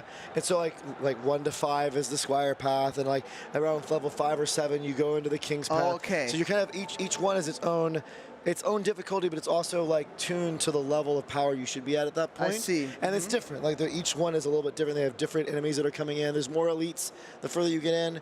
And then if you get to level 20, we have end game for Last Man Standing. And again, this is stuff that we wanted to bring as innovation. So we actually have mutators that can be randomly spawned in at level 20 on the 5th path, and they do all sorts of crazy things. Like, well, one of the mutators, random enemies when they die can explode and do damage all around them. Okay. There's another one where like enemies buff allies when they lose protection, for example. There's that one. There's one where I think they're immune to certain damage types. Yeah. So we have all these. So like, there's probably going to be, as people start getting used to them, like bad combos and good combos. Yeah. So we're hoping when you're playing with your friends, you're like, oh God, we got this roll. Like, how are we going to deal with it? RNG doesn't like us. RNG doesn't like us. So you need to adapt to the situation every time you play. Yeah, that's the level 20 like in-game stuff. Yeah. But, and then we also have we have cosmetic rewards that are also part of both game modes. You unlock army painter color options. You unlock different banner or badges for your character that you can display to your friends. So there's a lot of that stuff that's in there too as you're kind of progressing through the different Man, paths. I love this game mode. I mean, this plays a lot differently than the other two game modes we have. I mean, I love co-op games. I love I love co-op more than PvP. For example, from table games as well. I mean, I like working with my friends towards a goal. So this is something good. I love about it too is it may not be obvious. Like the skill trees, God help us for why we decided to take this on. But the skill trees for every game mode are all unique. So like for every game mode as well. Every game mode are completely. Again, God help us, different. Jimbo and I have wanted to like throw ourselves out of windows. So many, because in the beginning, and this is like developer history for you guys, right? In the beginning, they were the same for LMS, and we basically took the single player skills and brought them over. Yeah. And then we started playing it, and we're like, these aren't going to work. Like they're just not going to work. They don't really bring the most fun for here. They're not the right skills for this kind of experience. These cooldowns, these costs, not going to work. We have wasn't even cooldowns though. Like it's like one example I was telling earlier. So Reinhardt, one of the characters, his single player skill for one of his weapons is a single unit taunt, and in campaign it's super powerful because you want to like pull a unit off of somebody, and that's really important. Yeah. But in LMS, there's hordes of enemies going around, and we're like, it sucks. Like it's a horrible skill. And we're like, and we don't have another skill designed for him. That's his skill. And so we're going, I guess we're going to try to like add new stuff to it. And we ended up changing it to now. It's an AoE taunt, but it also heals your protection based on how many units you taunt. So you kind of like want to gather units together and then taunt as many as you can as a heal, because he's the tankier of the characters in LMS. So I mean, it's similar, but it's still unique, and we have to balance all of that and find ways to make that work. And that's like the tip of the skill iceberg when it comes to the ability trees. So I think what I'm hoping is going to happen, and what happens with us, is like when you go to play together, and there's a guy in the corner here who's played a lot of LMS with us, he's nodding, like you actually go, okay, what build are you going to take? Yeah. Like, are you going to do a utility build? Are you going to do a mixed build? Because those skills... I really want to complement your position, your role. And if you all do like builds that don't complement each other and you're in a harder path, it may not go so well. So that extra layer of planning before you go in is really entertaining. Yeah, and it's nice to be able to experiment with all these options in the game. Well, you can have this run and this LMS be totally different with unexpected outcomes, to say the least. Especially when things go wrong. Like there's a famous, and again, Joe's over here in the corner. Joe and me and someone else from one of our trailer crews were playing. We were recording for a trailer. Yeah. So we weren't actually trying to play. We were just trying to make it look good. But we got to this situation where, like, because of how things were going, Nadine died really early on this boss fight, and like both of us had no health. And a fight that usually takes like 3 minutes took like 8, because I'm literally running around as the boss is chasing after me, trying to bring them back to life while damaging the ads that are all chasing me around. And I'm like, at one point, Joe's like, can we just like give up and like do more trailer recording. I'm like, no, we're gonna figure out how to beat this. And we did pull it off. It was so much fun. So like those kind of like chaotic circumstances can happen, and it's a blast. Speaking of chaotic, let's take a look at some B-roll of the PvP. Yeah, absolutely. Let's go. Let's see whether it's chaotic or not, because I imagine that it is chaotic. PvP is it's a lot of fun. It's a lot of fun. Yeah, it's more like traditional RTS. I mean, you have to capture control points, you have to gather resources, you have to be aware of your resource production. You can upgrade units. Right now, as you can see, you can control like 5 units at a time, but you can improve it as the game goes. So there are different kinds of options. There is no base building here, but you actually have a base. So that's really important. And you actually can upgrade your base. Like you have you can have army upgrade options. So you can increase your productivity, resource productivity. You can increase your how your units gaining XP through the fights. Yeah, because they gain veterancy, so they get like the longer they're alive, the more powerful they are. Okay. And what I really like is there is a training camp, and where you can actually upgrade different types of units. Because why not add another skill tree? Yeah. Like, why not? We might as well. At this point, we're at 2. We might as well do 3. So it's not like a 10% damage upgrade. No. Sometimes these upgrades add functionality to the unit. For example, a lot of them do. There is like a swordsman. That is a really beefy boy. I mean, it can take the damage. Yeah. But after the upgrade, he can actually start healing back protection, and no one can do that by themselves. So adds new functionality. Force upgrade is like almost became immune to archers, so it becomes a really good counter against them. Yeah, you guys are really, really big fans of skill trees. Yeah, I guess so. I mean, well, I think what we were trying to do is we wanted to make sure that when a player makes a choice, the choice is impactful. Yeah. Like we didn't want, and I'm not speaking ill of anybody else out there, but I find that sometimes it's the easy way out. Just be like, here's 5% of this. And that's kind of lame. It's not fun. Yeah. Like we wanted to create a feedback loop where when you made a decision, you saw a result for how that unit was used. And I mean, in the beginning, when you're first learning multiplayer, you may not know what those results are because like, oh, my unit's repairing protection. I need to figure that out. Once you start learning the mechanics, these things make big differences. And there becomes almost this weird metagame that takes place because, especially with people like Jimbo and I who play each other a lot, I know his tendencies and he kind of knows mine, and so sometimes you're trying to feint which units you're upgrading. It's like, oh, I built like tanks first, so I probably upgraded these, but I actually upgraded another unit I haven't built. And once I lose that first fight, I come back with a super hard counter and wipe the world with him. So like these kind of like layers upon layers make multiplayer really interesting. Yeah, I remember a time when you were like kind of baiting me with those setup. I mean, I thought you were heavily invested in swordsman. Okay, the right thing to do is bring anti-tank units. Oh yeah, but you did the exact same.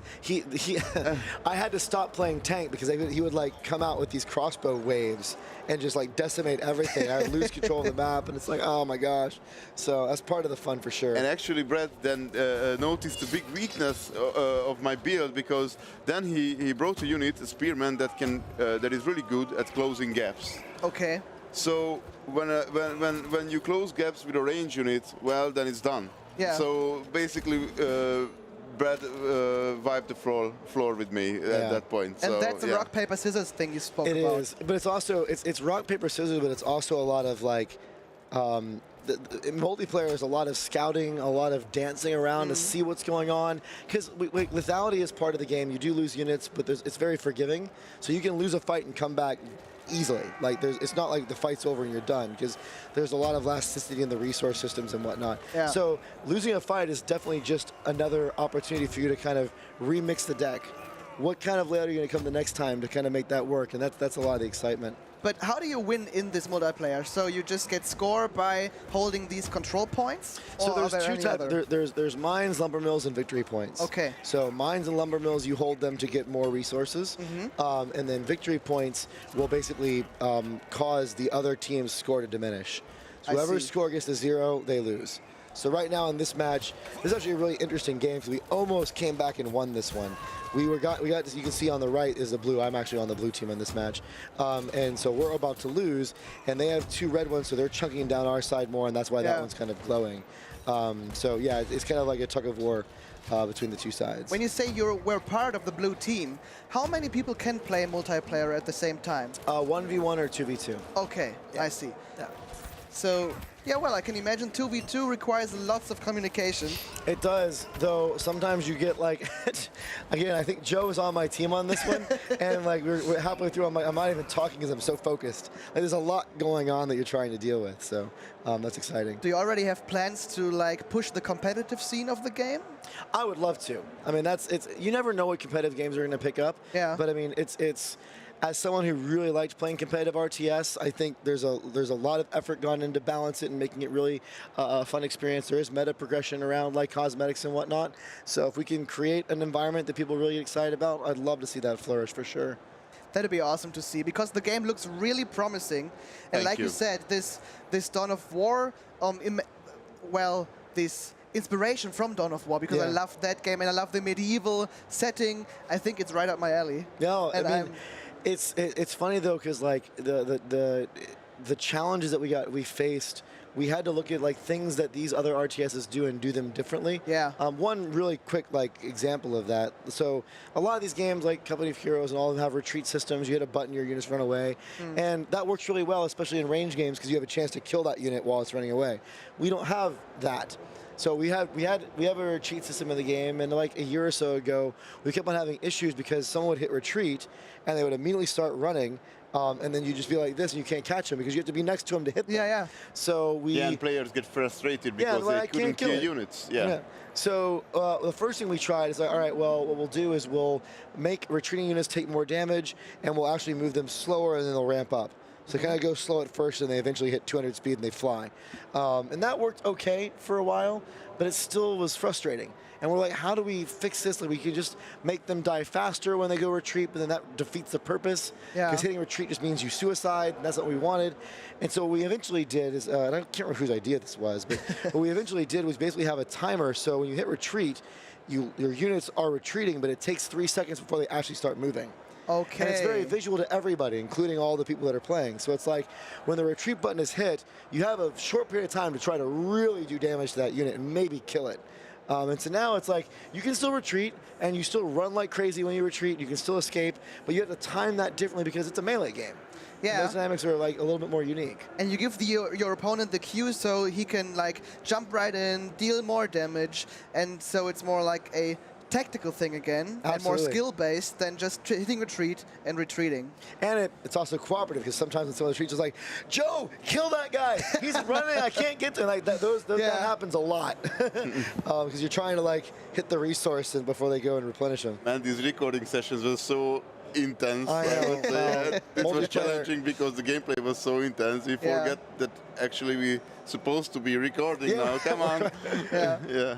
So, one of the most important questions and the thing that people want to know out there is when can they get their hands on the game? Of course, they can play the playable demo here at the booth. They can, which we showed some days earlier. So you can play the tutorial and a less complex mission. Yeah, it's the demo and the floor is easy. But when can they try the multiplayer mode, the real campaign? Yeah, so it's a question we always get asked, and I understand. I need to do that, I'm sorry. No, it's good. It's good. THQ Nordic really, I think, we really want to give our times to be the best version of themselves they can. It's important to us. And my preference is we announce the game's date when we know it's going to be good enough at that point. Yeah. I feel like we're getting really close, but we're not ready to say the date yet. And a lot of that is just game development is art. It's not science. I mean, there's science to it, but it's art. There's an iteration that takes place to find fun in a product in order to find the balancing elements that work together, to identify things like how we make retreat work. Yeah. Like, retreat was implemented, the feature checkbox done, but it wasn't fun yet. It wasn't quite right. So didn't feel complete. Yeah. So I think all of us on the team feel like we're getting very close to that point, but we're not close enough to give the date yet. So Yeah, soon. I do think soon, but not quite yet. So chat, you need to be a little bit more patient, but if you want to stay updated on the Valiant, you can just follow their social media. Yeah, absolutely. We have a great Discord community. We have a good social media community, so we'd love for you to be part of that community. Yeah, so just look for that on the internet, and I think it won't be a problem to stay updated and to know the release date once it's announced.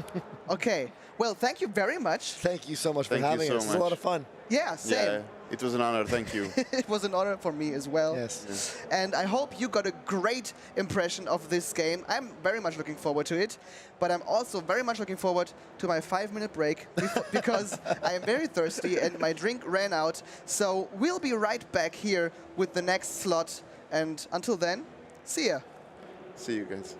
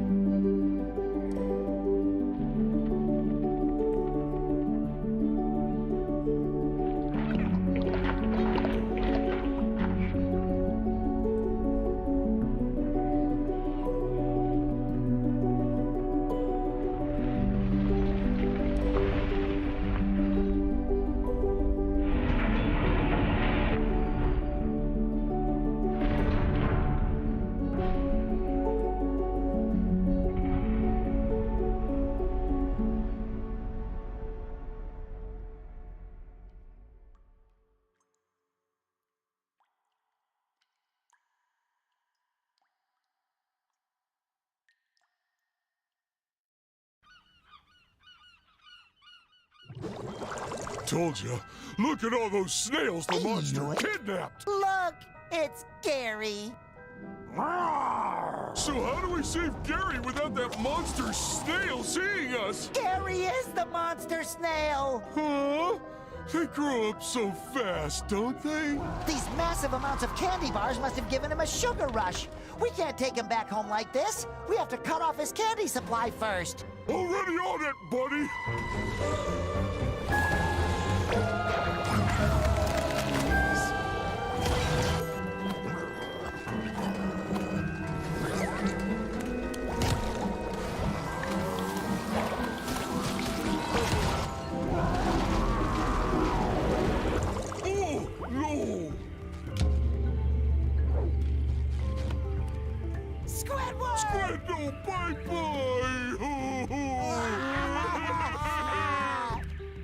Squidward, Banuga. Peripheral.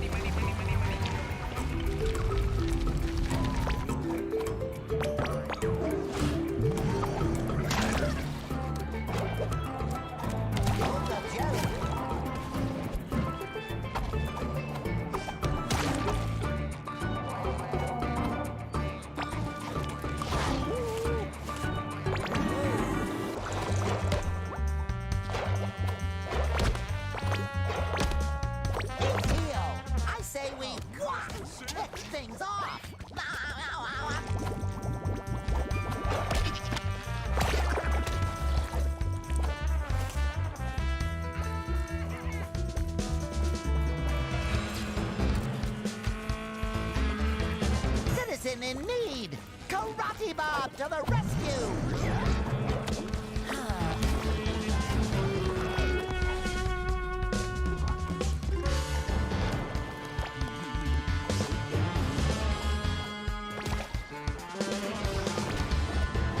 all the extras were very convincingly beating me up.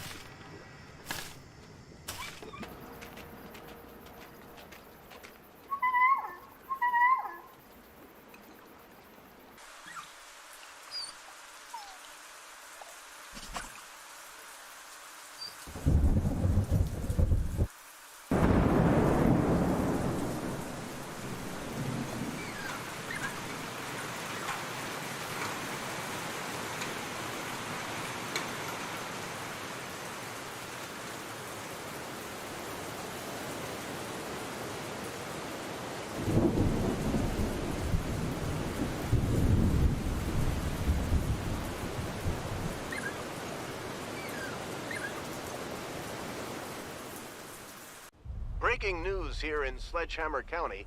After a sharp increase of car racing activity in recent days, authorities now report a staggering amount of items and racetracks popping up out of nowhere. Jan, what do you make of it? Well, Bill, it's like you say. Random bits and pieces of racetracks along with all different kinds of items have been emerging all over the county. And wait, I'm just getting word that these pieces now seem to be rising into the air, forming an ever-expanding aerial racetrack and eclipsing the sky above Sledgehammer. Bill, I've never seen anything like this. You have to wonder, who is behind this and where does it end? Shadows in the sky, footsteps in the night, behind me, targets in their sight, running out of light to save me.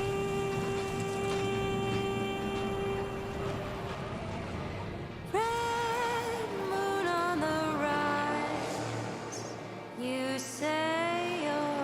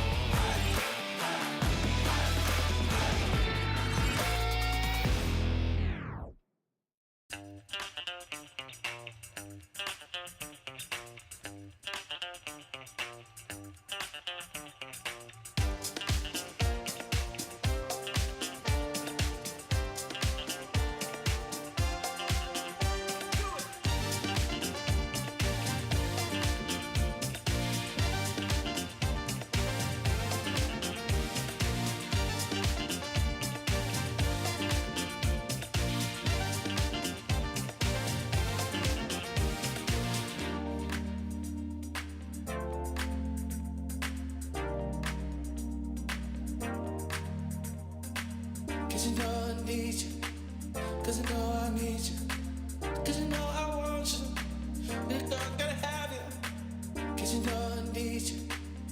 Baby, know I need you. Feel my body. Can you feel my body?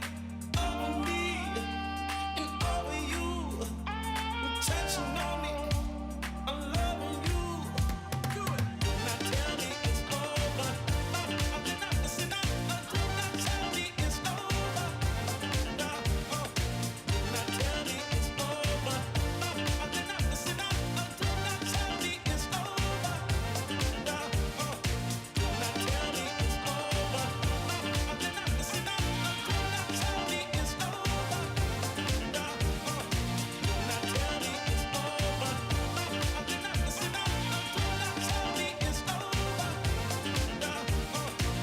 'Cause you know I need you. 'Cause you know I need you. 'Cause you know I want you. And I gotta have you. 'Cause you know I need you. Hello and welcome back. Hello, hello. Brad and Jimbo are gone, and instead of them, Mina's back. Hi. Welcome back to you as well. Awesome you be here. And we are going to take a closer look at a racing game. From SpongeBob to the Valiant, now to Wreckreation, guys. Wreckreation, how familiar are you with racing games? Nice. That's yes. great. Because this one is an arcade racer, which is just about the fun, just about the crashes.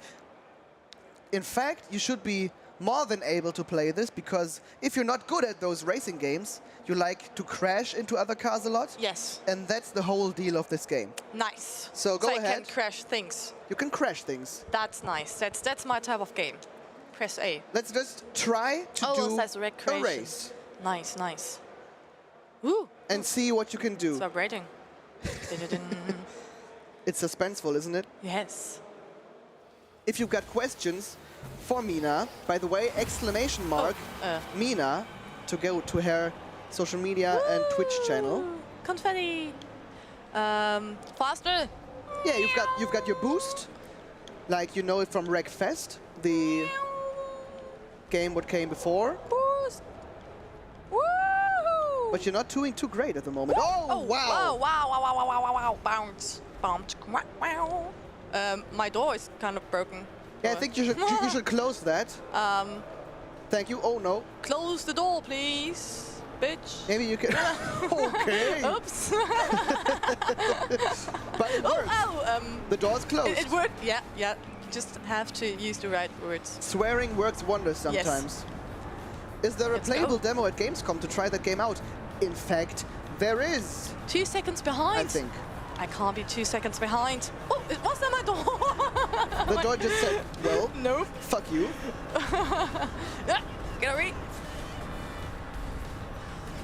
Eat my dust.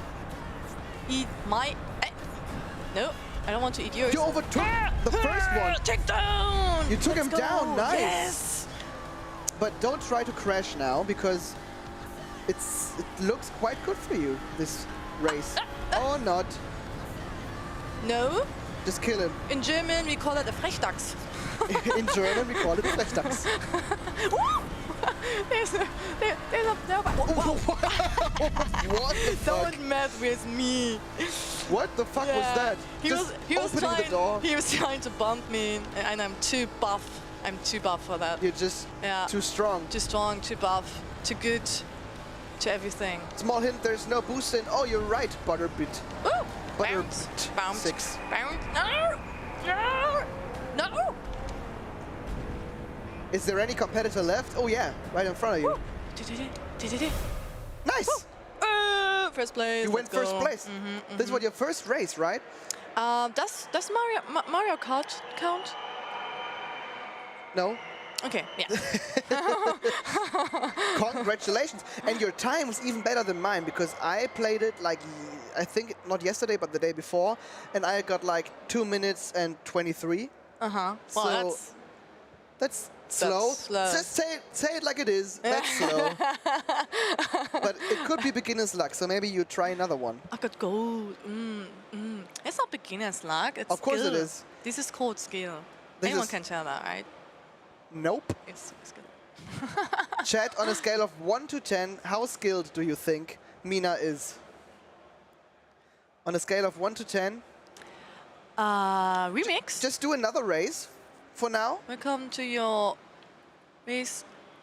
Is it always the same? The race is the same, yeah, but let's show another one, and then a remix, you can like build your own world. We can show that as well. And explore, you can just have fun, explore the open world, use ramps to do stunts and stuff. Okay, so if I press A, there is gonna be another route, or is it the same? I don't know, to be honest. Okay, let's go. try. Let's go. She's definitely serious. I'd say 8. 8 looks fun. Did he? 2 out of 10? Bro, I just killed that shit, okay? Nah, 2 out of 10 is quite accurate. Or 3, maybe. Ah, fuck. I pressed the wrong button. Hayden Ross says 8.15. Okay, I'm gonna show you guys. Let's fets. Let's go. Let's go. Fets. Move. Okay. Whoa. Yeah, Took seconds. Something is crashing there. It does look really fun, man. PlayStation Gamer 51, it is fun. It definitely is. Get away. Get away. Whoa, that was close. It wasn't even close. It wasn't even close. You just rammed the police. I didn't. You've got like no. Why isn't it? What's his deal though? Oh, okay. Oh, I've got a new car. Nice. That's how you get a new car, by the way. Yeah, just crash into one and get a new one. Also in the real life doesn't work. Don't do that in real life, please. Show the mixed world to customize your car. Yeah, we can do that after that. I just need to show you that I'm not a 2 out of 10. She just did an after-touch takedown. Takedown! I rate her 5 out of 10 now. Okay. Awesome. Move, bitch, get out the way, get out the way. Move! They see you Checkpoint. rolling. They hating. Yeah. Woo! Yeah. Just get out of my way. Where did he go? Just get. Wow. Those guys learn how to fly. I didn't know the crashes in this game are this satisfying. They are, aren't they? Aren't they? Yeah. Woo! Woo! Slow down, slow down. Yeah, no! No! How rude! Took the lead. And the lead. That was a chunky boy. There was a chunky boy too. No! No! No! No! Fifth. What was it about the beginner's luck? But look at that. It's quite a good time. Yeah, I see that. You guys didn't see that. No, that's... Okay, now let's check out how we can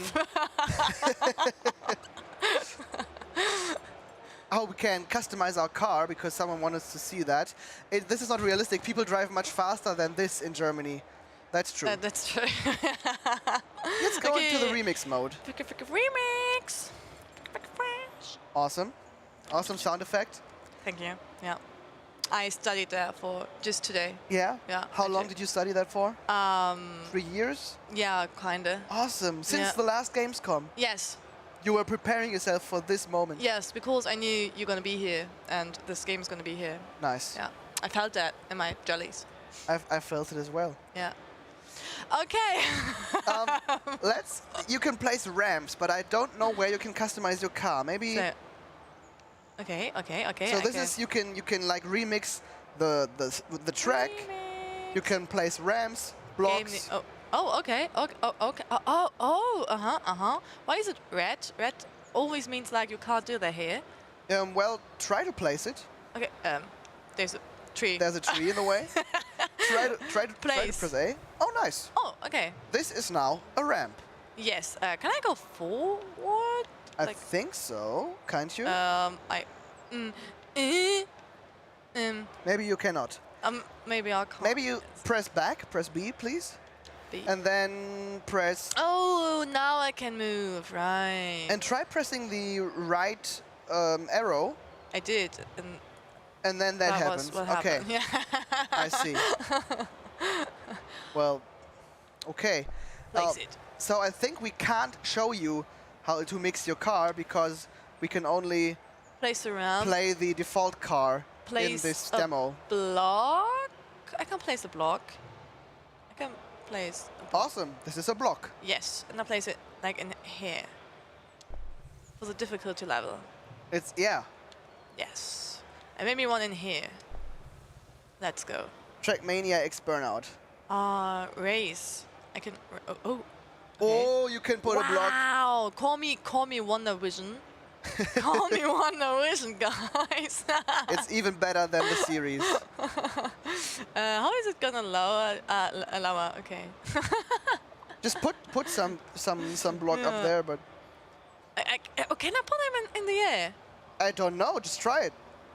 Okay. Try putting them there. Go. Awesome. Okay, no, okay, I've got an idea, Wait a minute. I'm gonna place a block here. Okay. Try that, yeah. Okay, race. Really excited to get my hands on this game. A good arcade racer back on the market soon. Yeah, wow. I'm really looking forward to it as well. Racing games aren't my cup of tea, but arcade racers, on the other hand, are always fun to play, especially with friends. Yes. I'm gonna put that right here. So I have to dodge the ramp. If I don't, you're gonna die. I'm gonna die. Okay, let's try that. Dun, dun, dun. Over dramatic. Okay, and now I think if you press B and press the left arrow, try to press the left arrow. No, this doesn't work. What if you press B again? And now you can drive. Showing off. And use that ramp. What's it showing off? Oh. Ooh, look at that beauty. Look at her showing off. Oh, is it like the start of the game? I think it's now starting, and you just need to do your race. Okay. I'm gonna do my race. You should use the ramp because that helps you. Okay, I'm gonna use the ramp. Woo! Well, fuck. Well. You're quite off track. Maybe a bit. Strategically placed ramp. All the cars just go. Well, that's a ramp. Woo! I think I'm gonna use it. I think playing this together with friends. It would be so awesome. much fun. Yes. Yeah. Yes, definitely. When you can create your own route and just mock with each other's. It's also a very good-looking arcade racer, to be honest. Why isn't the boost working? Oh, because I didn't press enough. Okay. Yeah, the boost only works if you press the button. Just so you know. Push the button. Woo! Oh, the music is awesome! I just hear the music. Yeah. It really wants you to crash into things. Oh yeah, you can go insane in this game. I believe that. I believe that. When this game released, I don't know. I think it's not announced yet, Kim Toribio. Get out of my way! Get out of my way! Will this game have an extension? What do you mean by extension? Woohoo! Oh my god! Here's Dixie toilets! No, so much shit on the So much shit on the road now. Damn it! It's Fortnite booth at Gamescom 2019 all over again. Oh no! No, you didn't. Could you please focus on the game and drive? I will never drive. What the fuck? Did I just got tagged down? No, you took him down. Yes. And sent him flying to the moon. But seeing this, I will never drive with you again. What do you mean again? I will never drive with you, ever. Bush? Get the frick away. What many people don't know an open Get door smashed on the. makes you go faster. You went first. Yeah, an open door makes you go faster in this game. Of course. If you got like 2 open doors, like you cannot be beaten. You cannot. Yes. Just Don't try this at home though. Please not. Yes. Create own car. We can't. Not in this demo. Yes. This, by the way, Sadly. is the gameplay demo you can play here at the booth right now, in this very moment, if you want. Just come to Gamescom. It's as easy as that. Yeah, people want to see Explore mode now. Explore mode. And after that, we'll do another normal race. But let's go to the Explore Okay, mode. let's go. Everything Jets wants me to do. Not everything, but mostly. About the racing game, About the guys. racing.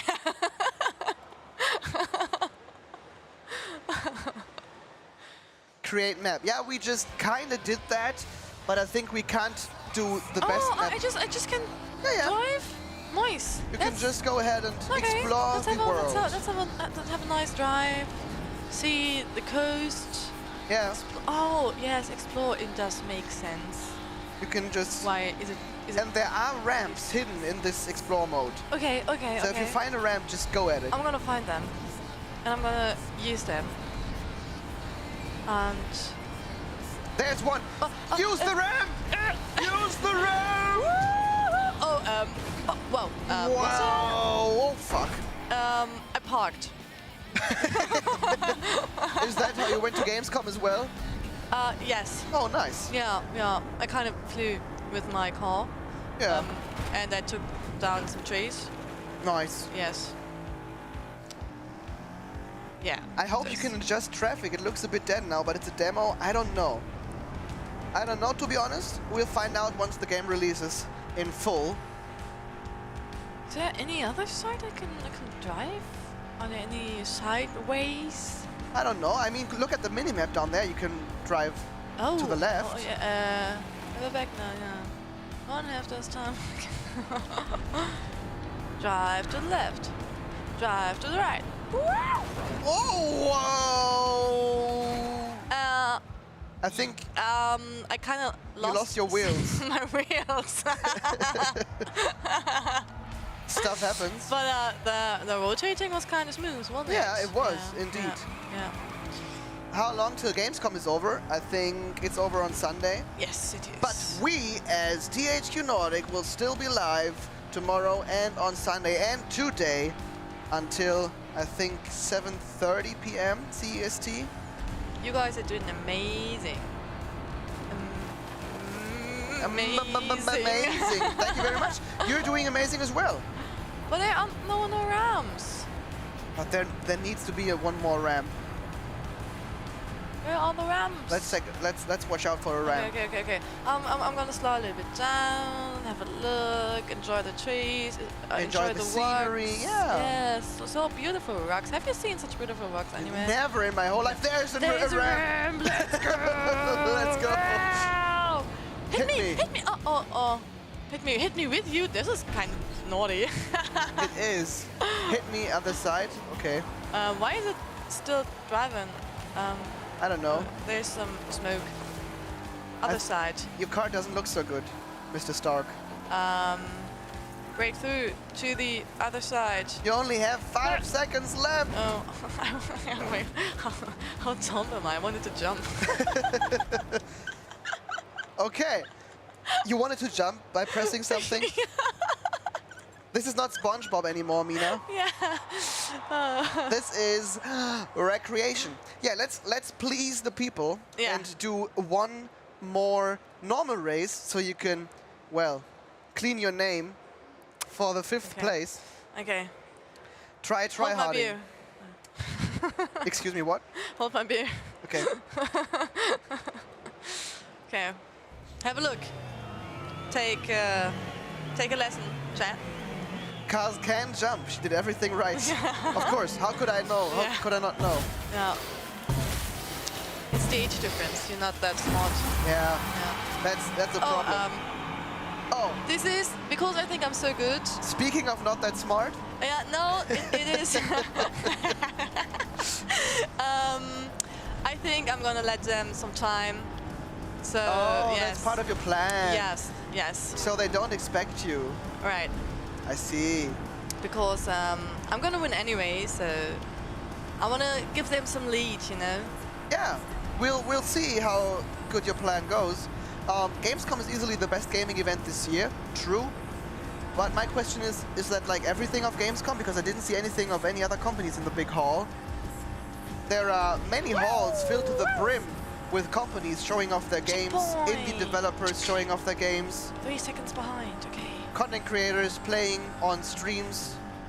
Yeah, And there's so many content creators here. It is awesome. I enjoy everything at the Gamescom. Yeah. I really do. We've got one right here. Right, I'm a content creator. I kind of forgot. Exclamation mark Mina, M-I-N-A. No! To see more of her. Why isn't the boost working? Because you can't boost infinitely. Why not? Brake to drifting, use LT, yeah. Oh, he just crashed. Oh yeah, drifting. Okay, I didn't do that before, right? I tried that. I'm good at drifting in Mario Kart, so it shouldn't be that hard here, right? No, it should definitely not. Yeah, duh. I pressed the wrong button. New drift record. Funny pun there. Okay, the drift is kind of like hard. Okay. Oh, I'm first. Obviously, Nice. I'm first. Obviously. I'm not surprised. Congratulations. Thank you. On thank first you. place. Thank you. Thank you. Oh, stop it. Stop it. Oh, I even bet my time. Nice. I think this is the best time someone ever had on this track. Yeah. I think too. Yes. Yeah. Yeah. I go ask the devs later, but I think this is true. The best time of this track. No one has ever beaten this time. Yeah, don't be hard on the brake. Yeah, just tap it. So if you be hard on the brake, it kind of drifts like very hard. You have to just be gentle. But you got the controls, Be right? gentle. So you got the controls pretty quickly. Yeah, pretty quick. Yes. I mean, I sometimes confuses them, but it's not the game. It's just me. It's just you. Okay, I see. What's your first impression? Again, I need to ask that. Don't mind Fabian. Guys, if you could see that, Fabian is coming in right here with a full body harness for his camera for the booth tour that's going to start soon. And I think he surprised Mina a bit. Yeah. And she was in awe. It looks funny. Your first impression of not Fabian but the game, please. Okay, the game. Yeah, I like it. Yeah. It is fun. It is. There are more routes. There will be more tracks in the final yes. release. Then I will really love it because it kind of gets boring. It's just one route, but I think it's just because it's like the playable demo here at Gamescom. Yeah, okay. So if you wanna beat Mina's time, feel free to try it yourself here at Gamescom. Beat me. Try me. I think you won't be able to. You won't be able to beat her. Yeah, but I really like that you can do your own route. Yeah. That's quite amazing, and you can mess with your friends. Yeah. And make some pretty amazing and wrecking ramps. I think that's gonna be very much fun. This is gonna a party game. Yeah, it's a the great new Mario Kart. Maybe a great arcade racer to play with your friends online, or I think also cooperative on your couch. Not cooperative, of course, but competitively on your couch. And the map editor is something that many people are excited for because. Like GTA 5, the map editor for these races kept that alive as well. People are so creative and can show that via this map editor. And I think many great tracks will be born out of this. So the chat said that you can also customize your car. Yeah, you should be able to, also in the final release, because I think you're limited in the demo area for 15 minutes, and then they don't want people to, like in character creation, customize their car for 30 minutes and then start a race. Yeah. So that's not a feature that's right in there in this playable demo. But like I said, you can get your hands on the game once it is fully released. I don't know the release date yet, and I'm sure the devs wouldn't have told us either, because none of the devs like to talk about the release date. Do you know if there are gonna be another things you can do with the Rouge, like on just not only the ramp and the block? Do you know I don't that? know. I think you can customize the music track, you can customize the blocks, ramps, and I don't know much more about it. Okay. But if you want to know more about it, just follow the social media of THQ Nordic or Wreckreation. I'm sure there's a Discord channel, but I don't know the link, so I'm terribly sorry. Go find that for yourself. I mean, you know how to use Google, guys. Yeah, Google it. And by the way, speaking of Google and knowing how to use that, if you want to find more about MinaKeks, then just type !Mina in chat and you'll get the links to her Twitch channel where she plays lots of games. I do. Awesome. Thank you. Thanks for joining me on this couch. Thanks for being here again. Yeah, again. Yeah, true. again. This was your second slot. Was it easier than the first one? Both weren't really difficult, right? You didn't have to do anything except for playing a game. I didn't have to do anything except for having fun. Yeah. And being here. And that worked really well. Yeah. What also works quite good. really well is our booth tour around the booth here where we are Also, in THQ Nordic. The whole thing here or just in here? No, the whole THQ Nordic booth. Nice. Which is amazing. It is big. Humongous. It is. Humongous is a really cool adjective. It is. I've never heard it before. It's one of the coolest words in English. Am I right, guys? Please. Please tell me that it's one of the coolest words. Humongous. It's really fun to say out loud. Humongous. See? It is, again. It is. It is really fun to say out loud. I don't know whether Doerk is ready or not, but we can go into a short break. Yes. Until he is ready. So just wait for 2 or 3 minutes and then Doerk will show you again what it's like out here at in the Cologne, THQ Nordic booth. At the Gamescom, THQ Nordic. Humongous. Humongous. Bye.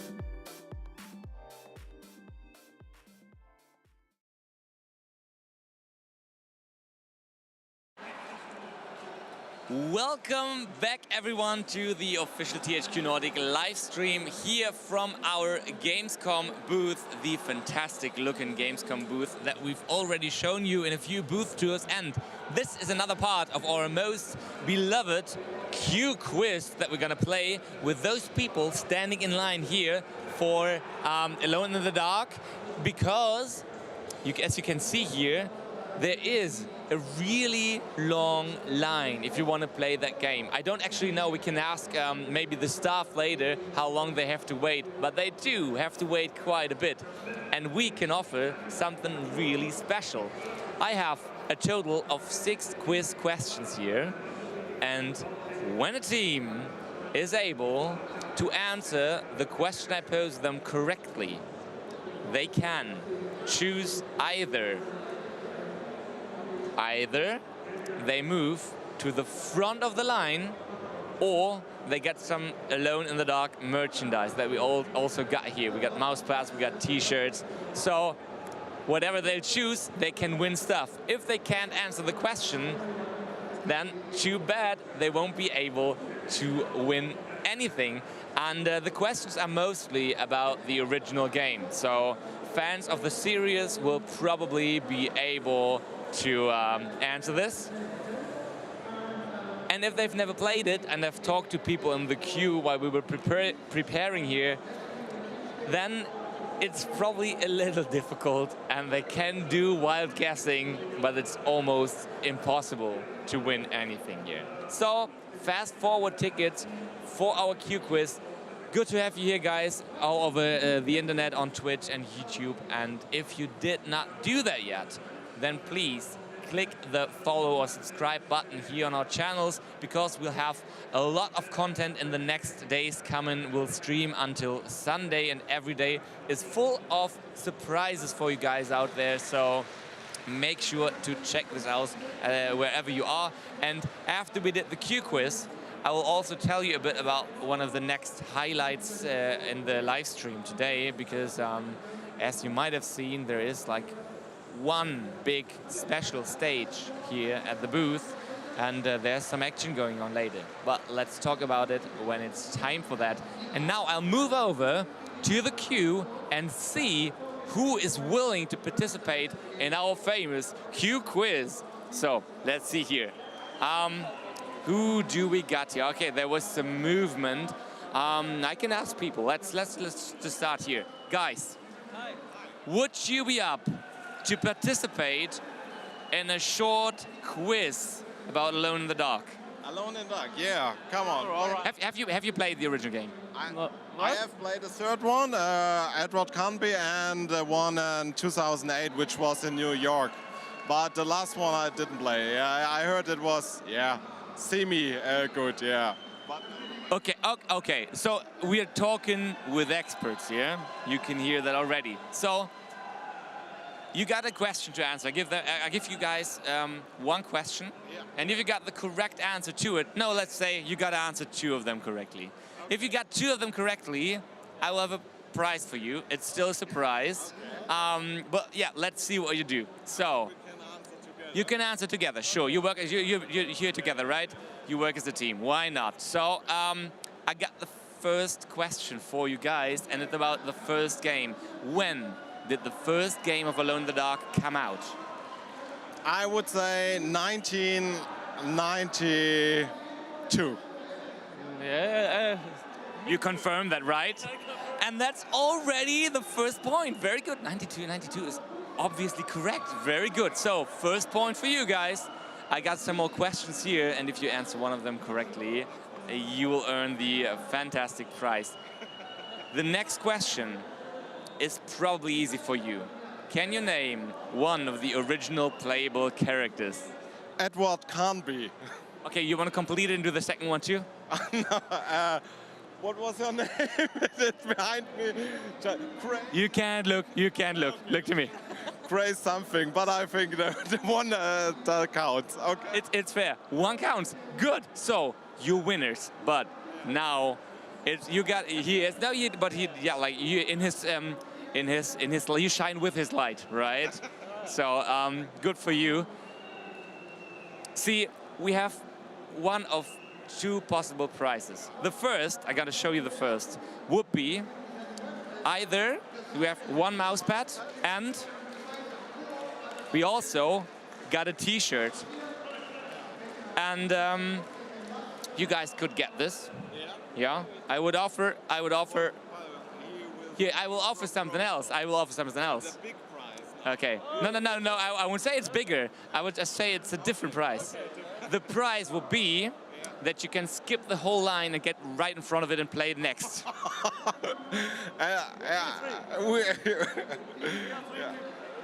Is he with your group? So with guys, yeah, that would be. But I throw him. It's okay. It's fine. It's okay. Yeah. But what do we need to answer? The third question, correct? No more questions. No more questions. You can just do it. So you want to take the merchandise? You want to skip the line? Yeah, we skipped the line. We skipped the line. We skipped the line. Okay, you can skip the line. So please, then you can step out. I promise you, I take you to the front of the line. I do want to play the quiz though with another person. You can all step out. Mate, you got lucky. Your friends are really smart. We got to take care for the camera here. Your friends are really smart, and they won you a fast forward ticket to the front of the line. Okay, great. Yeah. Win for me. Yeah, that's the big prize. It's good. Yeah. So you go to my colleague over there, and she'll take you to the back entrance of the booth. Enjoy the play. Okay, enjoy. Great, thank you very much. Okay. You can go with them. Cool. Okay, as I said, she'll take you. So these were the first two contestants, and they did quite well, I would say. I will now make it a little bit more difficult. So there are more difficult questions here, and also I want to have them play a bit. Let's see here. Who's willing candidates? Okay, I think it would be great to have someone like from in the middle. What did you say, guys? What would you say? Someone in the middle or even further in the back? No, let's move further to the back, because then it's really tough. It's really tough. Guys, can I talk to you for a minute? I guess so. Yeah? Would you be up? Yes, you can't go anywhere. Would you be up for a little quiz? Yeah, sure. Yeah? Yeah. So what's the crew? Is it the two of you, or who are you with? Two of us, yeah. Okay, so you can play together if you want. You want to play with Arthur in the quiz? Yes. I got some prize for you to win. You excited? What's the prize, though? I won't tell you yet. I guess we're excited, yeah. It's a good thing. Let's wait for it. So I will now have two questions for you, and then you can win an Alone in the Dark t-shirt and a mouse pad, and I will give that to you for free if you answer two of my questions correctly. Okay, yeah, sure, go for it. Okay, let's see here. We'll start easily. Have you played the original game? No. Did you? I knew this year's back from GameCube, but I haven't played it though. So, as I said, we'll start easy. How many playable characters did you have back then in the original game? It's an easy one.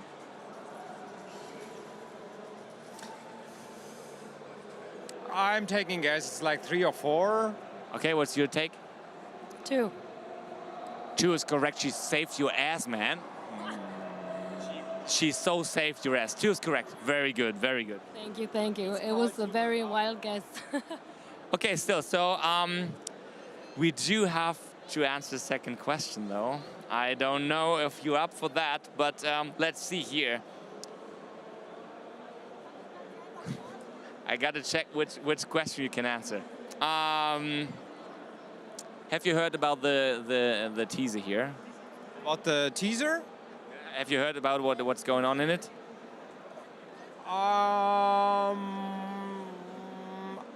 I did watch the trailer, but I totally forgot it. Okay, so I need you right now. You can't, from that point on, you can't look behind you, okay? I'm sorry. What's the name of the girl in our playable teaser? You know it? Grace. Grace is correct. Do you know the last name? Don't worry, it's okay. That's very good. You you got 2 of the questions correctly. That's really, really good. And now you would have earned this stuff. But I can also offer something else. I could, if you answer a 3rd question correctly, yeah. Okay, you gotta say if you want to play it. You don't have to. Wait for it. You wait for it. So you can win a fast forward skip to the end of the line. I mean, how long would we have to wait? I think it's at least an hour. Maybe even 2. You gotta decide. I'm depending on you already. I mean, I don't know the game. I don't know the game. He doesn't really know shit either. So it's a very big risk. What do we do? I would go for the prices. And then take the prize. You'll take the prize? Okay, very good. You take the prize here. You got a T-shirt and a mouse pad. Maybe you can show it. Can you show it to the camera what you won here? Congratulations, very good. It's a mouse pad and an Alone in the Dark T-shirt. You gotta, I mean, you gotta check out who gets what. Yeah, is that okay? Thank you very much for playing. Already, I'm a fair guy. Thank you so much. Yeah. Thank you, and have fun waiting. Thank you very much. See you later. Okay, that were good contestants. Good in terms of wild guessing. They did that really well. Okay, let's talk to one more group. I think we have time for at least one more group, and I got more questions. I mean, I can also use them twice, right? Let's see here. So we still got a few mouse pads here, and I like that playstyle here. I want them to. Who is maybe willing to take risks here? What would you say? Have a look at this queue. Are there any risk takers? What would you say? Anyone here taking risks? I'm not so sure. We'll see, we'll see. I'll go just, so there are 3 people.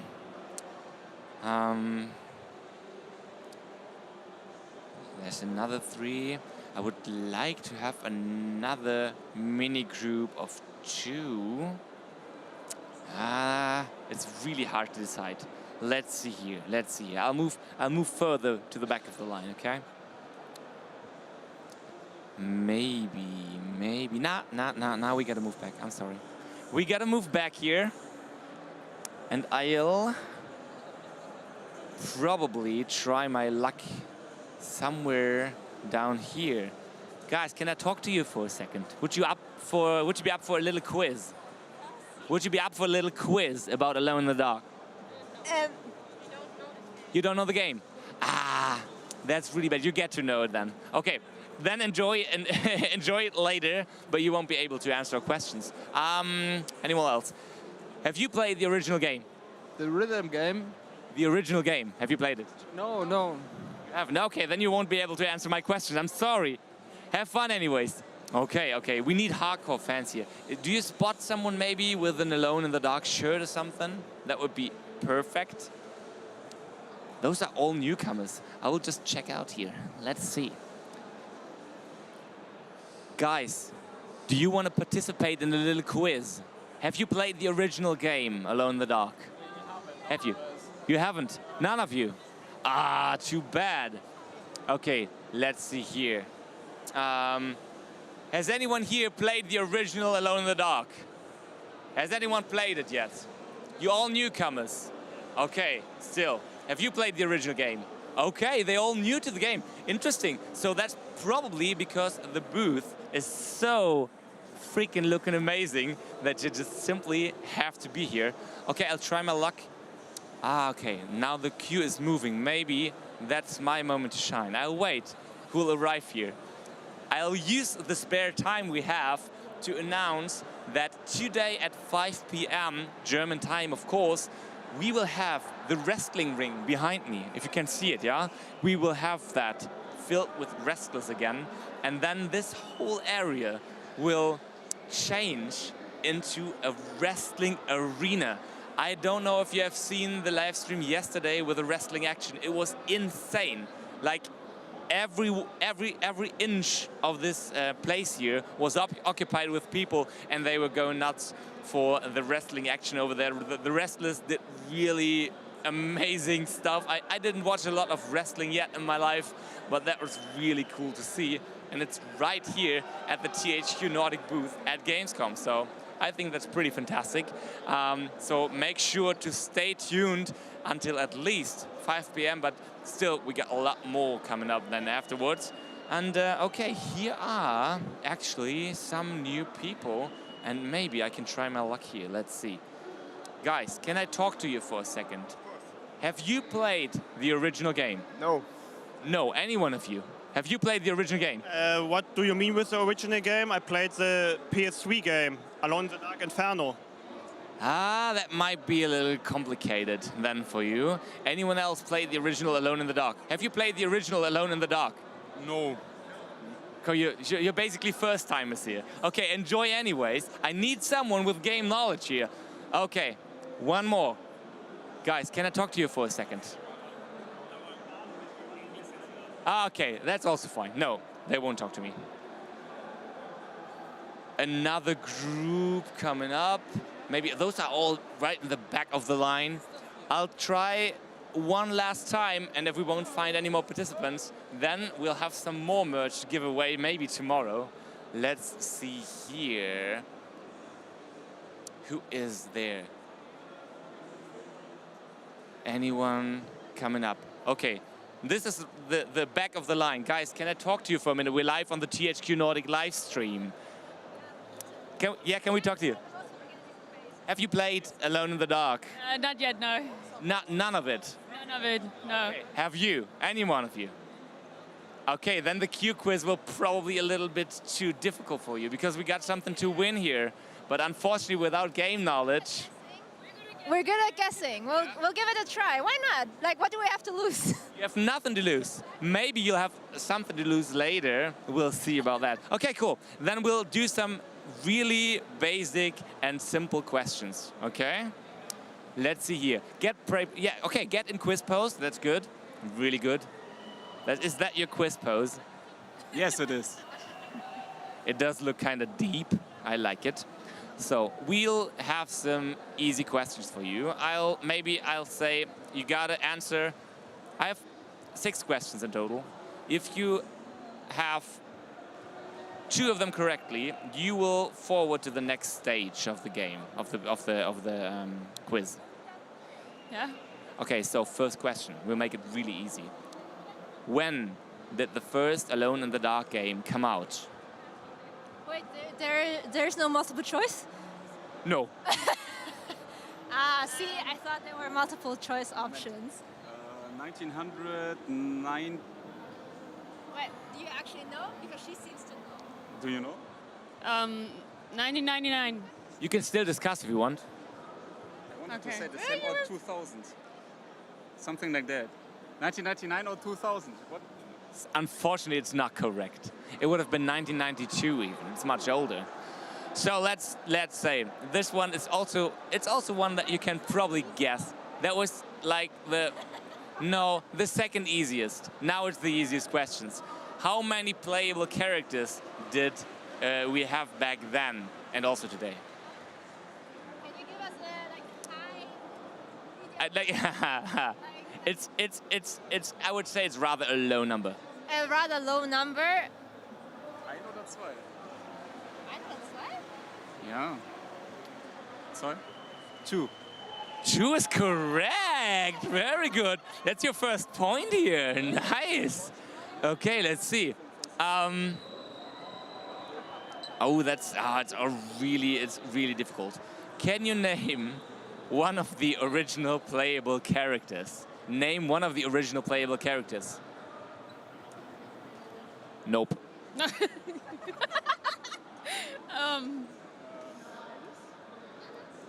Alice. Alice, yeah? Alice is not correct. You can have a second guess if you want. A typical woman name. One more. Come, let's go for one more. You can discuss. Which one is it?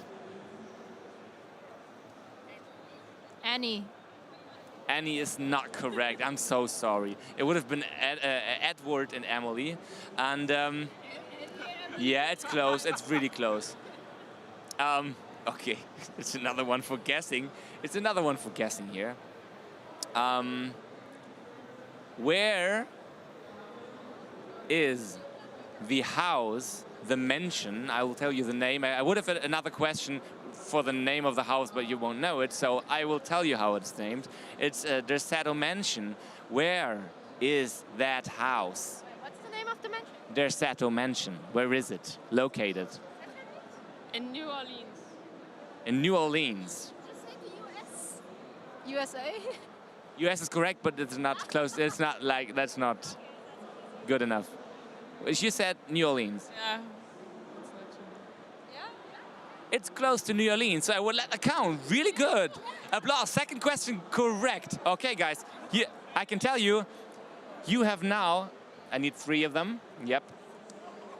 Let's see here. I got 3 Alone in the Dark mouse pads. When you play the game, it's one of your favorite games, you play it a lot, and now you can play it on those mouse pads. Or you can choose to answer one more question. You can choose it before you hear the question, but you gotta choose before. If you answer that correctly, you will skip the whole line and move directly to the front. We take the mouse pad. Discuss it, guys. Would you take him if you could decide if you take the mouse pads or move to the front of the line, without answering questions, which one would you take? We would take the mouse pads. We take the mouse pads.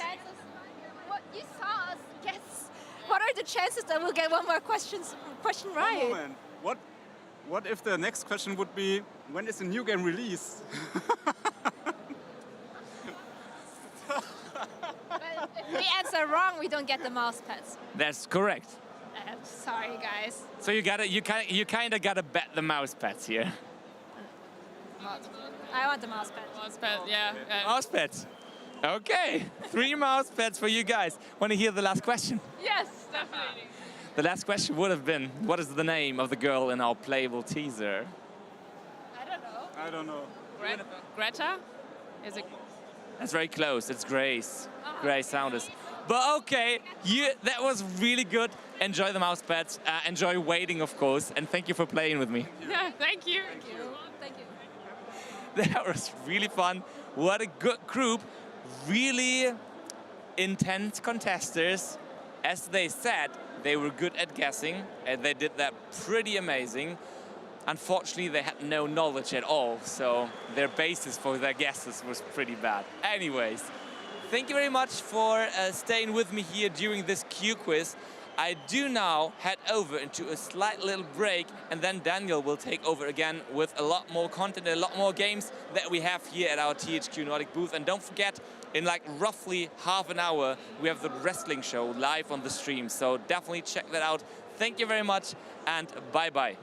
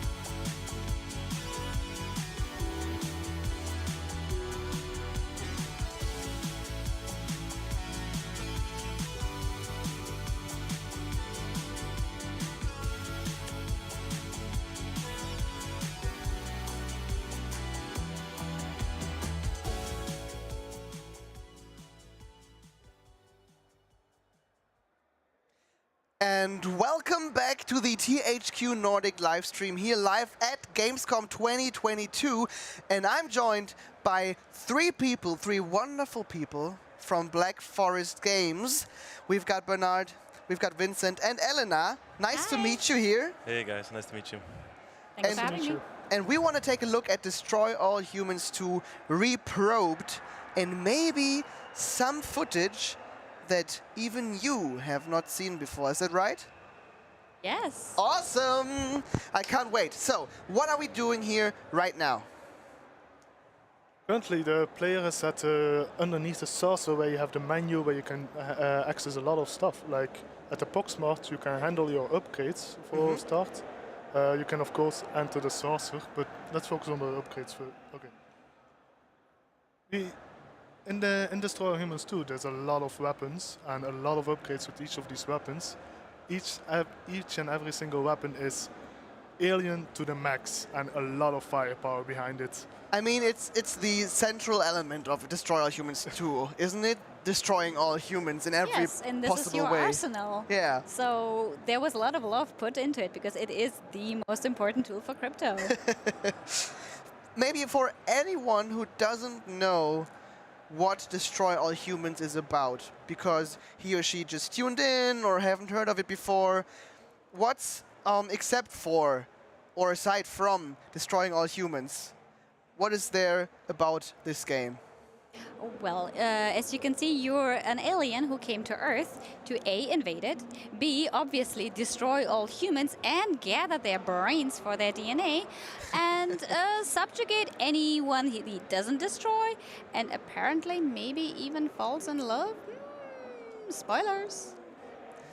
So, will we find out what his love interest is in this demo?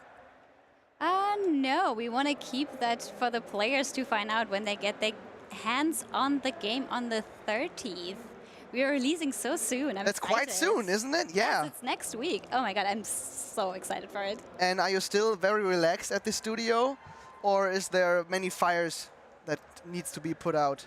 No, actually, we're pretty happy with how it turned out. Like, it's coming out for PC, Xbox Series X, and PS5. We passed all of our submissions. Nice. So we are at the moment slowly powering down.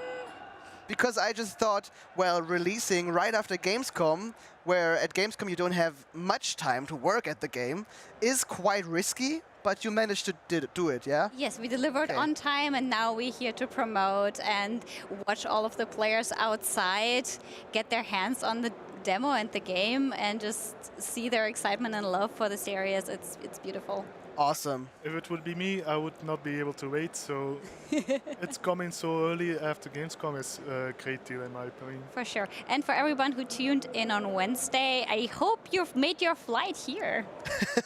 Yeah, because you can, in fact, play the game here at the demo areas. So if you like what you see and want to experience it for yourself, come here or, well, wait some days to get your hands on it yourself.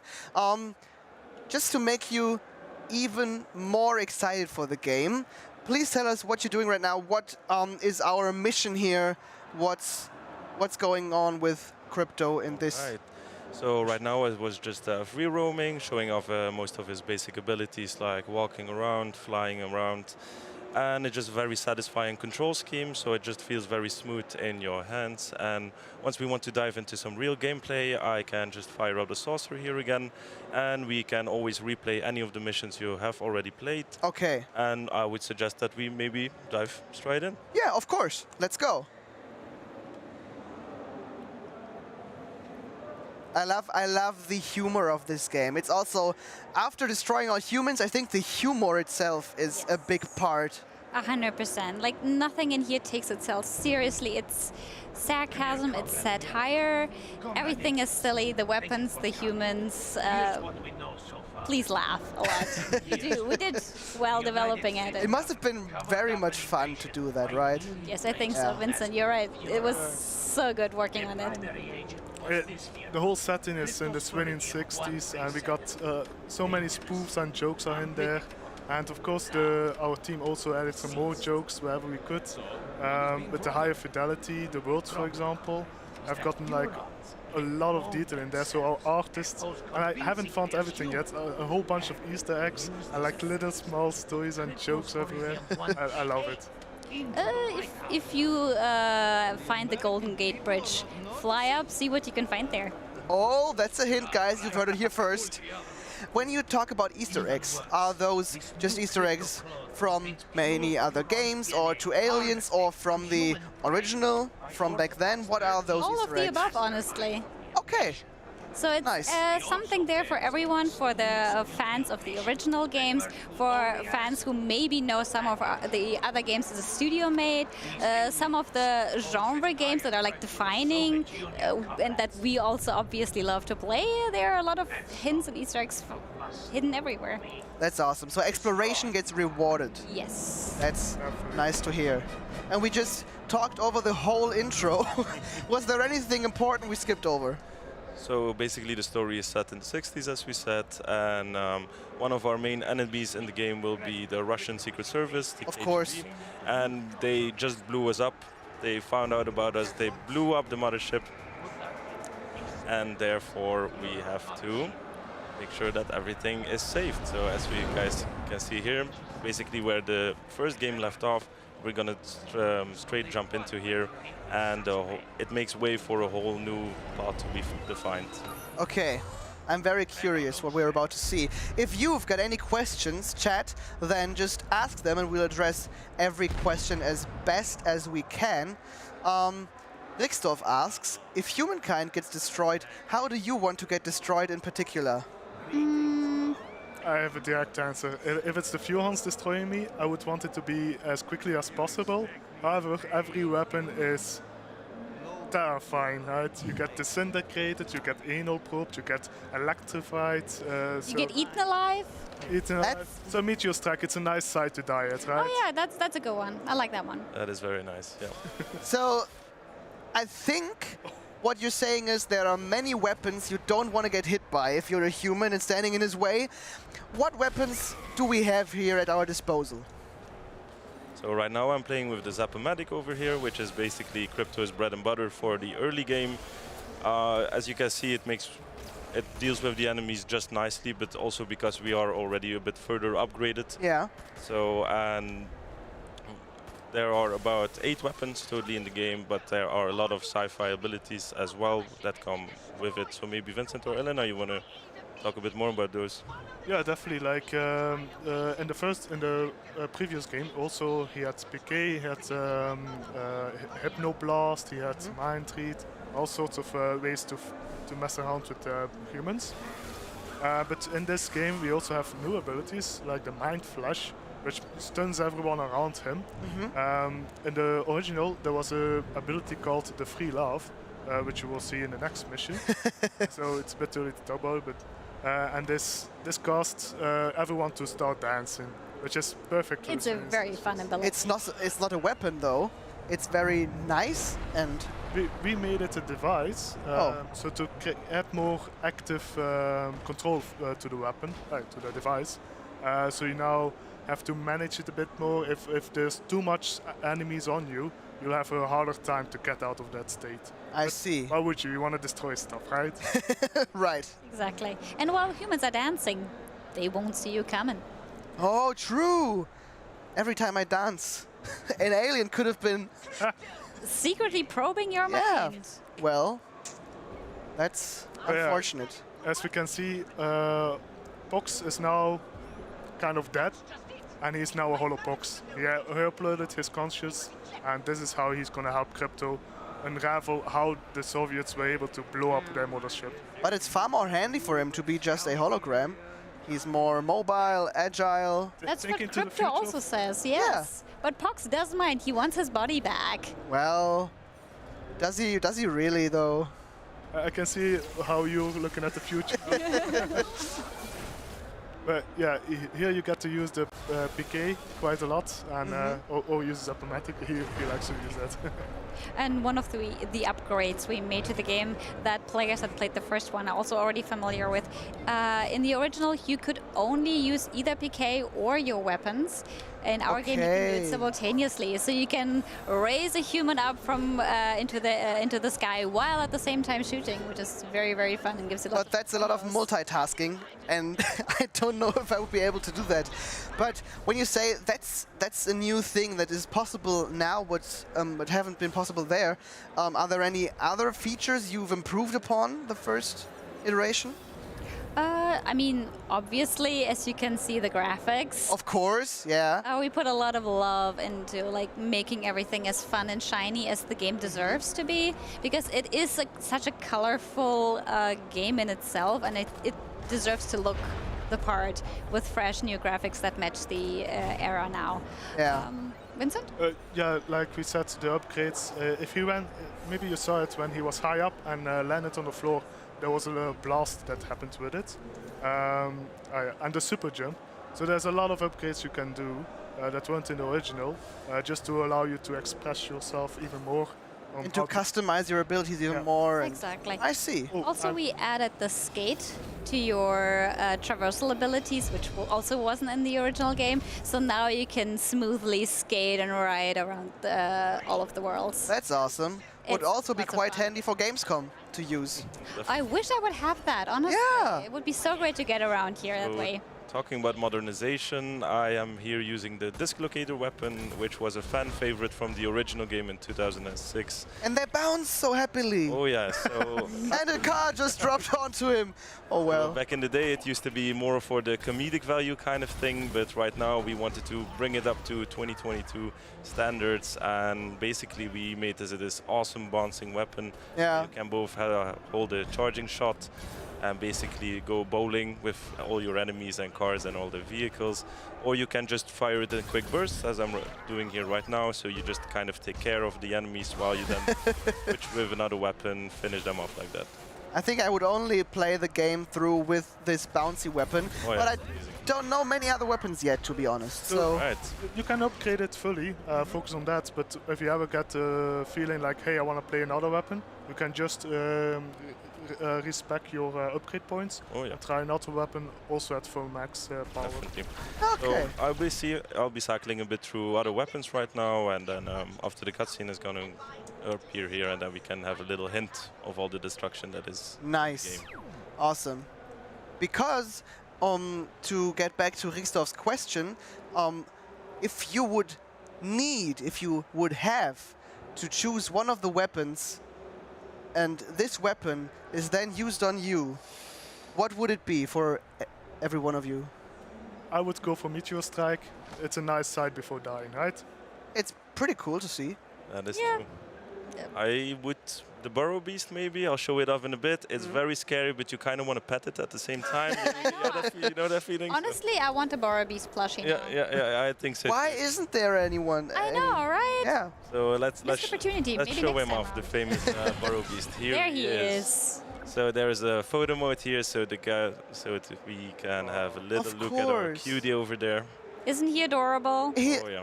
I want a plushie as well now. See, I told you. Yeah. It's just fantastic. A man-sized Burrow Beast. Burrow Beast. Yes. Yeah, I always understood bee, and I was just asking myself. I mean, honestly, if that thing could also fly, oh my god. That'd be the most. It's not going anymore, though. That's true. But both. If it could do both. Think of the destruction and the mayhem. There it is, the Meteor Strike. Isn't it gorgeous? It is pretty effective, I gotta admit. That's too. And gorgeous. Wow. But I suppose the photo mode you just showed off wasn't in the original as well. No, that's also something new that we added. And people love photo modes. Yes, and you can take such great screenshots with this because it lets you pose and rotate and everything. Yeah. It's fantastic, especially with a game in such a high fidelity like ours, exploring all of the extremely pretty worlds that our team worked on. I'm over the moon. Which, by the way, is also a location. Over the moon? The moon, yes. Awesome. Can you tell me more about locations? What locations will we as players be able to traverse in this game? All right, we start the game off here in the beautiful, beautiful base city. We get to go to Albion, which is the equivalent to the slightly foggy London. Okay. We get to go to Takushima, which is gorgeous cherry blossom Japan. Tunguska, which is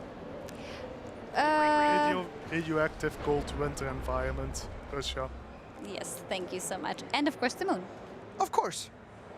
I mean, if you're an alien, you have to go to the moon. Yeah, that's expected of you. And the source also has new weapons compared to the previous game. Oh, okay. We dialed the saucer up to 900. So just with a click of a button, you can lay waste to entire blocks of buildings with crazy effects there. Okay. Or harvest a lot of humans. Oh, yeah. Rapid mode, right? What is the Slurp Master?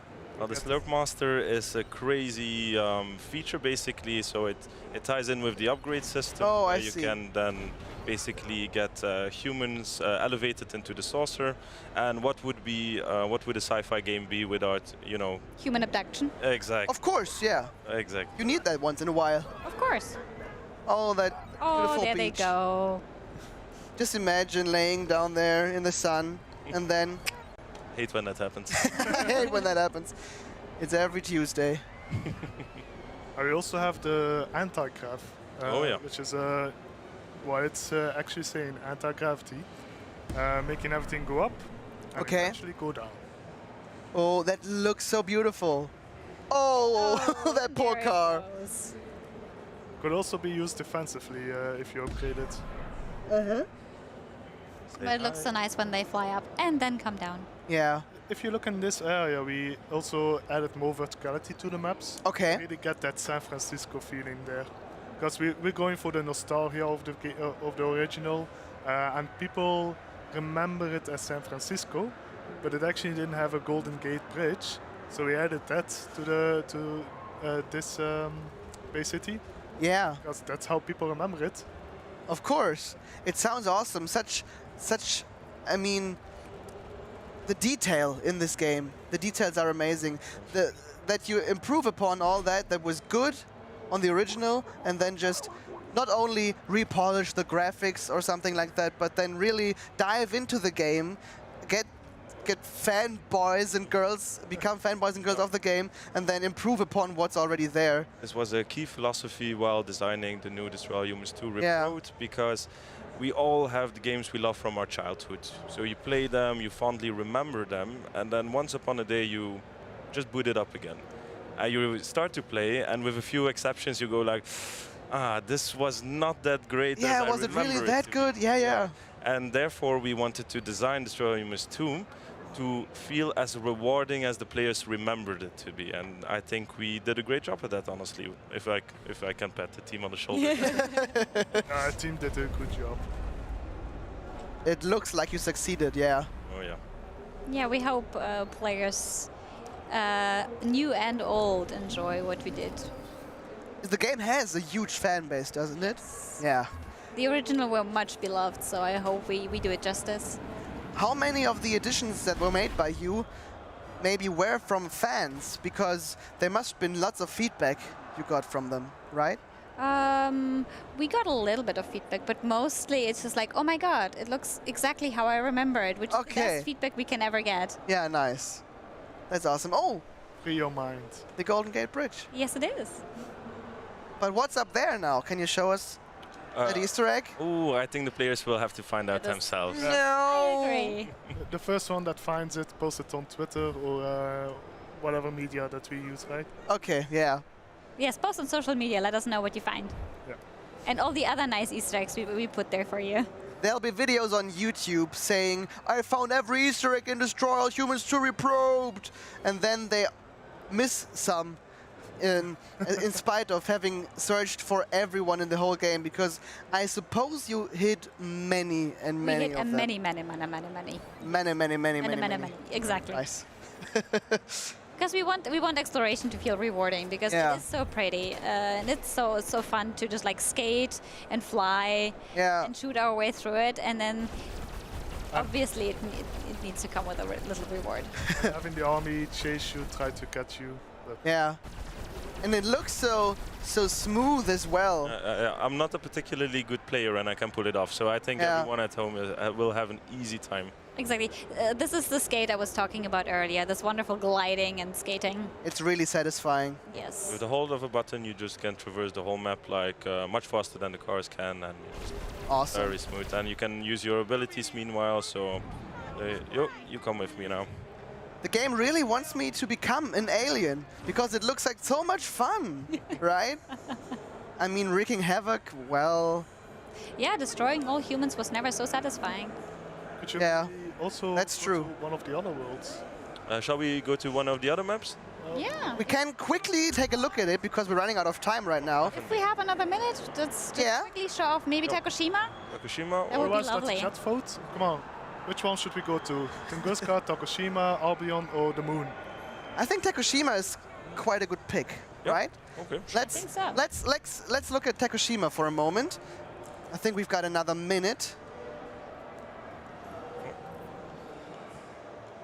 And you also saw Holobox deck. When you go play through the game and you want to replay one of the missions, you can just replay that via the Holobox deck. Yeah. So fun fact, you can fight this monster, by the way. But you need to find that as well somewhere? Or you will find it. Or it will find you. It will find you? Okay. That's cool. Let me just quickly jump up here and show off the map. Oh. But this is only a small piece of it. Here we have the downtown Tokyo, Tokushima, as we call it in the game. There are castles in the background there. There are it's beautiful. Temples, arches, little... Many cherry blossoms. I love it. It's one of my favorite maps. It's so romantic as well. I know, right? Can you go there with your love interest? Yes, you can. Yes, you can. Okay, awesome. While you were destroying this beautiful castle, shame on you. I'm sorry, guys. Can't help myself. There are limits to destroying all humans. I want to thank you for showing off the game and showcasing it to the viewers. What can the viewers do if they want to keep up with the game, keep up with your social media? Where can they find you? On which platforms? I mean, the game will be out on PS5, Xbox Series X, and PC on the 30th. And you can find us at Black Forest Games. Okay, awesome. And like you said, there are many players will tweet at you, will tweet those Easter eggs and stuff. So if you want to know more about that, do that, explore the game, tweet at them, and yeah, you can look at everything that players have discovered for yourselves or play the game yourself on the 30th of August. Correct. Thank you guys very much. Thank you so much for having us. It was a blast. Thank you for joining me. And after a very short break, some others will join us, or, well, they will join the wrestling ring. Then, after a very short break, we'll have a look at a live wrestling match in and at Gamescom 2022. So stay tuned and see you soon. See you soon.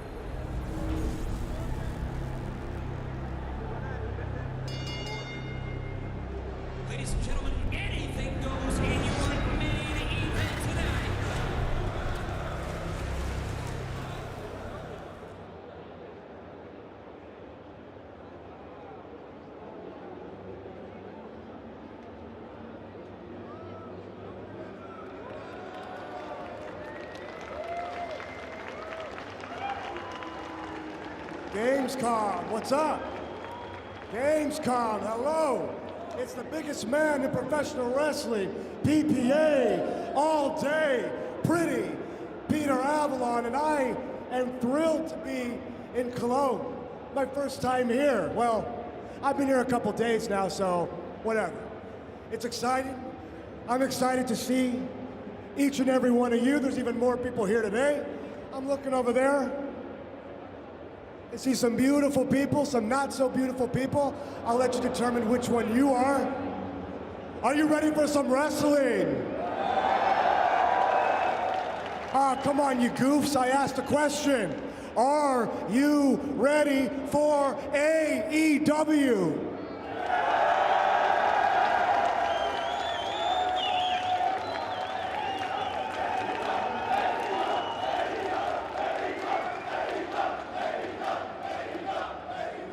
Rick, what do you think? Are they ready? I think they're ready! Woo! Let's get this match going then, shall we? The following match is scheduled for one fall. Oh, I don't like that. Yuck! And it is scheduled for 20-minute time limit. Introducing first, from Los Angeles, California, weighing in at 220 pounds, the fallen angel, Christopher Daniels.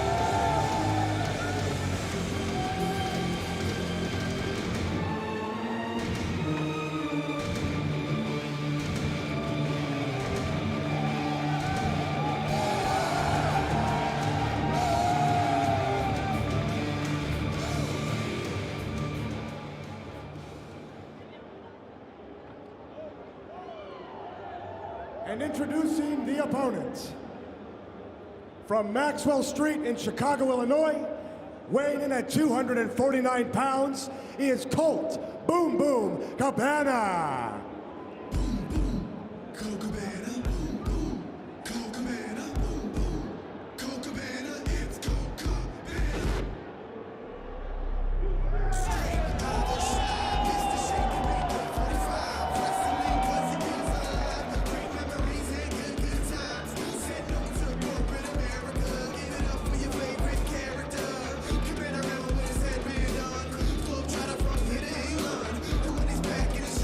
He's gonna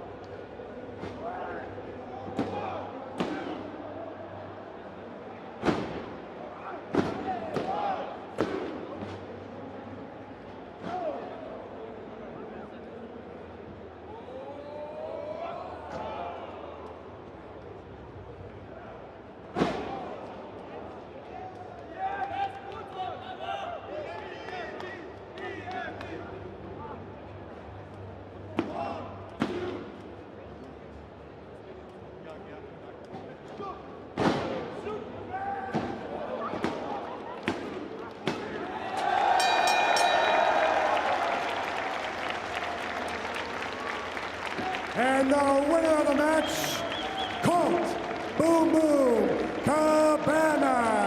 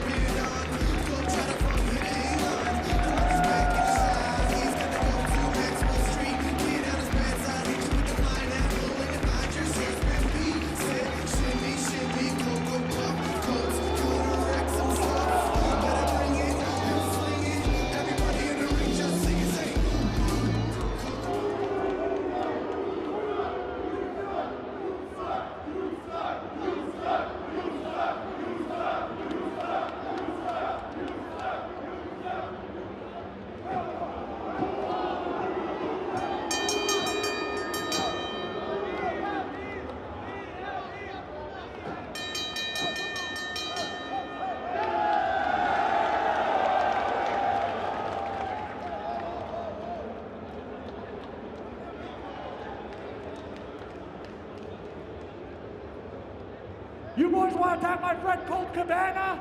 Huh, Angelico, you lost to him yesterday. Daniels, you lost to him today. And that's why you take it out on my friend? Well, Colt and I are Dark Order forever. And if you want to do this, how about the two of you take on the both of us right here in Cologne, Germany?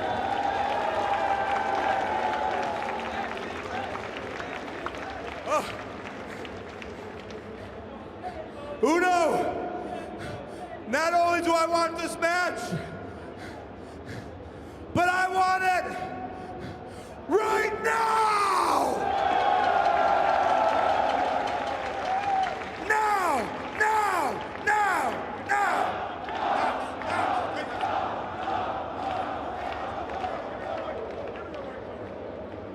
So wait a minute. You want to do 2 versus 2 right here, right now in front of these people? And Eligo, do you want to do this match right now? No. Me neither. You're not getting this match today, folks. Sorry.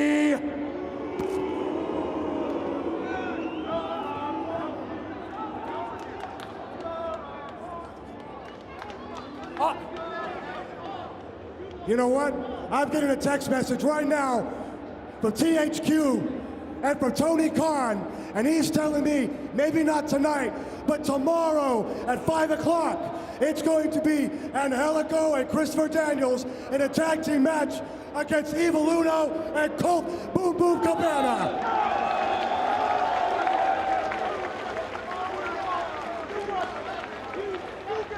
So we'll see you tomorrow for that tag team match at 5 p.m. Thanks for coming. See you then.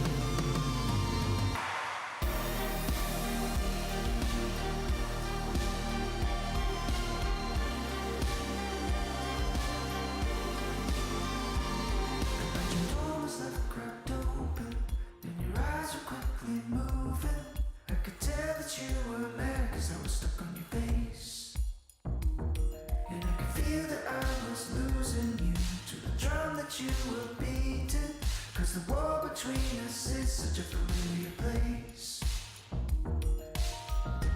I know I'm filling you up, I'm filling you up with rage. But God knows I'd give you my love, I'd give you that any day. You know you drive me crazy, you know you drive me mad, but I could never live a day without you.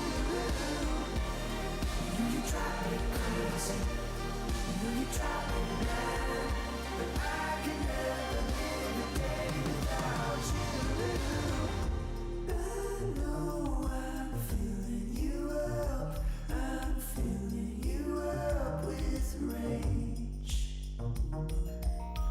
But God knows I'd give you my love, I'd give you that any day.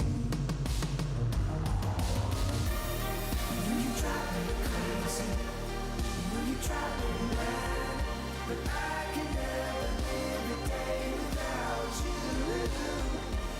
You know you drive me crazy, you know you drive me mad, but I can never live a day without you.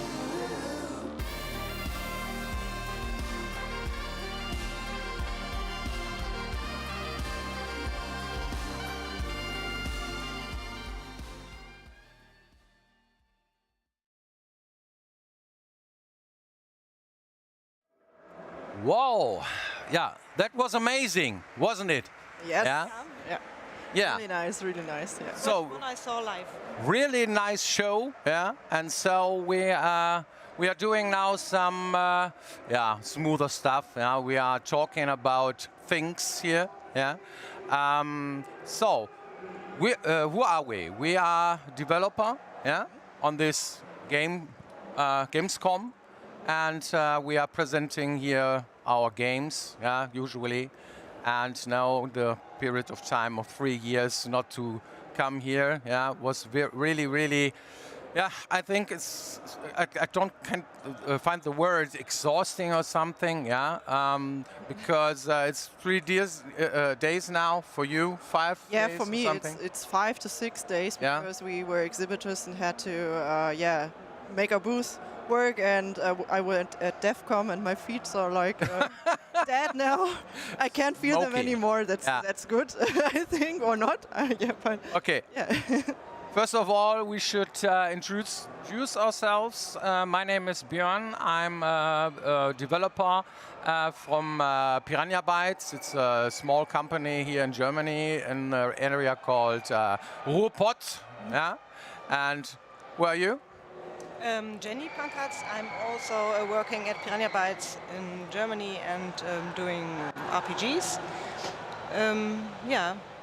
For a long time now, since 2008, I think. Yeah. Yeah, I'm Adrian. I'm from Black Forest Games. We are also a game developer. We are doing Destroy All Humans. We are from the other side of Germany. Yeah, that's our crypto. by the way. Yes. Yeah. He's my friend now. Yeah. And where are you? Me, yeah. I'm Julia. I'm from Düsseldorf. It's near Cologne. And I'm an indie developer, working in the industry for a few years now. I don't know, like now it's 5 or so. I don't know if you put it all together, yeah. We work on 2 little indie games like Exposure and It's Hieronymus. Yeah, just had the t-shirt here, so yeah. Okay, yeah, that's about me. Yeah, cool. And we are from Piranha Bytes, as I mentioned before. We made games like Gothic, yeah, Risen, the Risen series, and the last thing we released this year was Elex 2, yeah. And so we are sitting here. We have nothing to do, actually. Why are we here, Jenny? We have quite something to do, but we don't have a game that can be played at the booth. Yeah. So we are talking with other developers or talking to indies, for example, and we are watching what the others are presenting and can play games here. It's quite nice to be at a Gamescom and try games by ourselves, I think. Usually we have to do several press appointments, interviews. Yeah, and this year, we can walk around and cosplay and do fun stuff like the people who are going to the Gamescom and who are no developers, for example. Yeah. I like it. Yeah, it's some sort of vacation we make here, yeah? It's yay, and meet each other, yeah? Enjoying each other's company here in this, Gamescom. And what is your job here on the Gamescom? Yeah, my job actually is, because we have a release next week, was actually presenting the games everywhere.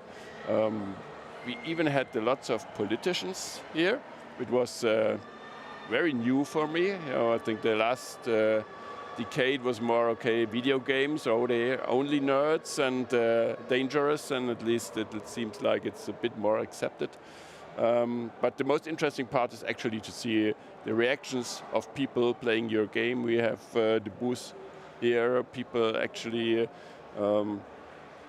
waiting, not for hours like for Call of Duty, but at least for half an hour or so to play Destroy Humans, and that's interesting to see, and to see the reactions when they play on the console, to see their faces. Yeah, we were missing that. Yeah, for the last years because of reasons. Yeah. And what is your job here on Gamescom? Yeah. I, as I said, I have a booth here with the games ahead, and we had our little game, our demo there, and it was the first time for me to be the exhibitor. So it was really, really nice and interesting, and so. Yeah, a totally different thing, because before I was business. Always as a business visitor here. Yeah, I'm searching the words too. So it was really exhausting, but I think I don't want to miss this. It was I think the best experience I could make now, because it's so different. I also like to go around and make cosplay and stuff, but this was also very intense. So yeah. And are things going on? They come to you. People come to your station there, and what are you doing there? Do you show the game, or what are you doing? Yeah, we show the game. We also have a little trailer. So for one of the games, we just have the trailer right now, and we show it to people who are really interested in it, and talk with them, give them some stuff so they can be informed when it's going on. And the other one is they really wanted to play the game really often, and we were like, wow, that's really nice. I think the graphic is really catchy, and they were really interested in it. And And everything we are showing here is absolutely new. Yeah? Or is it? Isn't it? Yeah. How do you define absolute? Yeah, how do you define? Because for us, it is not so easy, because we know our own games and present it to the public like we do, like we mentioned before, with demos or with presentations on the stage out there, or here in the stream or something like that. Yeah, and do you like that presentation? Some kind of public relation and marketing stuff? Yes, a lot, and I still miss it, because usually if you have a game at the Gamescom as a developer, you are very busy, and you can watch people playing your own game, and this is very interesting because you learn a lot. You learn things that people do, and you didn't think about it before, because in our games, for example, very often people walk through the games and picks their weapon and doesn't put it back. Don't put it back. And then in our game, you have to put it back to collect items and to talk to people and something like that, not to make combat. If you don't, you can't pick any item anymore. You can't do anything, just. So we think about, is it a good idea maybe to put a tutorial into it, or maybe leave it, and stuff like this. And the other part is here is the entertainment area, and you can see all the shows and the guys, but there is also a business area people usually don't see. And in this area there are very many little rooms, and in these rooms there are different games that are presented to the press usually, and some of our developers are presenting the game the whole day from morning till evening, and this is on the one hand very exhausting, on the other hand it's very cool, and you have to be nice and happy and fresh like in the morning, even if the last one comes into the door and want to watch your game. Yeah, we always say convention mode, Yes. and we are smiling all the time. Yeah, that's really. That's Yeah. the case. Is this the same if you are standing in the business area and presenting your game? Is this more difficult to be happy about people who are watching your game, or do you think, no, I am happy about everyone who comes around? I think I'm happy about everyone because you get really good feedback, and that is a little bit different, I think, to the entertainment area, because you can really talk to the people more directly and have this feedback, so you can just improve your stuff a little more, and that's where we are at the moment, I think, and so it's really nice to have this experience. But it's also cool, I think, to see when you have these big entertainment areas and see all these faces who are really hyped about something you created. I can imagine what this must be feeling, what this feels about. So sorry. So the feet are aching, but the head is still happy. Yeah. Yes, that's it. Yeah, the body is not working anymore in the way, but yeah, you're happy. Yeah. To answer the first question here in YouTube chat, are you two married? I think you mean two of us, yeah. And I think they saw our trousers here. Yeah, they fit somehow together. Yes, we are married. Yeah, we are. He made my trousers. Yeah. Yes, I did. Yeah. What about you? I'm do not you more married to Julia. No. No. What do you think? Is it more fun to be in the public area or in the business area? What do you think? Difficult question. It's hard to say. Yeah. So, because the public area becomes very, very crowded at a time, especially. So you start Wednesdays, which is where you only have a smaller group of visitors in the entertainment area, and then it gets very crowded. And usually, every developer says they try to stay out of the weekend, because then it's hell. Yeah? Of course, the vibe is much better. You feel the energy, you see the people, and we are all nerds ourselves. Yeah, so. That's the kind of people we are meeting here in the entertainment area, and that's the fun part. But after several days of meetings, talking not in your native language, you probably realize that we are not native English speakers. That becomes very exhausting. And then it's hot, it's loud, so it's always nice to have this opportunity to go into the entertainment area, enjoy, and then go back to business area, find a place where you get a coffee for free or a Coke for free, and maybe something to food somewhere, and relax a little bit. Yeah, cool. And the next question I wanted to ask is, I have to answer it by myself, but I can't actually, because I don't know exactly when was my first Gamescom. Yeah. As a developer or? As a developer, there was never a time without being developer. I was here on Gamescom or something. Yeah. Interesting. Yeah. Me too. I think here the Gamescom, the first took place here in Cologne. I was there. Yeah. Okay. But that wasn't the first, because this whole thing took place in another town, in Leipzig, I think. Yeah. Back then it's called Game Convention. Yeah. It had another name. What was it? Was it Game Convention. Game Convention, yeah. And there I don't know exactly when my first was. I guess it was 2002 or something like that. Yeah. When was your first convention? Game convention? I also, but I could go back in time. So it was back then I was working for Electronic Arts. Yeah. And so it must be more than 11 years. Probably around 14 years ago. Ah, okay. That means 2000, 2008, right? Okay. Probably around that time in Leipzig. Yeah. Okay. Yeah. There was never another time. I was never at another company. I always were at Piranha Bytes, and so. Okay. It was a bit easier for me. Yeah. And when was your first? My first games convention was in Leipzig too. Yeah. And it was 2008, the same year I began working at Piranha Bytes. Yeah.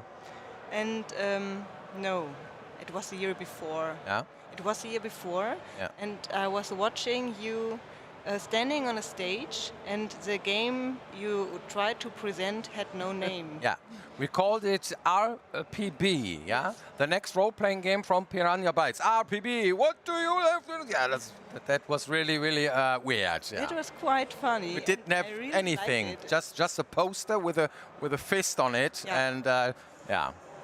Yeah, and I thought one day I will do this on my own. Yeah. People liked it. They are screaming, and they were happy and wanted to get a poster with a game with no name, and that was really funny. And what was your first convention, games convention?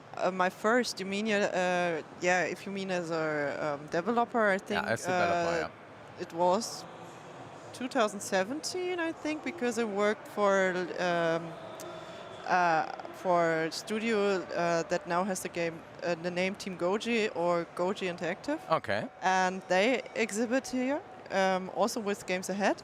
And so I was there for my first time as a developer, I think. Yeah. So, but it was a smaller booth, and now we have a bigger one, and opener now, so you can just walk right in. So it's a little better, I think. This is one of the most biggest changes, that the booths are getting better every year. Yeah. Yeah. I think so. Every booth is improving every year. I think I see a lot of different stuff that's happening. It's getting bigger and bigger with the booths. Yeah. The reason why we are here, we are playing games and we are developing games, and that's the same thing for us. Yeah, to play and to develop, it's more, the same thing. And you are playing many years as a gamer, and so you get a pile of shame, you get a pile of games and something. Yeah, how many games do you have, Adrian? Do you know it? I don't know it, but to be honest, I have access to all the THQ Nordic games. Yeah. So that's a big database, and I have still a lot of box games at home. I have my GameCube still there. I have also quite some new boxed games still I haven't played yet. I want to play, which is a bit a pity. Okay.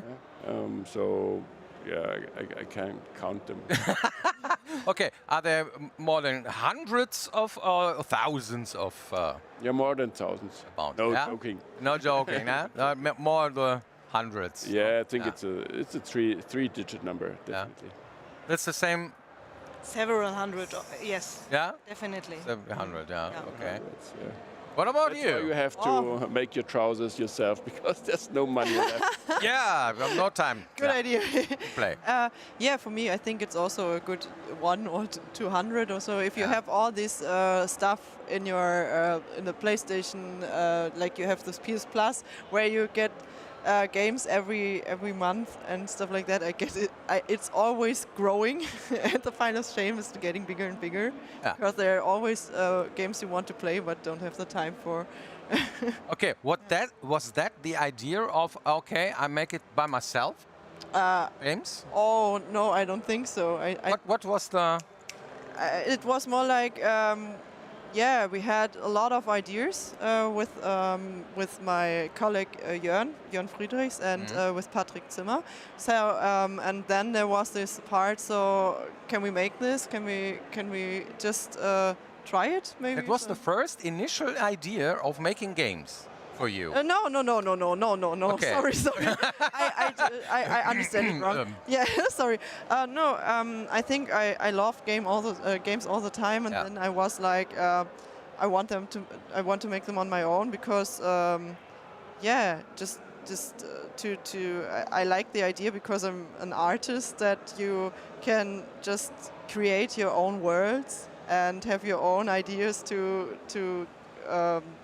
get into a game and show the people so they can play a story you just had in your mind. And I don't know, I like this creative idea. It's I tried animation before in an animation studio, and I was like, no, but it's a little more, yeah, it's not that complex, and I like the complexity of games and what you can just make with them, because you don't have to fit in like that. Like in indie games, you always can create really new art stuff, and yeah, just try yourself out, and I like that. Okay. Yeah. My case is there were friends and decided to make games, and I decided to I go to them and make it too. That was 1999 or something like that. Yeah, and so I made it for 6 years or something like that, and then I decided, okay, I will never be a teacher again. Yeah, so that is my story about that. And what is yours? I know yours, but maybe you want to tell it. When I was younger, I didn't think that you can make games and earn money with it. Yeah. I never thought about it. And I was a huge fan before. I played all the Piranha Bytes games, especially Gothic 2, Knights of the Raven. I played it very many times and loved it, and knew some of the developers, like you, for example. And it was a chance. I didn't learn it, and they were searching someone who does QA, quality assurance. And I thought, hey, I can do this. I know the games. I can play it and find bugs. And the first game I did this was Risen 1, and I think I did a good job and learned how to develop games. Now I'm a story writer and game designer, and I still think nowadays, if you really want to do this and you really want to learn this, there are so many possibilities to learn doing games. You can do art, like Julia, for example. You can write, you can make music, you can do 3D stuff. You can learn programming, for example, at schools, at universities, and even at YouTube, for example. And there is maybe a place for you in the industry, I think. And what was your initial idea of making games and responsible for all the stuff here? Yeah, so you missed the point. You can also do business. Yeah. So that's really decades ago. We were all doing live action role playing. Yeah, when it was extremely new, and we had this group back then, and we had these friends, and somehow one of my still my best friend, he was doing comics for an magazine back then, ASM.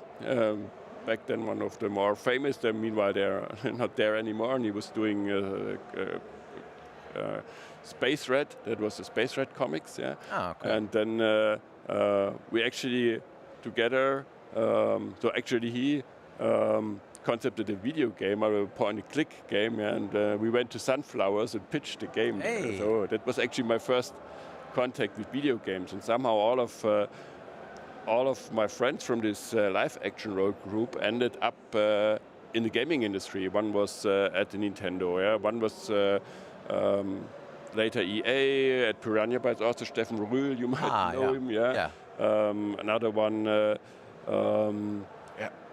all ended up in the industry, yeah. And for me, it took. One was at Spellbound, Entertainment, and I ended up a bit later at Electronic Arts in the finance area, and then this old friend of mine from Spellbound, he asked me, okay, would you like to join Spellbound, because we need someone for the money. So I joined Spellbound, and I tried to take care of the money, but one day the money ran out. Yeah. Was a hard job, yeah. And then we founded BFG, and somehow now I'm sitting here as a game developer. Cool. And I love it. Cool story. Okay, you say game developer. We are not so famous developers, yeah, when you look into the world, yeah. What would be the most interesting guy for you to having a dinner with him when you think about big names in the game industry? Who would it be? Start with the others and give me 3 minutes to think about it. Okay, Julia, what is your name? It's hard. Yeah? It's hard to decide, but I think it would be Hideo Kojima. Yeah. Because I love what he's doing, and he's really a big brain like that, and it's just impressive to see what he's doing, and that he is really in every progress of his games. He's always he's always working with his people on that. And what would be the reason to talk with him? To learn about his skills, or just to hear his stories? I think I just wanted to hear a little bit of his stories, but also learn some things, because if you have a team, and I think he's really good to just coordinate everyone, and to see, okay, how can I make the best out of it with the sound, and to make it the most atmospheric thing. I don't know many of his games, but I played Death Stranding, and I loved it, really. Yeah, me too. That was really a great game. Yes. Yeah, what would be my favorite developer? Want to have a dinner with him? Is Warren Spector, I think. Yeah. Okay. Because I can imagine why. Yeah, because he made games similar to our games, and inspired our making games a lot. And I like games like System Shock or. Oh yes. And the best game in this genre I played the last years was Prey. What came out 2017, I think. Yeah. As a newer one. Yeah, it was similar to the System Shock stuff we made there, and I think that would be my name. What is your name? You can. Ron Gilbert. Ron Gilbert, yeah. I asked the Monkey Island guys at the booth if he is maybe here, but he is not. I didn't expect it, but it would be nice, because it was the first game I really, really loved in my life. I was a child, and my brother was playing it, and I was allowed to watch him playing, and so I watched a lot, and loved the whole series. Yeah, Monkey Island, and I'm looking forward to see the new part now, and I would be happy to talk with him about his vision about video games and point-and-click adventures, and his ideas, and what is the difference maybe between quests and RPGs and point-and-click adventures. I would really like to talk with him about this. Yeah, there was a question in the chat. I cannot read it anymore, but I forget it if I don't say it, so I say it now. And they asked if we are playing games or what games we are playing besides our own in our free time. So maybe we can do this question after Adrian. Adrian, do you have one name? Yeah, I have.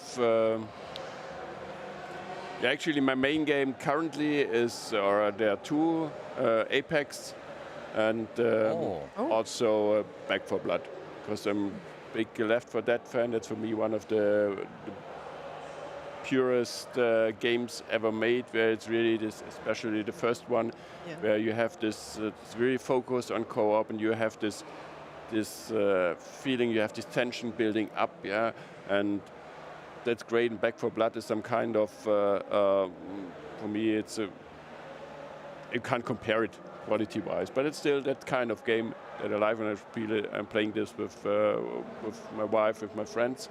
And Apex, I'm playing with a friend. It is more really purely on the shooter side, and that's also the person I would like to meet would be Jason West from Respawn, because I liked how they built the company, how they left Activision and said, okay, fuck you, I do Respawn, and I'm signing a contract with EA, how they have a focus on one genre, and they even didn't care about the business model. They are doing great shooter games, and they did try with Apex, and also made a great game there with a different business model, but still a very core game. Okay. Cool guys, and you never hear something about crunch on their side, and good company culture, and that's why I love that. Okay. And when you talk about business, you said business is becoming harder. Is it the case? Is it really getting harder, or is? It's always hard. Yeah. You have these waves in the industry, and generally, we are working on a project that take 3 years, 5 years development time. And our industry is moving so fast. It might happen that the industry changed in 5 years completely. Everyone was doing, okay, I'm doing pay-to-play games. And 5 years later, everyone wants a games as a service, and you're coming out with your games you started 5 years ago. Or we are just releasing next week Destroy Humans 2. And we started 3 years ago, and we decided, okay, we go for the next gen. No one knew that you are not even able to buy a next gen console. So now we have a game out with a much lower installed base. So all these things are moving so fast, and still you have to make decisions for a release in 3 or in 5 years. That's a challenge. Yeah, and business is a question of platforms, we learned here in this discussion. And what do you think is the one biggest in the future? What is the platform of the future? What do you think? For me, there are two answers. Yeah. One answer is clearly, and that's all the data is showing, the platform of the future, and now is mobile. Oh, yeah. Because that's this big part, everyone is playing on mobile. Even more people, then you get older, you have less time, you're going to mobile. Yeah. So that's very easy to say. That's the main platform. And the other answer is there might be streaming as another platform with a big future. Because you don't need a console, you don't need a high-end PC, you just need... You mean stuff like Stadia, yeah? Stadia, but better, but working. Yeah. Okay, yeah. And that again would be good for us. So streaming and flat rates. Ah, okay. Because that, as a developer, that wouldn't force you to get into this monetization model where you have to find a good monetization model, keep people, make them paying, keep them paying, without losing your belief and your passion, because you want to make a great experience for gamers, and you don't want to think about, okay, how can I make that they play and pay some more money? And with these flat rates, you take away this part because they play anyway only what they want, and they play 15 euros a month, and you can focus on doing a great experience without being forced into this free-to-play model. But this is just at the beginning. We don't know yet, and that's how will this work for developers. Yeah. We have a clear structure currently. You have a developer, you have a publisher, you get a share, you get royalties, and that's it. They're from each unit sold now. How is this working now? How will this work? This is still to be found out. Are we ending up in a Netflix model, or in a movie model, where you just get paid for the work you're doing per month, and you still have the risk to be fired because all these actors, all these directors, they have worked for one project and then they have to search for another one. Okay, that would be the death of full price titles. Is that true? Yeah, okay. What do you think? You're the youngest person here. Yeah, I'm the youngest person, but I have to agree with Adrian a lot, because I think the problem is here we also have this problem with waste all the time, because the platform often gets older, and then you have again the problem to get a new one. And with the PC it's even more a problem, because all the time you have to buy a new graphic card or something like that, and all this is going away when you have the streaming, stream gaming or cloud gaming. I think it's a word, and also that you have these flat rates. Yeah, they're coming everywhere now. Also, I think is not also Netflix working on one of this? I don't know. I thought so. Yeah, I think you mentioned. Yeah, and so I think it can also open a whole new world to it. But I don't know if the full price title will die in a way. They just now from the beginning is in this flat rate integrated, and you don't have to buy this and that. And yeah, I think people will download this more often than the other one, and so you get also the full price money in a way later. So I think it could be that way. I don't know. Do you agree? Years and years, the PC is dying, is still dying, and when is that? The PC. I think we still have time. Yeah. Yeah, there's time left. Maybe the PC will be integrated in this kind of platform business case, something like that. Yeah, I agree too. Yeah. The good thing is that as we are sitting here, we are all small enough. Even if 90% of the market is somewhere else, there will be enough gamers for our games. For our business to do just clearly pay to play on PC or console, whatever. That's the good thing for us. Yeah. True. Yeah, true. Yeah. Okay. Yeah, and when we buy games, we are also buying merch. What is your favorite merch? Or let me ask you another other question. You go on a convention, there is a lot of merch throwing into the crowd here from the developers or from the booth producer, publisher, So, and some queues I saw there, the guys are waiting for stuff, for demos, playing demos and stuff like that. For what merch would you wait 4 hours or something like that because of the crowd and the long queue? What would it be? Sneak peek. Sneak peek? That's okay. I would wait 4 hours for a sneak peek. Of what?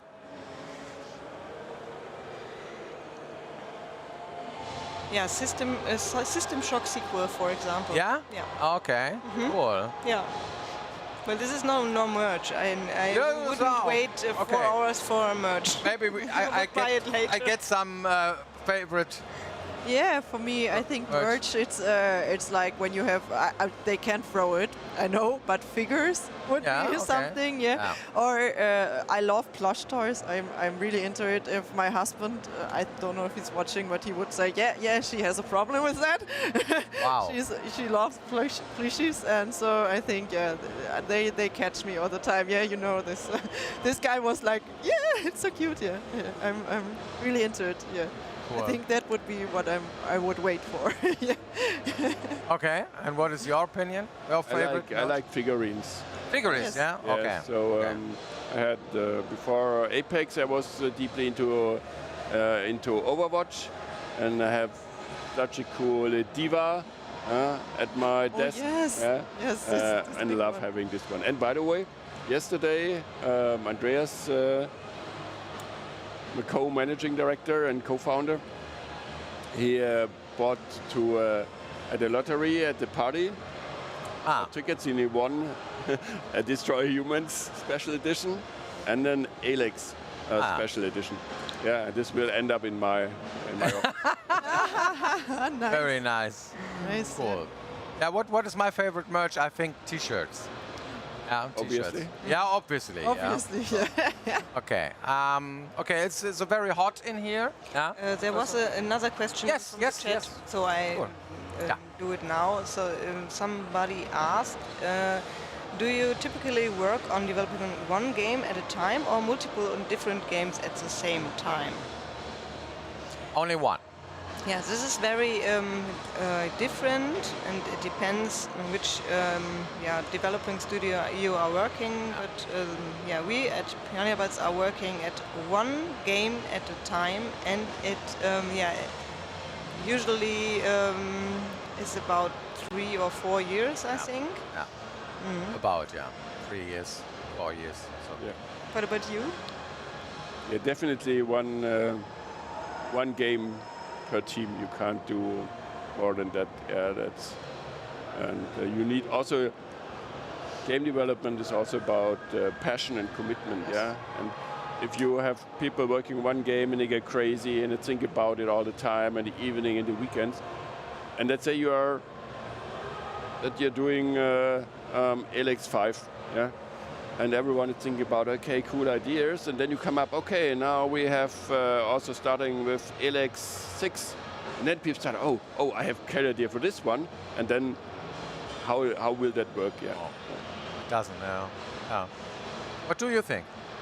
Yeah, for me it's a little different because we had to pause the one game for a few months now, and then we started another little one, so that we're still developing and have a little one for Steam later. And I think for new indie game studio, it's a good way to have a little one that you can just get out really fast, and then have another big one where you can go and have passionate work, like both are passionate works, but you know the big one is like what you make over years, and I think that's the difference, because now we are working at 2 games at the moment, but it's because we have this break time in between, and so we can make another one in between. So I think. Yeah, cool. It is not the best condition in here, yeah? It's even out there because of the heat, yeah? We are flushing away here, yeah? And so what do you do against the heat? On this convention. This is very special, this convention. Drinking a lot. Drinking a lot, yeah, yes. That's good. And wearing trousers that are very lightweight. Yep. Yeah. I don't know the right word. I think everyone knows what you mean, yeah. But I try to do, try to say, and I've seen many people who did other things. We have a colleague, and he is walking around with some kind of water pistol. Yeah. And he is spraying water on Yeah, of everyone has a who fan comes in closer just, to it. Yes. yeah, Really, really weird. It's yeah. nice when it's really hot. I like it. It's cool. Yeah, yeah. Some okay. people don't, Even but I more. like it. Yeah, it's really cool. Yeah. It's a good idea. It's often a problem for our PCs if you have a booth in the entertainment area and many people are there playing the games, then the PCs get too hot, and then some are dead for sometimes, and this is not so good. But it's quite difficult if you have no air conditioning. Yeah. That's really a problem at conventions, yeah, when you are presenting a game and you're using PCs or other platforms and it's so hot, because they are quitting, just sudden death, yeah, and so all the work you make for it, is gone, yeah. What do you think about the heat? What we are doing against? For me, it's trying to plan how I dress in the morning. Yeah. So, for example, now I had some business meetings in the morning. I had tried to have a nice shirt, and I had my backpack with me with the T-shirt. But somewhere on the way, I lost my backpack. Oh no! Someone out there finds one, BFG with a BFG T-shirt in it. Take it. But so now I'm sitting here, completely overdressed, even more warm than needed. Yeah. But I think the only way is just you have to get through it somehow. Yeah. I think we will do this stuff a bit longer. Yeah. How many days will we stay here? Two more days. All the days, yeah. Yeah, all the days. Well, what about you? The whole weekend? Yeah. Wow. Yeah, completely. Yeah. Respect. Yeah, some kind of vacation here for us. Yeah, we are looking forward cool. to a long time. Yeah. Yeah. Then you have the feet like me after that. Yeah? I think so. Okay. I already have them. Yeah. Cool. Where do you look for when you are searching for your next cool game? What do you want to play?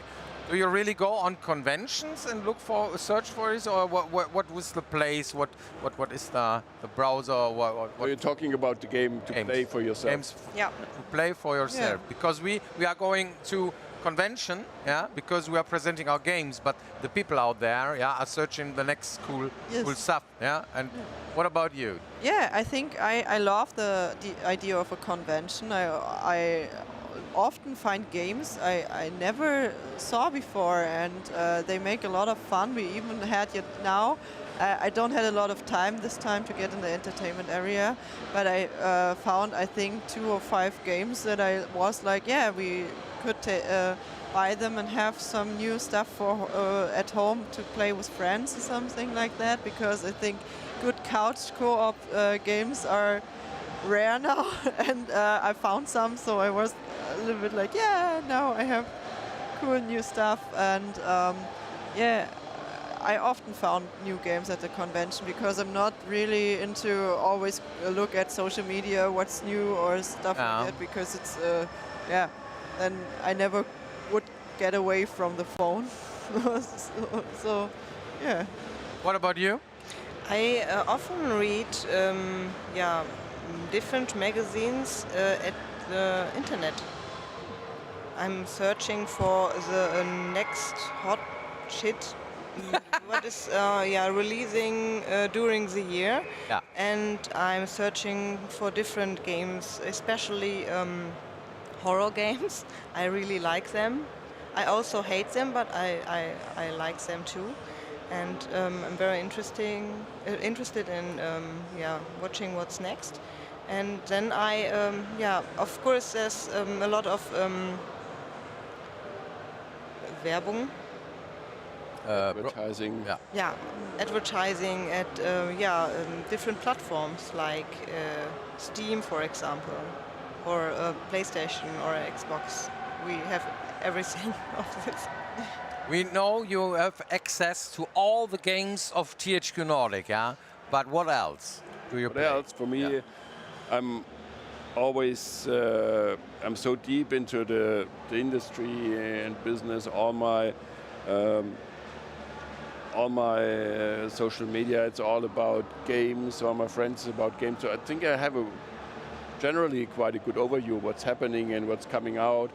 Even talking here to developers, because it sounds strange, but we talk about what we are doing, even if it's not announced, as we have a good feeling what's happening out there.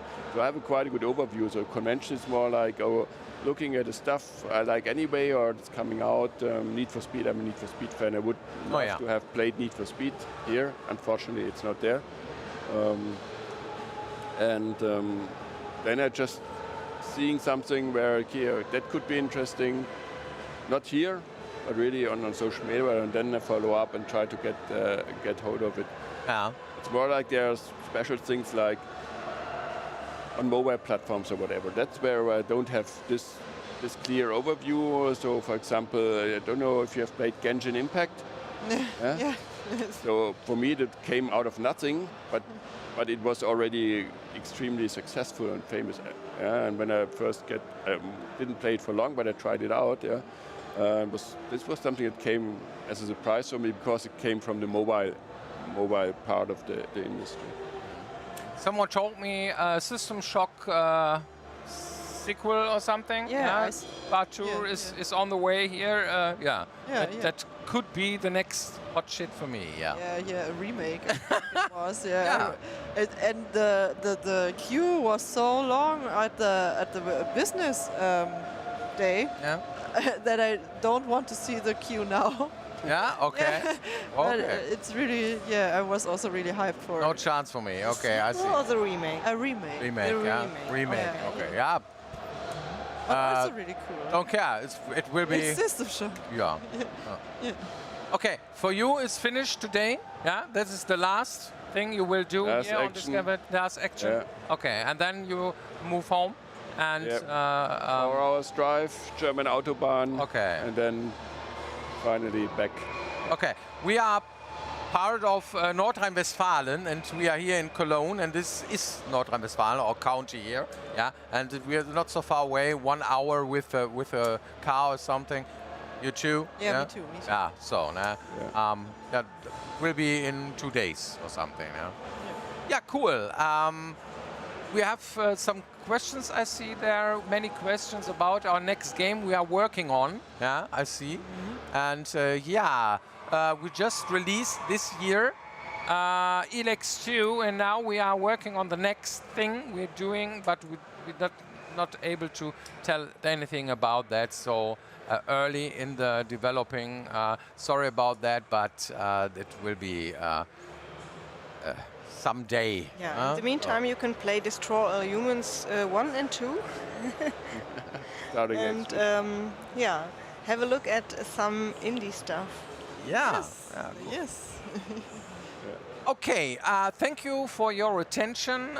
This was some kind of convention talk with developers, and we hope you enjoyed it. And now have a nice stream here, and we are hoping that from now on, then in next year, we will have the next Gamescom, and have a nice time.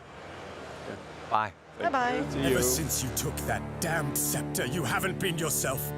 You brought us here, then abandoned the fight, abandoned your men, and even abandoned your vows. For what?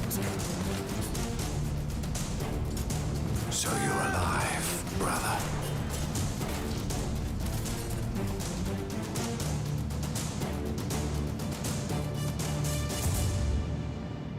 Aye, Lord. The honor is ours, brother. There's no turning back, no rest, no doubt. Advancing.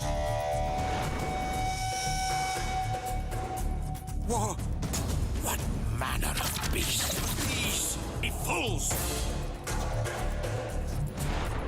Ventrus Nemondo, peace, peace! I see you have brought friends. In God's name.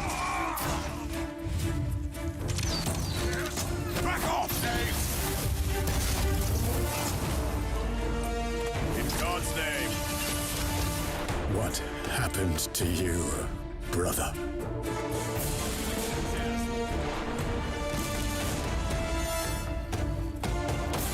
On the march. Back off, knaves! By your command! Fate is curious, don't you think?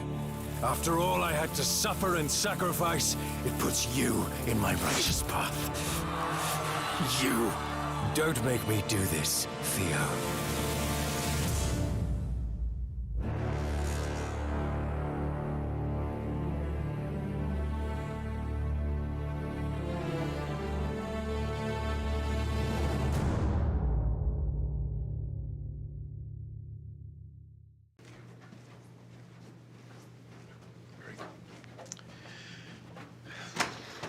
Tony, Hey. what are you doing? Brett, hey, what are you doing? What are you doing? Going to my room. No. What? Go away. What? Get your bag. Come on. Come to my room. What? Don't step on the pizza. Don't let anybody see you. Come on, shut the door. Well, no, get in first. No, leave your bag here. Come on, hurry. What? What's happened in here? AEW Fight Forever video game happened here. All right, so now what? Well, are you hungry? On second thought, don't eat that. But now, it's finally time to reveal AEW Fight Forever to our AEW fans at the THQ Nordic Digital Showcase. Check it out, Tony. I will be me, the one legendary DMD, and you will be Adam Cole. Oh man, this game is awesome. I told you would love it. Yeah. I told you. Am I ever wrong? No, Never. no, I should. Never. Whoa, oh, man. This game it's tremendous. Are there any weapons in this game? Are there any weapons?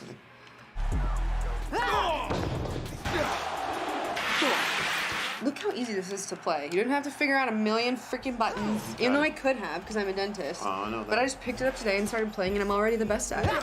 And career mode. Wow. Mini games. Wow, I'm really excited you tell me about career mode, I can tell you that. Yeah. And I almost lost my mind when I found out that AEW Fight Forever has mini games. How did you find out about the mini games? You told me. AEW Fight Forever, coming soon. D and D. Knock your teeth out, Shivani.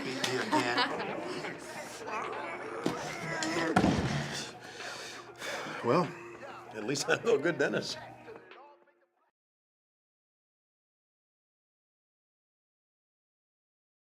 Breaking news here in Sledgehammer County. After a sharp increase of car racing activity in recent days, authorities now report a staggering amount of items and racetracks popping up out of nowhere. Jan, what do you make of it? Well, Bill, it's like you say. Random bits and pieces of racetracks, along with all different kinds of items, have been emerging all over the county. And, wait, I'm just getting word that these pieces now seem to be rising into the air, forming an ever-expanding aerial racetrack and eclipsing the sky above Sledgehammer. Bill, I've never seen anything like this. You have to wonder, who is behind this, and where does it end? Shadows in the sky, footsteps in the night, behind me, targets in their sight, running out of light to save me.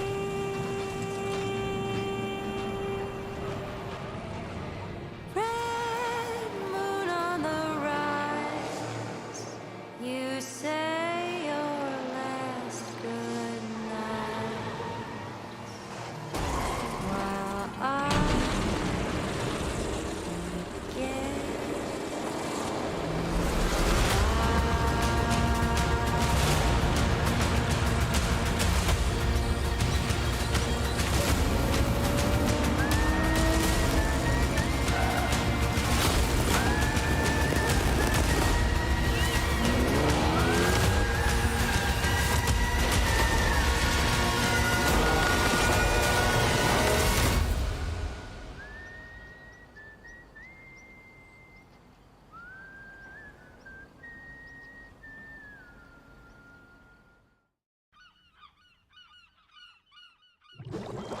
Told you. Look at all those snails the monster kidnapped. Look, it's Gary. So how do we save Gary without that monster snail seeing us? Gary is the monster snail. Huh? They grow up so fast, don't they? These massive amounts of candy bars must have given him a sugar rush. We can't take him back home like this. We have to cut off his candy supply first. Already on it, buddy.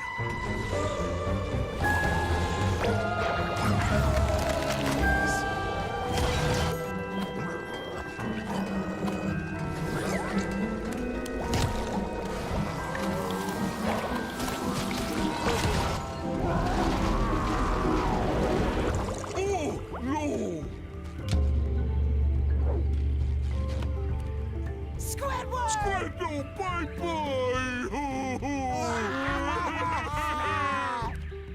Squidward, Banuga!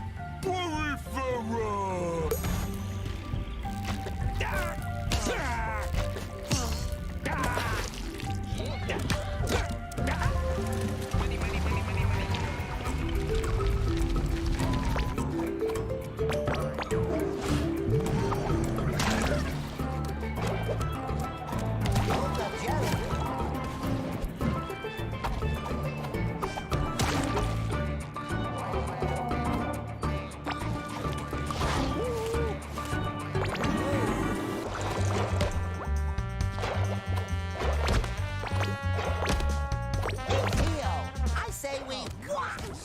Things off!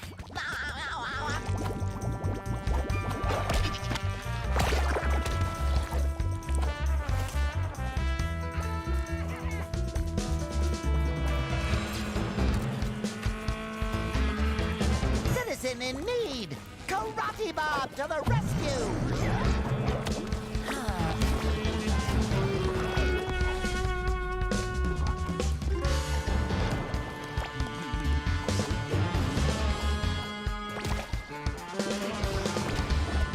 Jelly extras were very convincingly beating me up.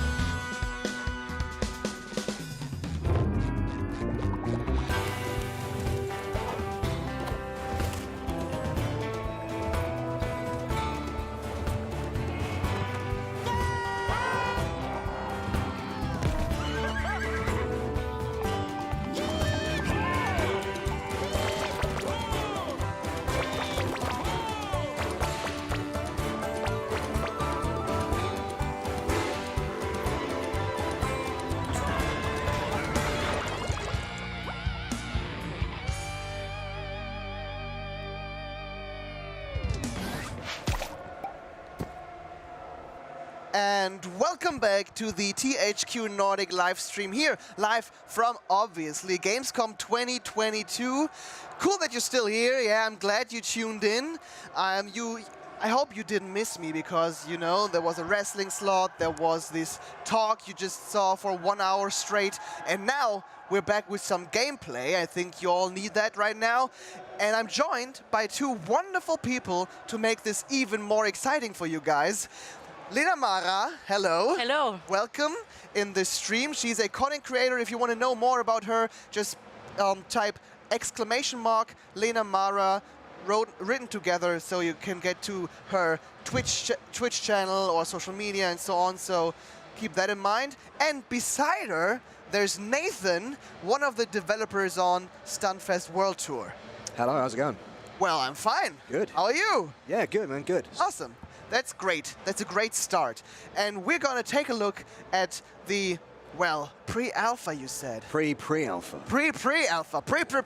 Pre-alpha of Stuntfest World Tour. If you have any questions for me, for Yun1k0rn, for Nathan, then just go ahead, type them in the chat, and we try to address everything we can. Okay? So maybe we just jump right in. After you, grab it. And all right. For anyone who has never heard of Stuntfest, maybe you can like give a short synopsis of what we're going to see here. So I can give the basic overlay. It's basically an 18-player elimination showcase of stunt persons. The entire idea is that stunt people from around the world have come together at Stuntfest and are challenging each other head-to-head in multiple different events to basically be the best of the fest. The basic gameplay loop is you join the stunt show and you compete across a myriad of different events, from races to distance jumps to height jumps to destruction derbies, etc. You employ different vehicles, different gadgets, etc. to be faster, crash harder, stunt better than anybody else, and ultimately win. Every event you get points, or if you lose, you don't get points. And then after a certain while, the people at the lowest the leaderboard get removed from the game, whereas the others get to keep going. And eventually there will be one winner who'll then be able to jump from this giant blimp above the entire arena back for everybody else to watch him just crash land back onto it. Awesome. That sounds really awesome. Will we get to see that as well? You won't be able to get to see the big drop in, but you'll get to see a little vertical slice of all the stuff we've got going on. Okay, I'm very excited to see. What are your, let's say, experiences with racing games up until now? Oh, I don't have that much experiences with racing games. I just played like Need for Speed or something else, but I'm, very excited to see this game, and let's have a look. Okay, then. It'll be interesting then. Have very much fun, and well, let Nathan guide you through what we're going to show now. Yep, so right trigger will accelerate and left trigger will brake, and it's pretty much, this is the tutorial here. Maybe it's not connected? Yeah, let's put this controller on first. So it works. Yep. So if you just follow this road is our tutorial that's built into the game, and it'll basically lead you to the stunt fest. You can see in the background Charlie, our blimp. That is, as you can see, the platform hanging from underneath him. That's where you'll drop in once, if you ever win. Why is he called? Oh, yeah. Oh, well. Good start. I will never drive with you as a driver. I'm a very good driver in real life. Okay. Okay, maybe that helps you in this game as well. Why is your blimp called Charlie? Charlie. I haven't answered that one. Well, I was told he was called Charlie, and I was like, okay, cool, that's fine. That's all I need to hear. I never really questioned it. I was just like, yeah, cool. Yeah. So if you avoid the ramp and keep following this round, you'll get to the tutorial. That's the tutorial skip. Instead of pressing start to skip, we figured why not put a ramp in there, because it seems more fitting to the game. Yeah. And here comes our really big thing. If you press A, if you press and hold A, you'll eject. Okay, so I have to... Oh. So you have to keep going, and then as you're going, hold A. Once you release it, you'll fire out of the car. And then you get propelled forward. Then you get propelled forward, yeah. Awesome. And that's when you'll then get access to all your gadgets that you can see in the bottom left-hand corner of the screen. From left to right, we have the grappling hook, the jump jet, the hang glider, the aerial nudges, which Lena just used to... I just wanted to try. And the last one is the car summoner, which allows you to resummon your car back onto your current position. Okay. Keep going. And the idea is you combine driving, ejection, and the array of gadgets to, basically destroy your rivals, beat your rivals. Get the lead, yeah. As I say, not only that, but you can also use your car to make it difficult, shall we say, for other racers. So I do like this? Yep, there you go. And then if you land on that bounce pad, you'd like jump, or you use A while in the air to keep going. So where's my car now? I think you left your car maybe back there. Oh no, so I have to run there. So you could, or if you tap B. I'll let it back. Yeah. So the idea is you'd eject from your car, and then you'd maybe use the aerial nudges to gain some speed, and then maybe you'd summon your car again, and then as you gain the momentum, you keep going faster, and it basically means you can keep up that speed while also going vertical at the same time. Right now, I really want to see very experienced players do exactly that, because I imagine that is pretty awesome to look at with all the options you have here. Sinlink asks, but can you run over someone who's trying to sabotage you? If somebody is out of the car and chooses to position themselves in front of yours, they may have a certain accident, yes. Welcome to Stuntfest. So this is the big arena area. This entire area is our hub world, as it were, where you're spawning with other players. You'll be able to show off your car liveries. You'll be able to practice all the different elements of the game. So this area is actually quite a large area, not just within this arena, but within the canyon itself. You have areas where you can practice using the glider, so you can get good at that aspect of the game. There's almost like a skee ball set of ramps where you can use yourself as the skee ball to practice the ejection mechanic. There's also a target range where you have to practice hitting the targets with the character when you eject them. Yeah. And all that feeds into all the different aspects of the game that you'll be finding throughout your average stunt show. So you'll play in this area where you can meet up with friends, etc., practice, set challenges for each other. Oh no, not the audience! Thankfully, they're godlike in their presence. I have everything. I wouldn't visit some of these fests, to be honest. Well, it's a Stuntfest. Everybody's involved. Those poor guys. Okay. Damn, that's what I wanted to hear. I'm in, says Sinlink. Awesome. That's awesome to hear. Those little drones you just passed, the little like hovering batteries, when you hit those, they'll recharge your packs in the bottom left-hand corner. Okay. And if you're feeling comfortable with the controls, we can get you started in a race or something if you'd like. Oh, we can do. It's very hard to control. Yeah, we can. What we'll do is if you hit the start button real quick, and then, sorry, can you pass me the mouse very quick? Yeah, of course. Thank you. We'll quickly show the garage off, which has a selection of 3 of our vehicles currently ready to go. We have the truck, we have the muscle car, and my personal favorite, the supercar.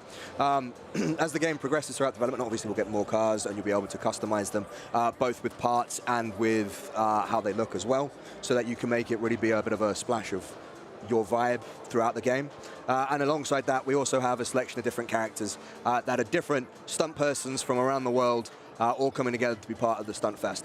My personal favorite is this guy, and I'll probably let you figure out why he's my favorite. Okay. Because he looks like you without hair? A little bit. Okay, awesome. And then we will drop you into our Eagle's Nest, which I think is probably one of our best examples of everything you can really do. This is a race, so it's a checkpoint-based race with 2 laps. But the idea is that you have to look for different shortcuts and different ways that you can try and get ahead. Some of these might be like really obvious if you just press A really quickly. Some of these might be really obvious, like if you look to the top left-hand corner, you can see that little splash of turquoise. That's a nice way of sort of giving players a little bit of a nod of where certain shortcuts might be. Okay. So you'd be racing along here, you'd hold A, you'd eject through that little canyon hole there. But there are other shortcuts that are a little bit more hidden, or even ones that you have to figure out entirely because they won't be hinted to at all. So it's rewarded to, you get rewarded for exploring the map. Yes, very much so. Okay. So the idea is we wanted to make an elimination tournament and include some variation of a skill ceiling. So you might be a good racing game player, and you might not be very good at the stunts. So you'll have to keep practicing the stunts to then get a nice all-round skill set. Or you might be good at like maybe platformer games, so you have to practice more the driving scenarios or more vehicular scenarios. And that way you then get better and better the more you play it. When I first started this, I was awful at both aspects of the game. So I snuck in some time when none of the other devs were looking and really practiced my skills and eventually got much better at it. Okay, I have to go on the right. Yeah, you want to go up and around. All right. But it's just so much fun to see cars crashing into stuff. Yes, and so we will have a slice of that in a second. Once you've got a little bit more familiar with it, I'll spawn some bots in. Normally it would be a multiplayer race. Unfortunately at Gamescom we don't have the opportunity to bring in other players, but we have got some bots ready to go. The bots are very early in development, so they're very aggressive, and they're not the smartest in the world, but they're a pretty good mimic of some of the styles you will see within the game. We will be looking at doing both bot play and multiplayer play once we get further on down the road. Awesome. But the bots right now are just for Gamescom demonstration. And you said 18-player multiplayer, yeah? 18-player, that's correct, okay. Yeah. So right now we're actively doing playtests, so you can jump in the Discord where I hang out regularly. Every other week I grab a bunch of 17 people from the Discord. Oh, awesome. We all jump in, we play it, and we get some feedback on how people are finding it. If you want to respawn, it's just a share button, and you can reset your game. I jumped off the car and... Where can one find the link to that Discord? So it's discord.gg/Stuntfest, but you can find all our socials there on the Steam page. Awesome, awesome. And like always, it's awesome if you guys would wishlist the game, because that helps out the devs. Yeah, massive help. Massively, yeah. But by all means, join the Discord and hopefully get in the next playtest, because it's always great. One of the things that we at Powwow really want to drive home is the transparent development and getting involved with the community from the get-go. With a game like this, it's the community that really drives a lot of it, pardon the pun. And we're already trying to make it so that the community get involved and help suggest different things. So we have discussions going on about different characters they'd like to see, different paint jobs for cars, etc. One of my favorite ones, a suggestion that we've had, is an ambulance and an ambulance driver, which I think kind of suits this game format. Yeah, but probably they won't be as friendly as you expect them to be. No, I think it'd be a bit of a false sense of security as an ambulance comes barreling towards you. Yeah. What would you say, how steep is the difficulty curve exactly? Because the skill ceiling is very high, like you already said. I suppose it's easy to learn, hard to master? Very much so. So it's one of those ones where when it comes to the different events, grasping the basics of that event comes really simply. Like, for instance, a distance jump. You're just trying to get your character as far as possible. Yeah, okay. So, okay, that's pretty straightforward. But then figuring out, okay, when do I use my gadgets? What's the best path through the different obstacles and where the pickups are that you can combine to really get going. It looks like you're making pretty good progress. Would you like to play with some bots? Oh yeah, I think I'm getting better now. Yeah, for sure. Yeah. Do you feel like you've been getting better now? So is the difficulty curve too steep, or is it just okay? It's okay. Okay. At the beginning I was just, oh damn, I'm not gonna get it, but... A bit overwhelming maybe. It is, yes. Yeah. But now, you look like a proper Stuntfest driver. I think I will get a pro if I play this. Would you want to consider like driving like this in reality? So doing Stuntfest driving? In real life? Yeah. I don't know. Maybe it's not good for the crowd as we saw before, so I don't want to damage some people. Okay, then let's try to win some races.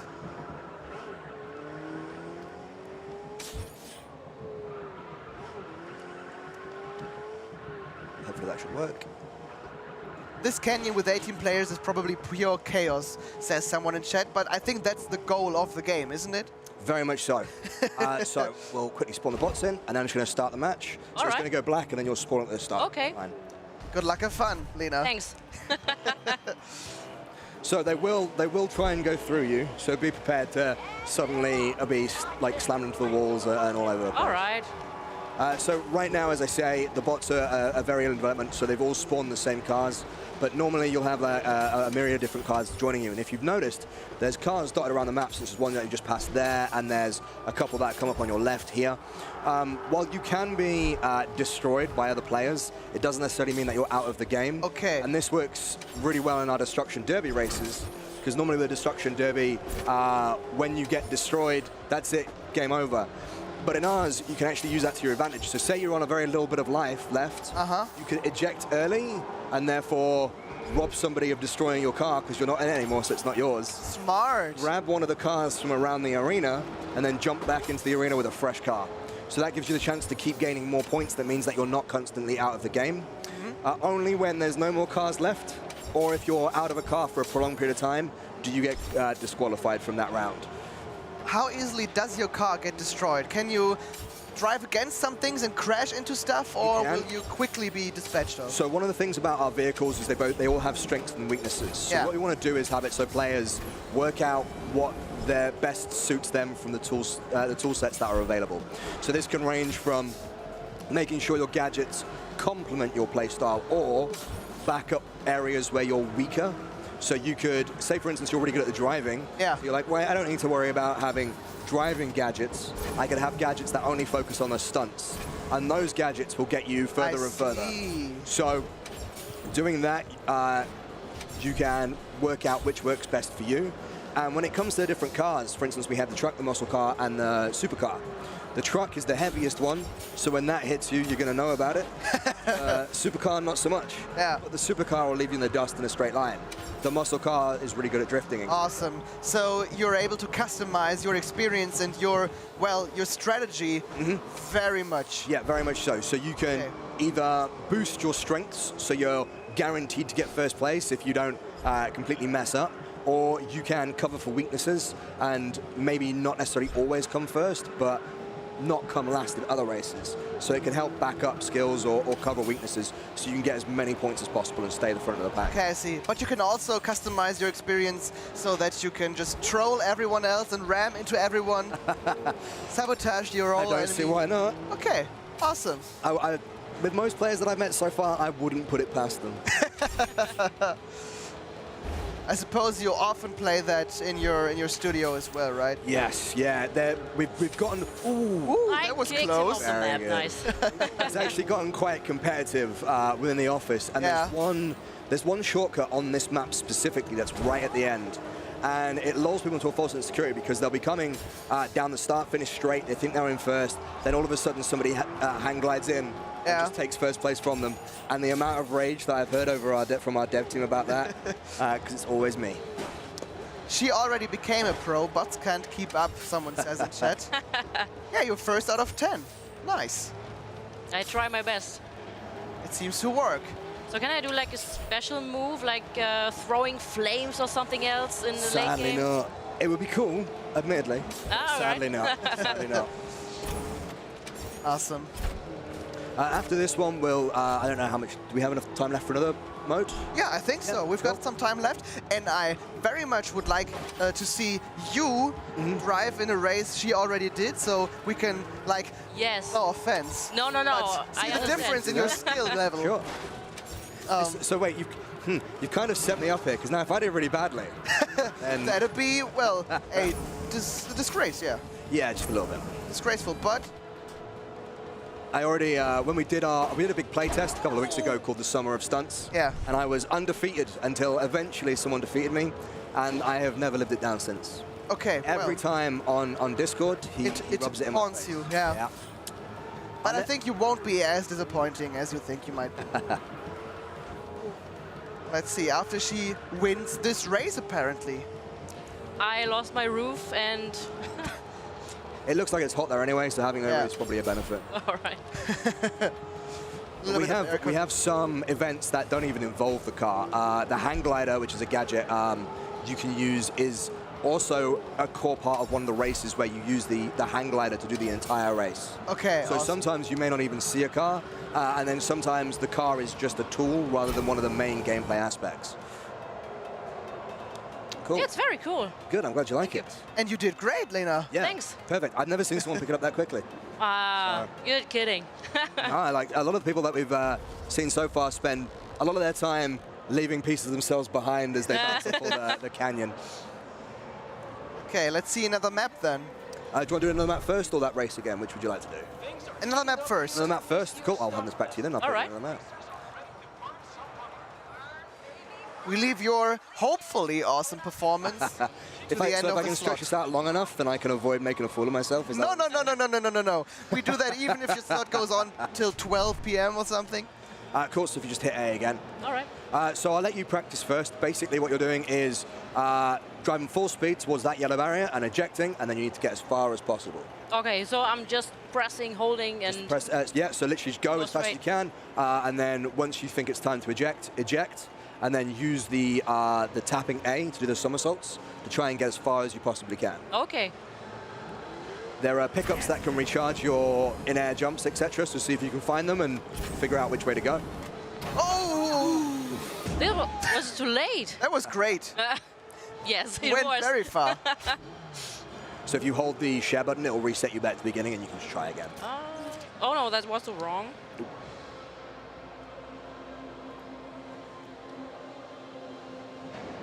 Is it this one? That one. Oh, all right. Awesome. Okay. I noticed somebody's seen our bot names as well. What is so... We have a certain theme. Okay, I need to... Why? So I have to hold it. You have to let go to then eject out. All right. Okay, I got it. A lot of people overlook the ejection mechanic when they start racing and stuff. They get really focused on the race and they don't think about how they can like eject and stuff. Because it is such a, well, unusual gameplay element in racing games. Yeah, exactly. Which makes it even more interesting for me. So then when you tap A, you'll somersault forwards. Oh, okay. And then if you're not pressing any direction, you tap it, you'll go directly up. And those little pickups there, the little orange floaty batteries, Okay. if you get inside that circle radius, Oh, it'll no. recharge how many times you can do the A thing. Okay. So the idea is you want to find out the best way to get forward while also finding the pickups to keep going even further. And then that's when advanced stuff starts coming into play. Like we have a term for a perfect nudge, which is when you're just about to hit the ground, if you nudge in time, it will recharge because it's like a perfect version of it. So it's also like very much even more detailed than I expected it to be. And Oh no, I thought I can... Everybody jump thinks they can right bounce off the into balloons. this. I think we're going to have to make the balloons bouncy. Maybe, yeah. What's the high score? What's the farthest someone went? I think a few of our dev team have got to the end. Okay. But they won't tell me how they've done it, and I can't get that. And I keep asking them. The worst part is they've even sent me footage, which I've used to make social media things, and I still can't figure out how they do it, because when I try and replicate it my side... But aren't it's not good cheat enough. codes still a thing for devs? Don't tell them. Okay. There's a reason I won all those games in the playtest. Oh, let's dive into the water. It looks... Do I have to land on something to... So that I you get my have to point? land on the on solid ground, and it puts a flag down for where you got to. Oh, okay. If you land in the water, you have to just dive. All right. Okay. But once you feel like you've got the grips to it, I'll spawn some bots and we can... Okay. Oh, so bots are in this as well? We have bots in this mode as well, yeah. Once we hopefully get to potential release, etc., bots will be our version of a single-player mode. So if you want to practice, etc., they can do so with bots. Can you imagine you want to practice a hell of a lot? Yeah, it can definitely be helpful. Yeah. Okay, then let's see this with bots, because we're running out of time a bit. So if I... Open the console with the just mentioned cheat codes. Okay. Oh, well, good luck. Oh, So I will say very quickly, you'll notice the screen will go black and white. That is because when you hit something, you get a concussion. But because our bots are still so in early development, you get the concussion for the bots hitting the wall. So you'll notice it going black and white. We are aware of that. Okay. How stable is the game right now? Rickstoff asks, just read that you're planning the early access for this year. From the playtests we've had so far, we didn't, or at least I didn't encounter any stability issues. We didn't really have any reports of stability issues. There's no set in stone date for anything like that. What we're doing currently is focusing on the playtests, allowing people to get their hands on the game at select points so we can judge how people are finding it. Once we're comfortable, we'll start talking more about early access. Okay, if that even happens. Nice. Let's see how you do this round. And then, ooh.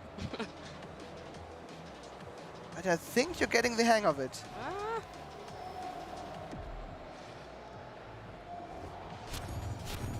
Ooh. I'm getting there. Not bad. That's your best shot at Yeah. it. Okay, let's see how you do a race with all your epic skills. And I thought I was getting away with it as well. Nope. I didn't forget that. What do you think, Lina? Will he do better than you? No. Okay.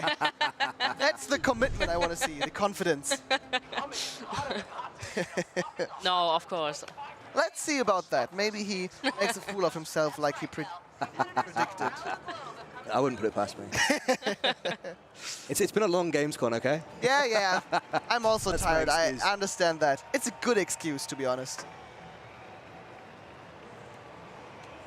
Okay. Let's see. And of course, I will annoy you with questions while you drive. We also already have plans for a competitive scene to push that scene. We would like to do something like that, a competitive scene, etc., that you can then use to brag to your friends, etc., and maybe have certain rewards tied to it. But we have no set in stone stuff for that as of yet. But there are plans, and if possible, you'll get into that. Yeah. Okay, awesome. I personally am a very competitive person, so... Okay. So having something like that is definitely something I would like to. Yeah. I can imagine that that many players wanted to do competitive play in this game as well. Warpixel just wishlisted it, so it makes a good first impression to the stream. It's a whole new gameplay now. Yeah, it's well, it's just more experience, I suppose. Yeah, If once you've done the tracks enough, you'll learn where all the little nuances are to it. If we would have let you play like 10 minutes longer, I think this would be the new gameplay as well. Of course. I'm pretty sure of that. Oh, that's a great shortcut. Oh! Almost. I spoke too soon. I think I got that once in the entirety of Gamescom, but I try it every time just in case. Just in case. But it would look pretty awesome if it hits. Guys, if you have some last questions, we've got some minutes to address them. If not, well, you need to be forever silent or ask them in Discord or in one of the other slots we'll have tomorrow and the day after that. But use your chance now. So you can use that grappling hook that I just used, not only on cars that I dotted around the map, but other players as well. We're working on the animation still for all the different, for the grappling hook and a few other things. Oops. Will there be mod support, Grix asks? No. Okay. We are working potentially on user-created content, but more within like a map creator, etc. Oh, okay. But that's still heavily in progress, as with a lot of aspects. Yeah, of course, because it's the pre-alpha. Pre-alpha. And does spectator mode exist for online play? Not as of yet, no. Okay. But I think the map editor, if you really get that in there, people will... They are so creative, the communities of games. So creative. That keep the games alive after years and years. Yeah. It would be awesome to see that here as well. So we're already kind of doing that in some ways, in that we're taking feedback, as I say, from the community regarding all aspects of the game. Yeah. One really nice bit of feedback we had recently was an evolution of Destruction Derby, where it featured a King of the Hill area, where it would direct the focus of destruction rather than endlessly chasing all the other competitors. You now have an area that you have to go if you want to score like big points. And obviously in a Destruction Derby, you want to force the players into one spot. Yeah, that's an interesting game mode. Will there be a Battle Royale game mode as well? Potentially, maybe something like that. We have it's called Rodeo, and there is one car, and you have to be in that car to get points, and then people can kick you out of that car. I see. So it's constantly everyone's battling for that one car. Okay. But generally the entire stunt show is somewhat of a battle royale in that it's a last man standing kind of competition. Yeah. But there's no Fortnite circle. No, nothing like that. Okay, awesome. Lena, what's your first impression of this game? Oh, at the first start, I was just like, oh my god, what am I doing? Yeah. And now as I see this, I'm just like, whoa, what are the possibilities to play the game? Because I was just driving around and hopefully get to the destination. And yeah, it's very great. I think there's a great potential and... Yeah. And I myself would very much like to be as skilled as you in the game because it looks like so much fun. Yeah. How long do you reckon does someone have to, well, learn the game and try to get better at it until he's as good as you are? So I've been with Powwow for 5 months now, so at least 5 months. Okay, I see. But then you can do stunts like that. Thank you very much for showing off this game. Thank you. Thank you very much. No pleasure. It's been an absolute pleasure. Thank you for having me. And thank you very much for playing it. Yes, thanks for showing this to me. No, my pleasure. And I think you've got a good first impression of this as well. Some of you already wishlisted it now. And if you want to get your hands on this pre-alpha demo, you can come to Gamescom, right?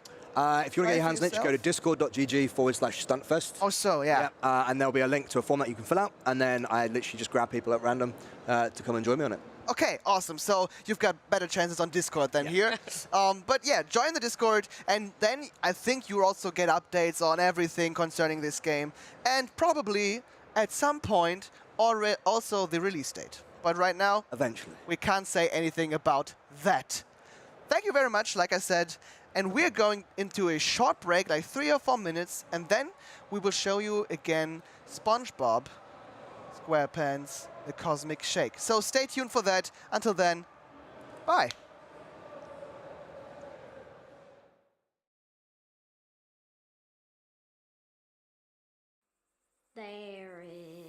There's a house in New Orleans they call the Rising Sun, where thousands of young to salvation have gone. Oh God, she knows I'm one. Don't let them get inside, compare. They're not the good kind. Derceto isn't cursed or blessed. It's a battleground. Maybe the Dark Man just likes it when you suffer.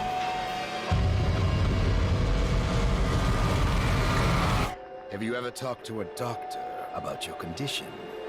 This is madness! Are you crazy? Fall on your knees, wear the mask, praise his name!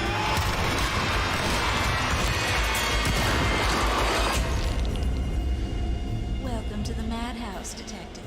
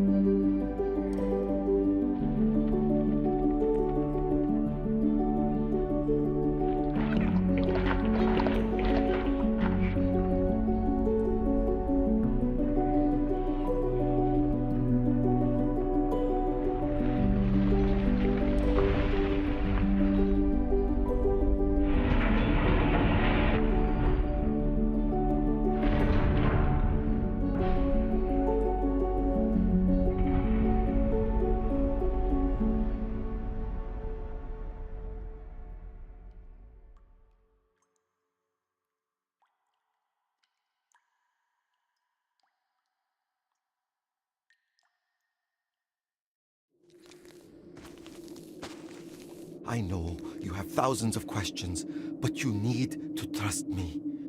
Listen. Don't do anything dangerous yet, okay?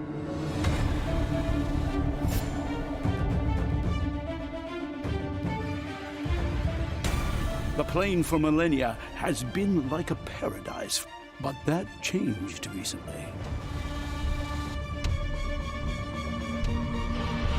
This darkness is a bad sign. Be careful out there. And please come back in one piece, okay?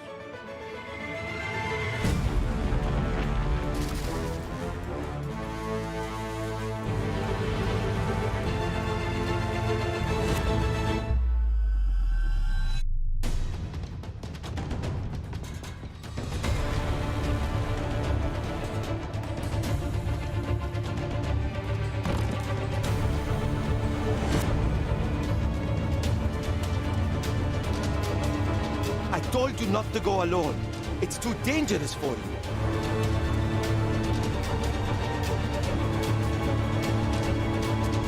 Hang on, Lux! I'm coming! I do understand why Asim was mad. Now that we finally have a new Lux, he is worried to lose you.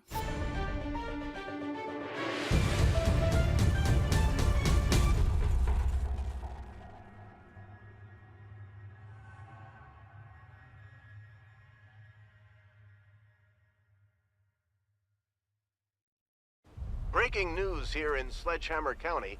After a sharp increase of car racing activity in recent days, Authorities now report a staggering amount of items and racetracks popping up out of nowhere. Jan, what do you make of it? Well, Bill, it's like you say. Random bits and pieces of racetracks, along with all different kinds of items, have been emerging all over the county. And, wait, I'm just getting word that these pieces now seem to be rising into the air, forming an ever-expanding aerial racetrack and eclipsing the sky above Sledgehammer. Bill, I've never seen anything like this. You have to wonder, who is behind this and where does it end? Shadows in the sky, footsteps in the night, behind me, targets in their sight, running out of light to save me.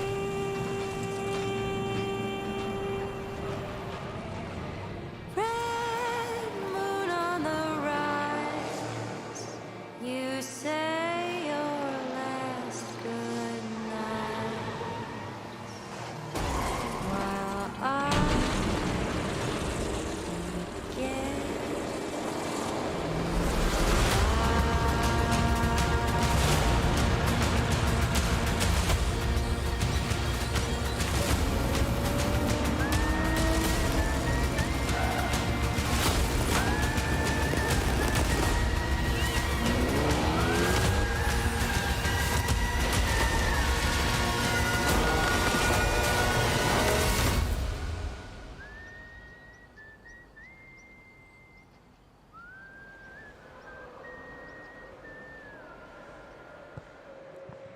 And welcome back. This was a really short break, wasn't it?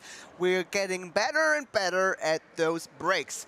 Well, I'm joined now again with Yun1k0rn here. If you want to know more about her, again, just type !Yun1k0rn written together and you get her Twitch channel and the other socials, I think, as well. And beside you, there's again AJ.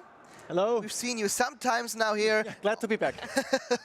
Always helping us with showcasing SpongeBob SquarePants, the Cosmic Shake, and that's what we're gonna do again now. Awesome. It would have been a surprise to sit you in front of another game. Yeah, I would have said.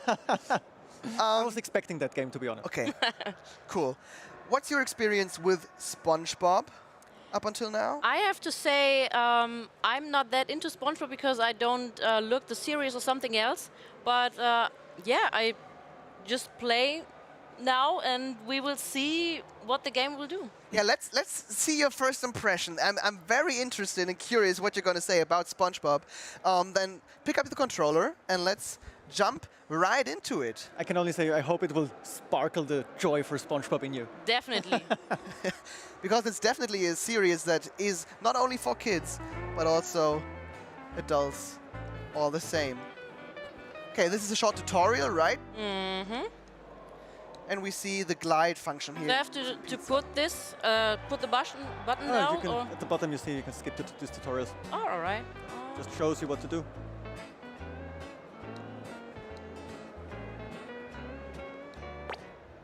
All right, let's and get now we dive into the world.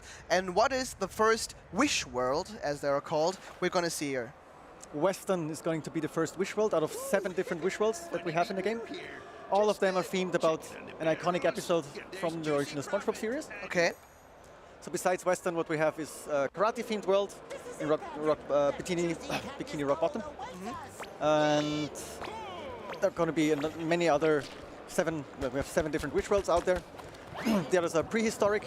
You're going to find we have a medieval-themed one, a pirate-themed one, and others that I don't want to spoil already.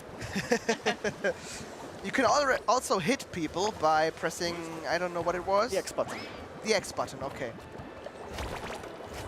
And I think it'll be best if you follow the blue arrows to get as far as possible. So blue okay. Yeah, they're pointing where you should go. How much platformer experience do you have as well? A little bit, but okay. yeah, a little bit. Let's see, because she picked up what we just played, Stuntfest. She picked up really fast. So let's see how well you're doing right here. So the goal here is basically collecting the cactus juice from the cactus that you saw up there. Oh, okay. So that's what Mr. Krabs tells you at the beginning. So you ask you to collect the cactus juice for him. Okay. So that he can store it. Well, we all know that he wants to make money. Probably, yes. Oh, like this? Just go there and then the button is the button. So keep it pressed. There you go. And you collect the juice. And you can continue. Yes. Nice. How does cactus juice taste? Are you asking me? Yeah. Well, we didn't do tastings at the office. Nobody brought us cacti. I think, Lena, the Is this the wrong direction? Yeah. Probably. The bubble shows you where to go. You got the. And the yes. Well, at the top it shows you which direction to go, or you just follow Patrick, your buddy that is with you throughout the whole game. Yeah. So maybe I explain why Patrick is actually a balloon and why he's following you. Yeah, because in the series he is not a balloon. Yes, he's not a balloon, but he is in the Cosmic Shake. So what happens at the beginning of the game is that Patrick and SpongeBob, they get these magical mermaid tears. Okay. And they make a lot of wishes for all their friends. Uh-huh. Patrick wishes to be a balloon, but they overdo it. They make too many wishes, and all of these wishes then basically collide and destroy the very fabric of reality. And this is how they create these 7 wish worlds. I see. Where all of their best friends from Bikini Bottom get dragged into. Mm-hmm. And, well, SpongeBob and Patrick head out to help and rescue them. If you would have lived in the SpongeBob universe, what would have been your first wish? Whoa, that's a very good question. I think my first wish would have been to be Gary. Why though? Because he's one of my favorite characters. Lena, just so you know, Gary is a small snail pet from SpongeBob. Yeah, it's his pet snail. That is behaving like a cat. Yeah. He always Okay. goes, meow, meow. But that sounds cute.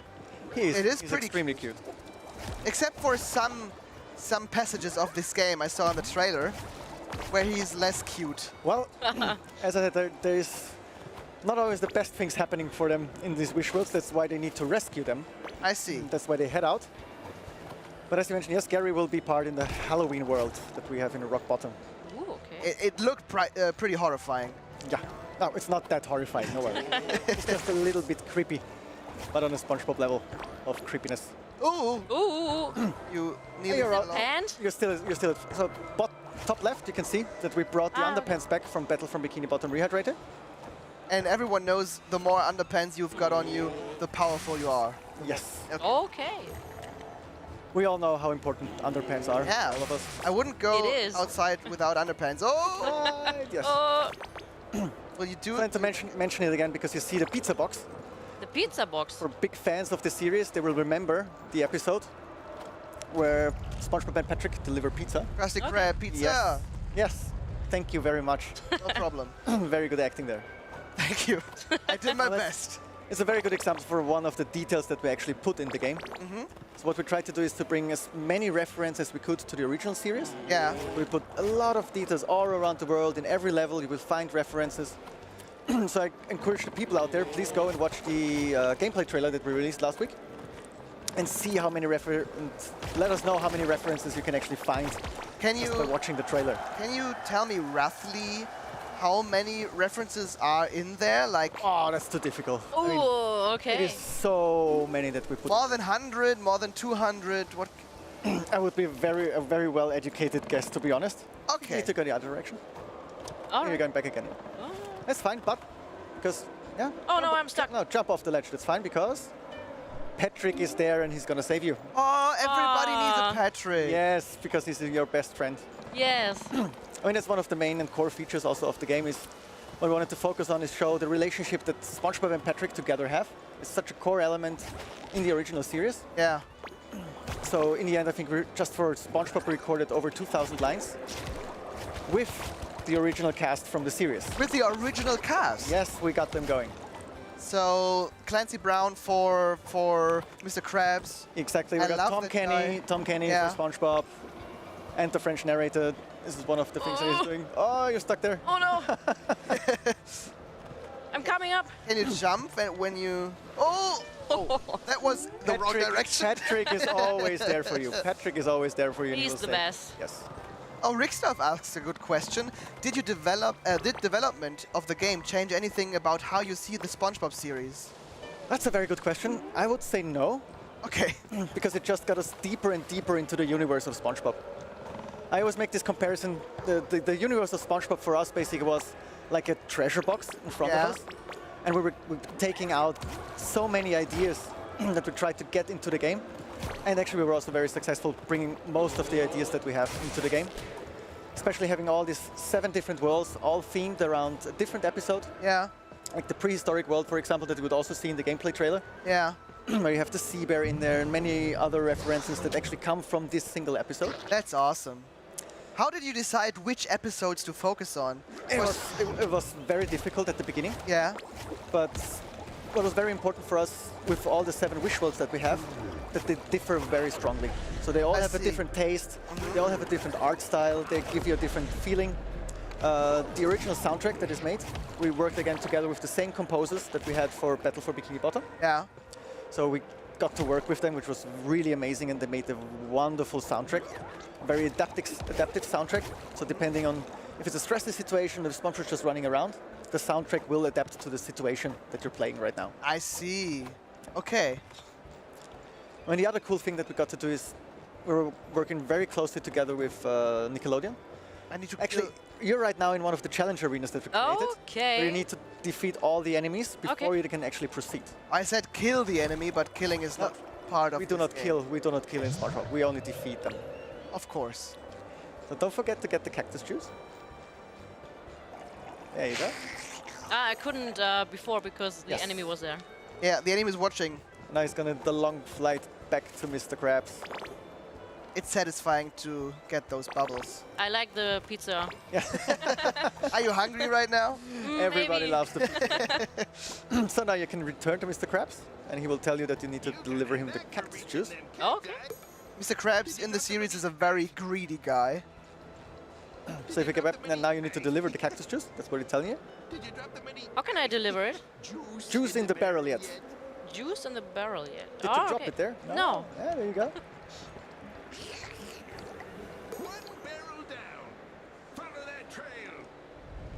Okay. There you go. Now you can proceed to the next area. How long is one of these areas going to be? Well, total playtime, what we're aiming at is 8 hours total. But there will also be revisiting what we built in. So you will get abilities late in the level. There's around 15 abilities that SpongeBob will learn throughout the game. Awesome. Some of them are exclusive to a level. Some of them you will keep. So for example, in the karate level, you learn the karate kick. Of course. What else? And there will be parts in the earlier levels that are blocked out to you until you learn this ability. And then you can travel back to unlock more currency so that you can unlock more costumes.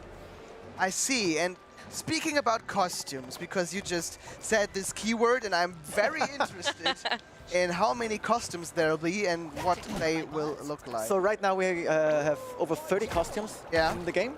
We wanted this to be a very core part, because for us it was difficult to decide what should SpongeBob actually look like. Having just the basic SpongeBob throughout the whole game, I thought that would be boring, because there is so many different ways how SpongeBob is actually dressing up throughout the whole series. Yeah.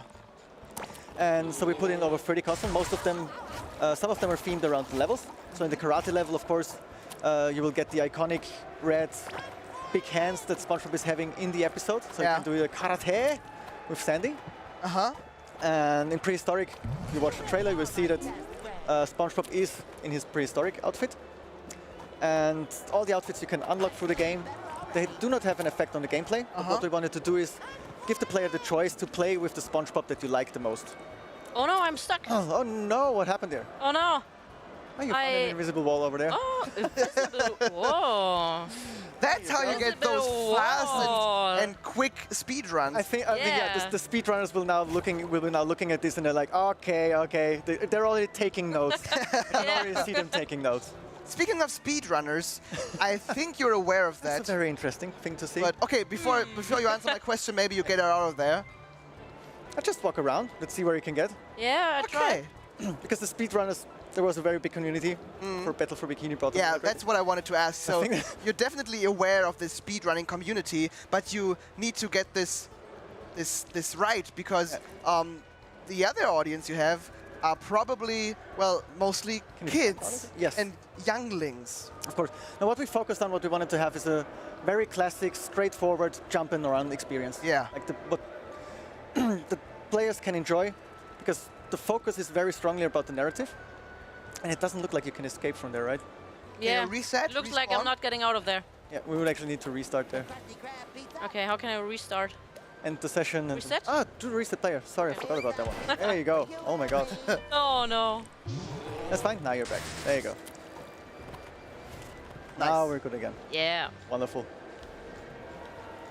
Okay, yeah, you were talking about the difficulty of pleasing the every difficulty. audience. So, what we put in, you see on the left side on the screen, the main objectives that are displayed there. You have the objective pointer that will always give you a direction where to go next. Uh-huh. So that's the platform where you use the bubble shoot. You saw the tutorial because it's the right button. RB. Also, okay. There you go.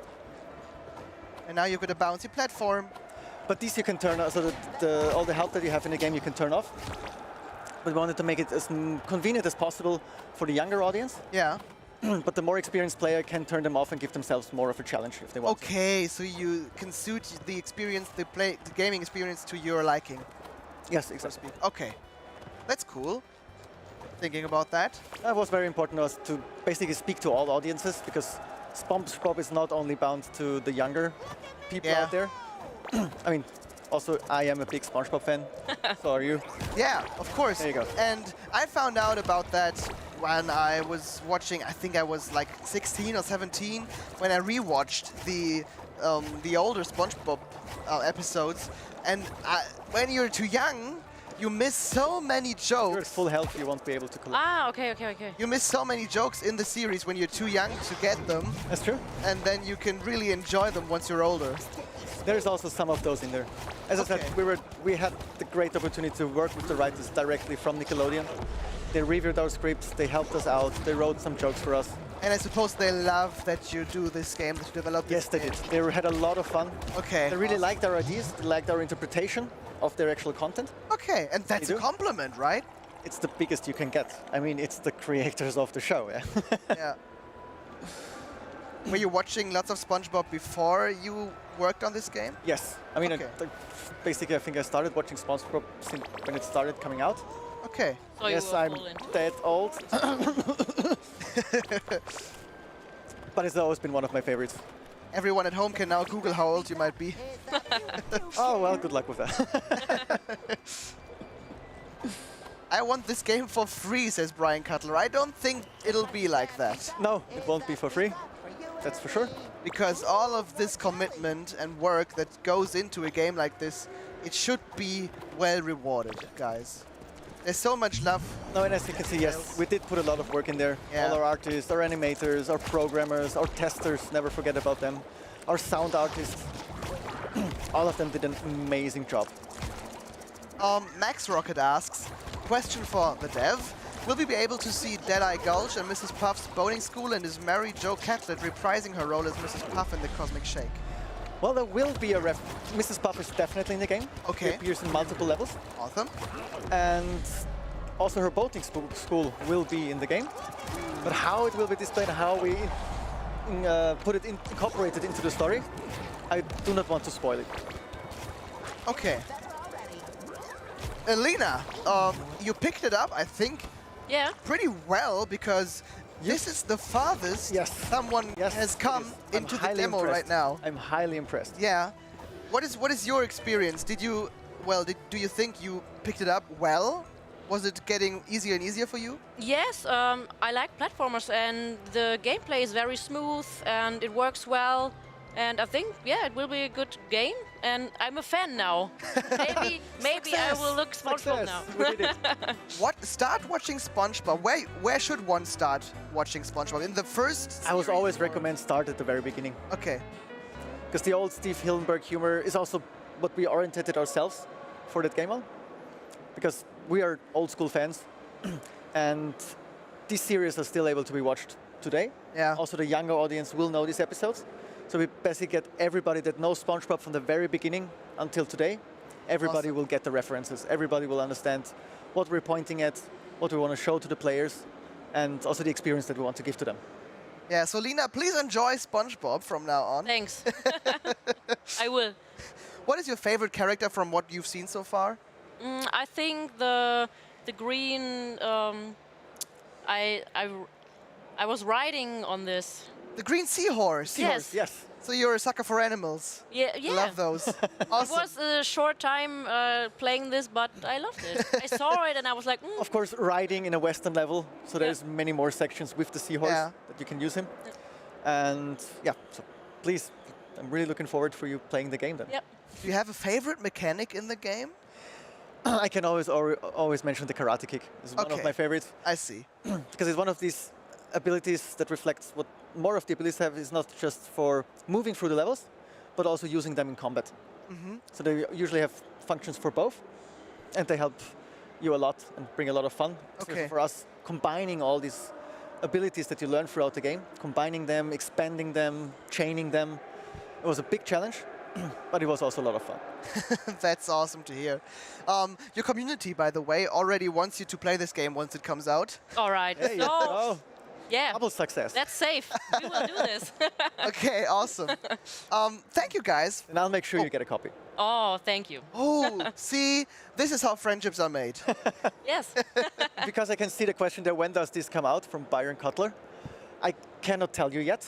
What I can tell you... Like every dev says, yeah. But what I can tell you, within the next weeks, it shall be announced. Oh, there's So an yeah, announcement? please follow the THQ Nordic's social media channels. Or your Discord? You have a Discord server? No, I don't. Okay. But you Stay with the official channels. Okay. Those are the ones. And in the next couple of weeks, there And will be that- a release date for the Cosmic Shake. Yeah, awesome. The Cosmic Shake, by the way, is an homage to the Harlem Shake. So it is a dance move. Really? But everybody has his own interpretation of the Cosmic Shake. Okay. So what would be your Cosmic Shake? A cosmic shake. Maybe like a dancing move. Okay. Yeah, but what kind of dancing move? That's your Cosmic shake. Yeah, there you go. This is the Cosmic Shake.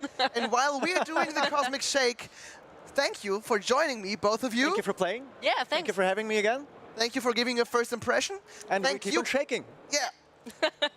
We're gonna do a short break where we, well, dancing on. And after the break, I'll be back with the, well, showing you what comes up tomorrow and what you can, well, look forward to in tomorrow's stream. But until then, we've got a short break, like 2 minutes, maybe 1 minute.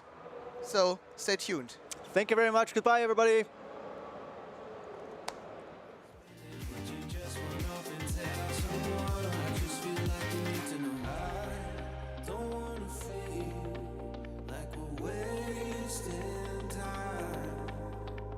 Tell me, should I go and call up a taxi? We can make out for play in the backseat. Please tell me now how that all sounds. You can sleep in while I make breakfast, watch cartoons and talk about exits. And if you're happy, stick around. I just feel like this is what the risk. I never felt a fire like this. If I told you I was ready right this minute, do you think that it would turn you on? I just feel like you need to know. If I told you I was ready right this minute, would you just run off and tell someone? I just feel like you need to know. Right now, we're running out of things to talk about. Right here, right now, I'm about to let the truth come out. If I told you I was ready right this minute, do you think that it would turn you on? If I told you I was ready right this minute, would you just run up and tell someone? If I told you I was ready right this minute, do you think that it would turn you on? I just feel like you need to know. If I told you I was ready right this minute, would you just run up and tell someone? I just feel like you need to know. If I told you I was ready right this minute, do you think that it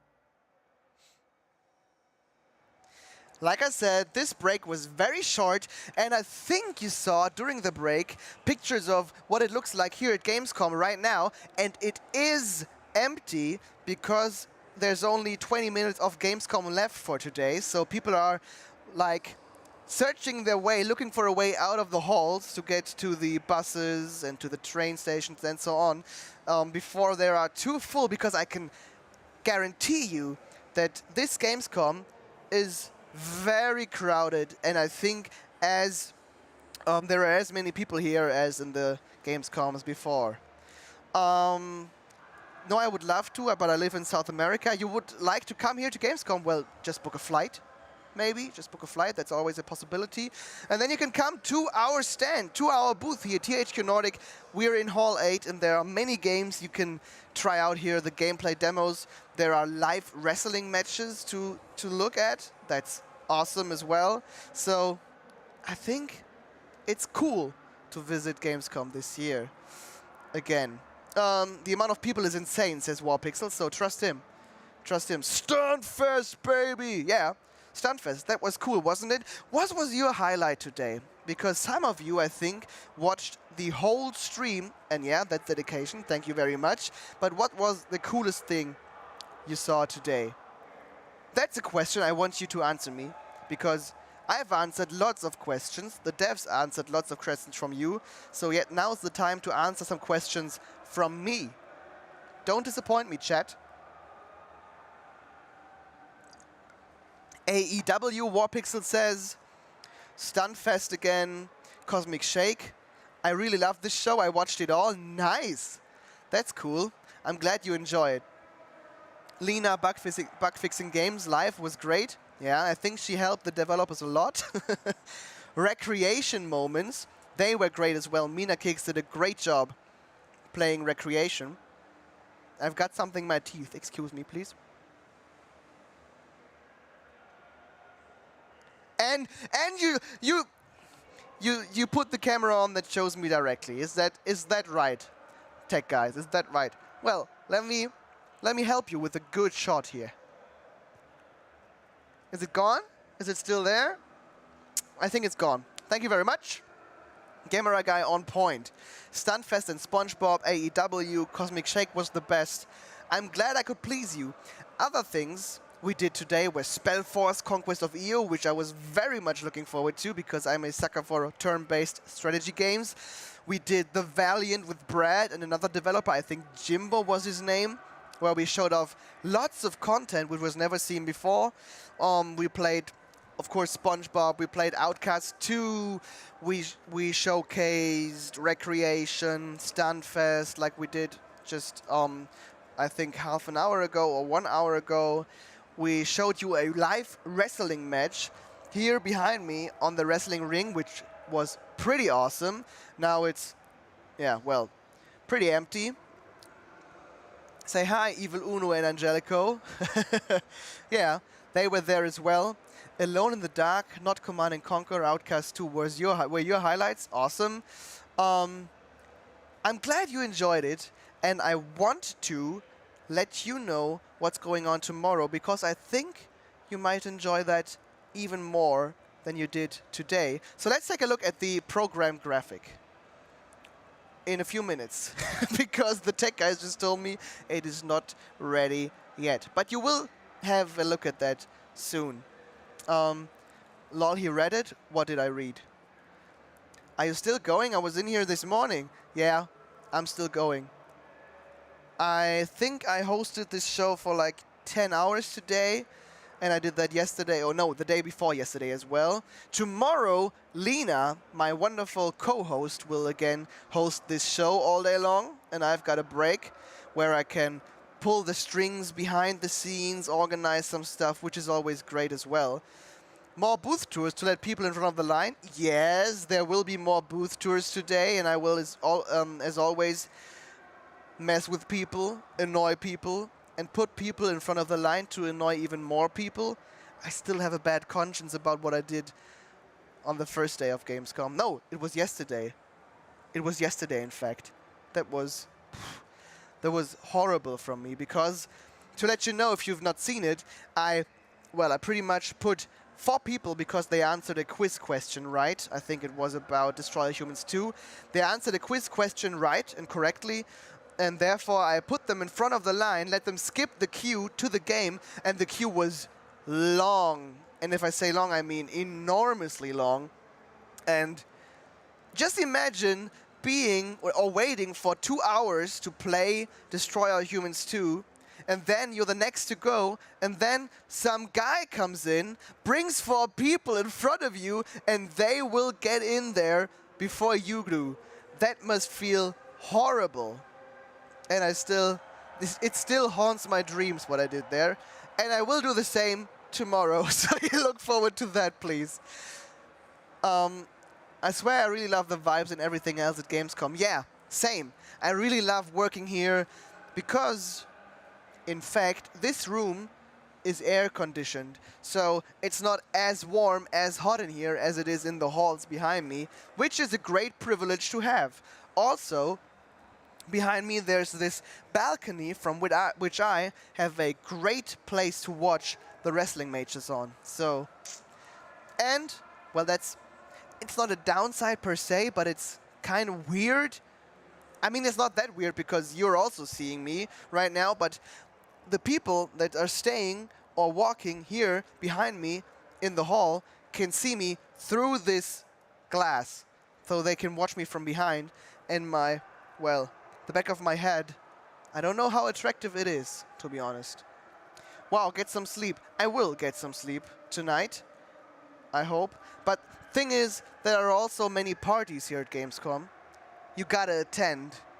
And, well, that and working the whole day, it's pretty exhausting, but it's also so much fun.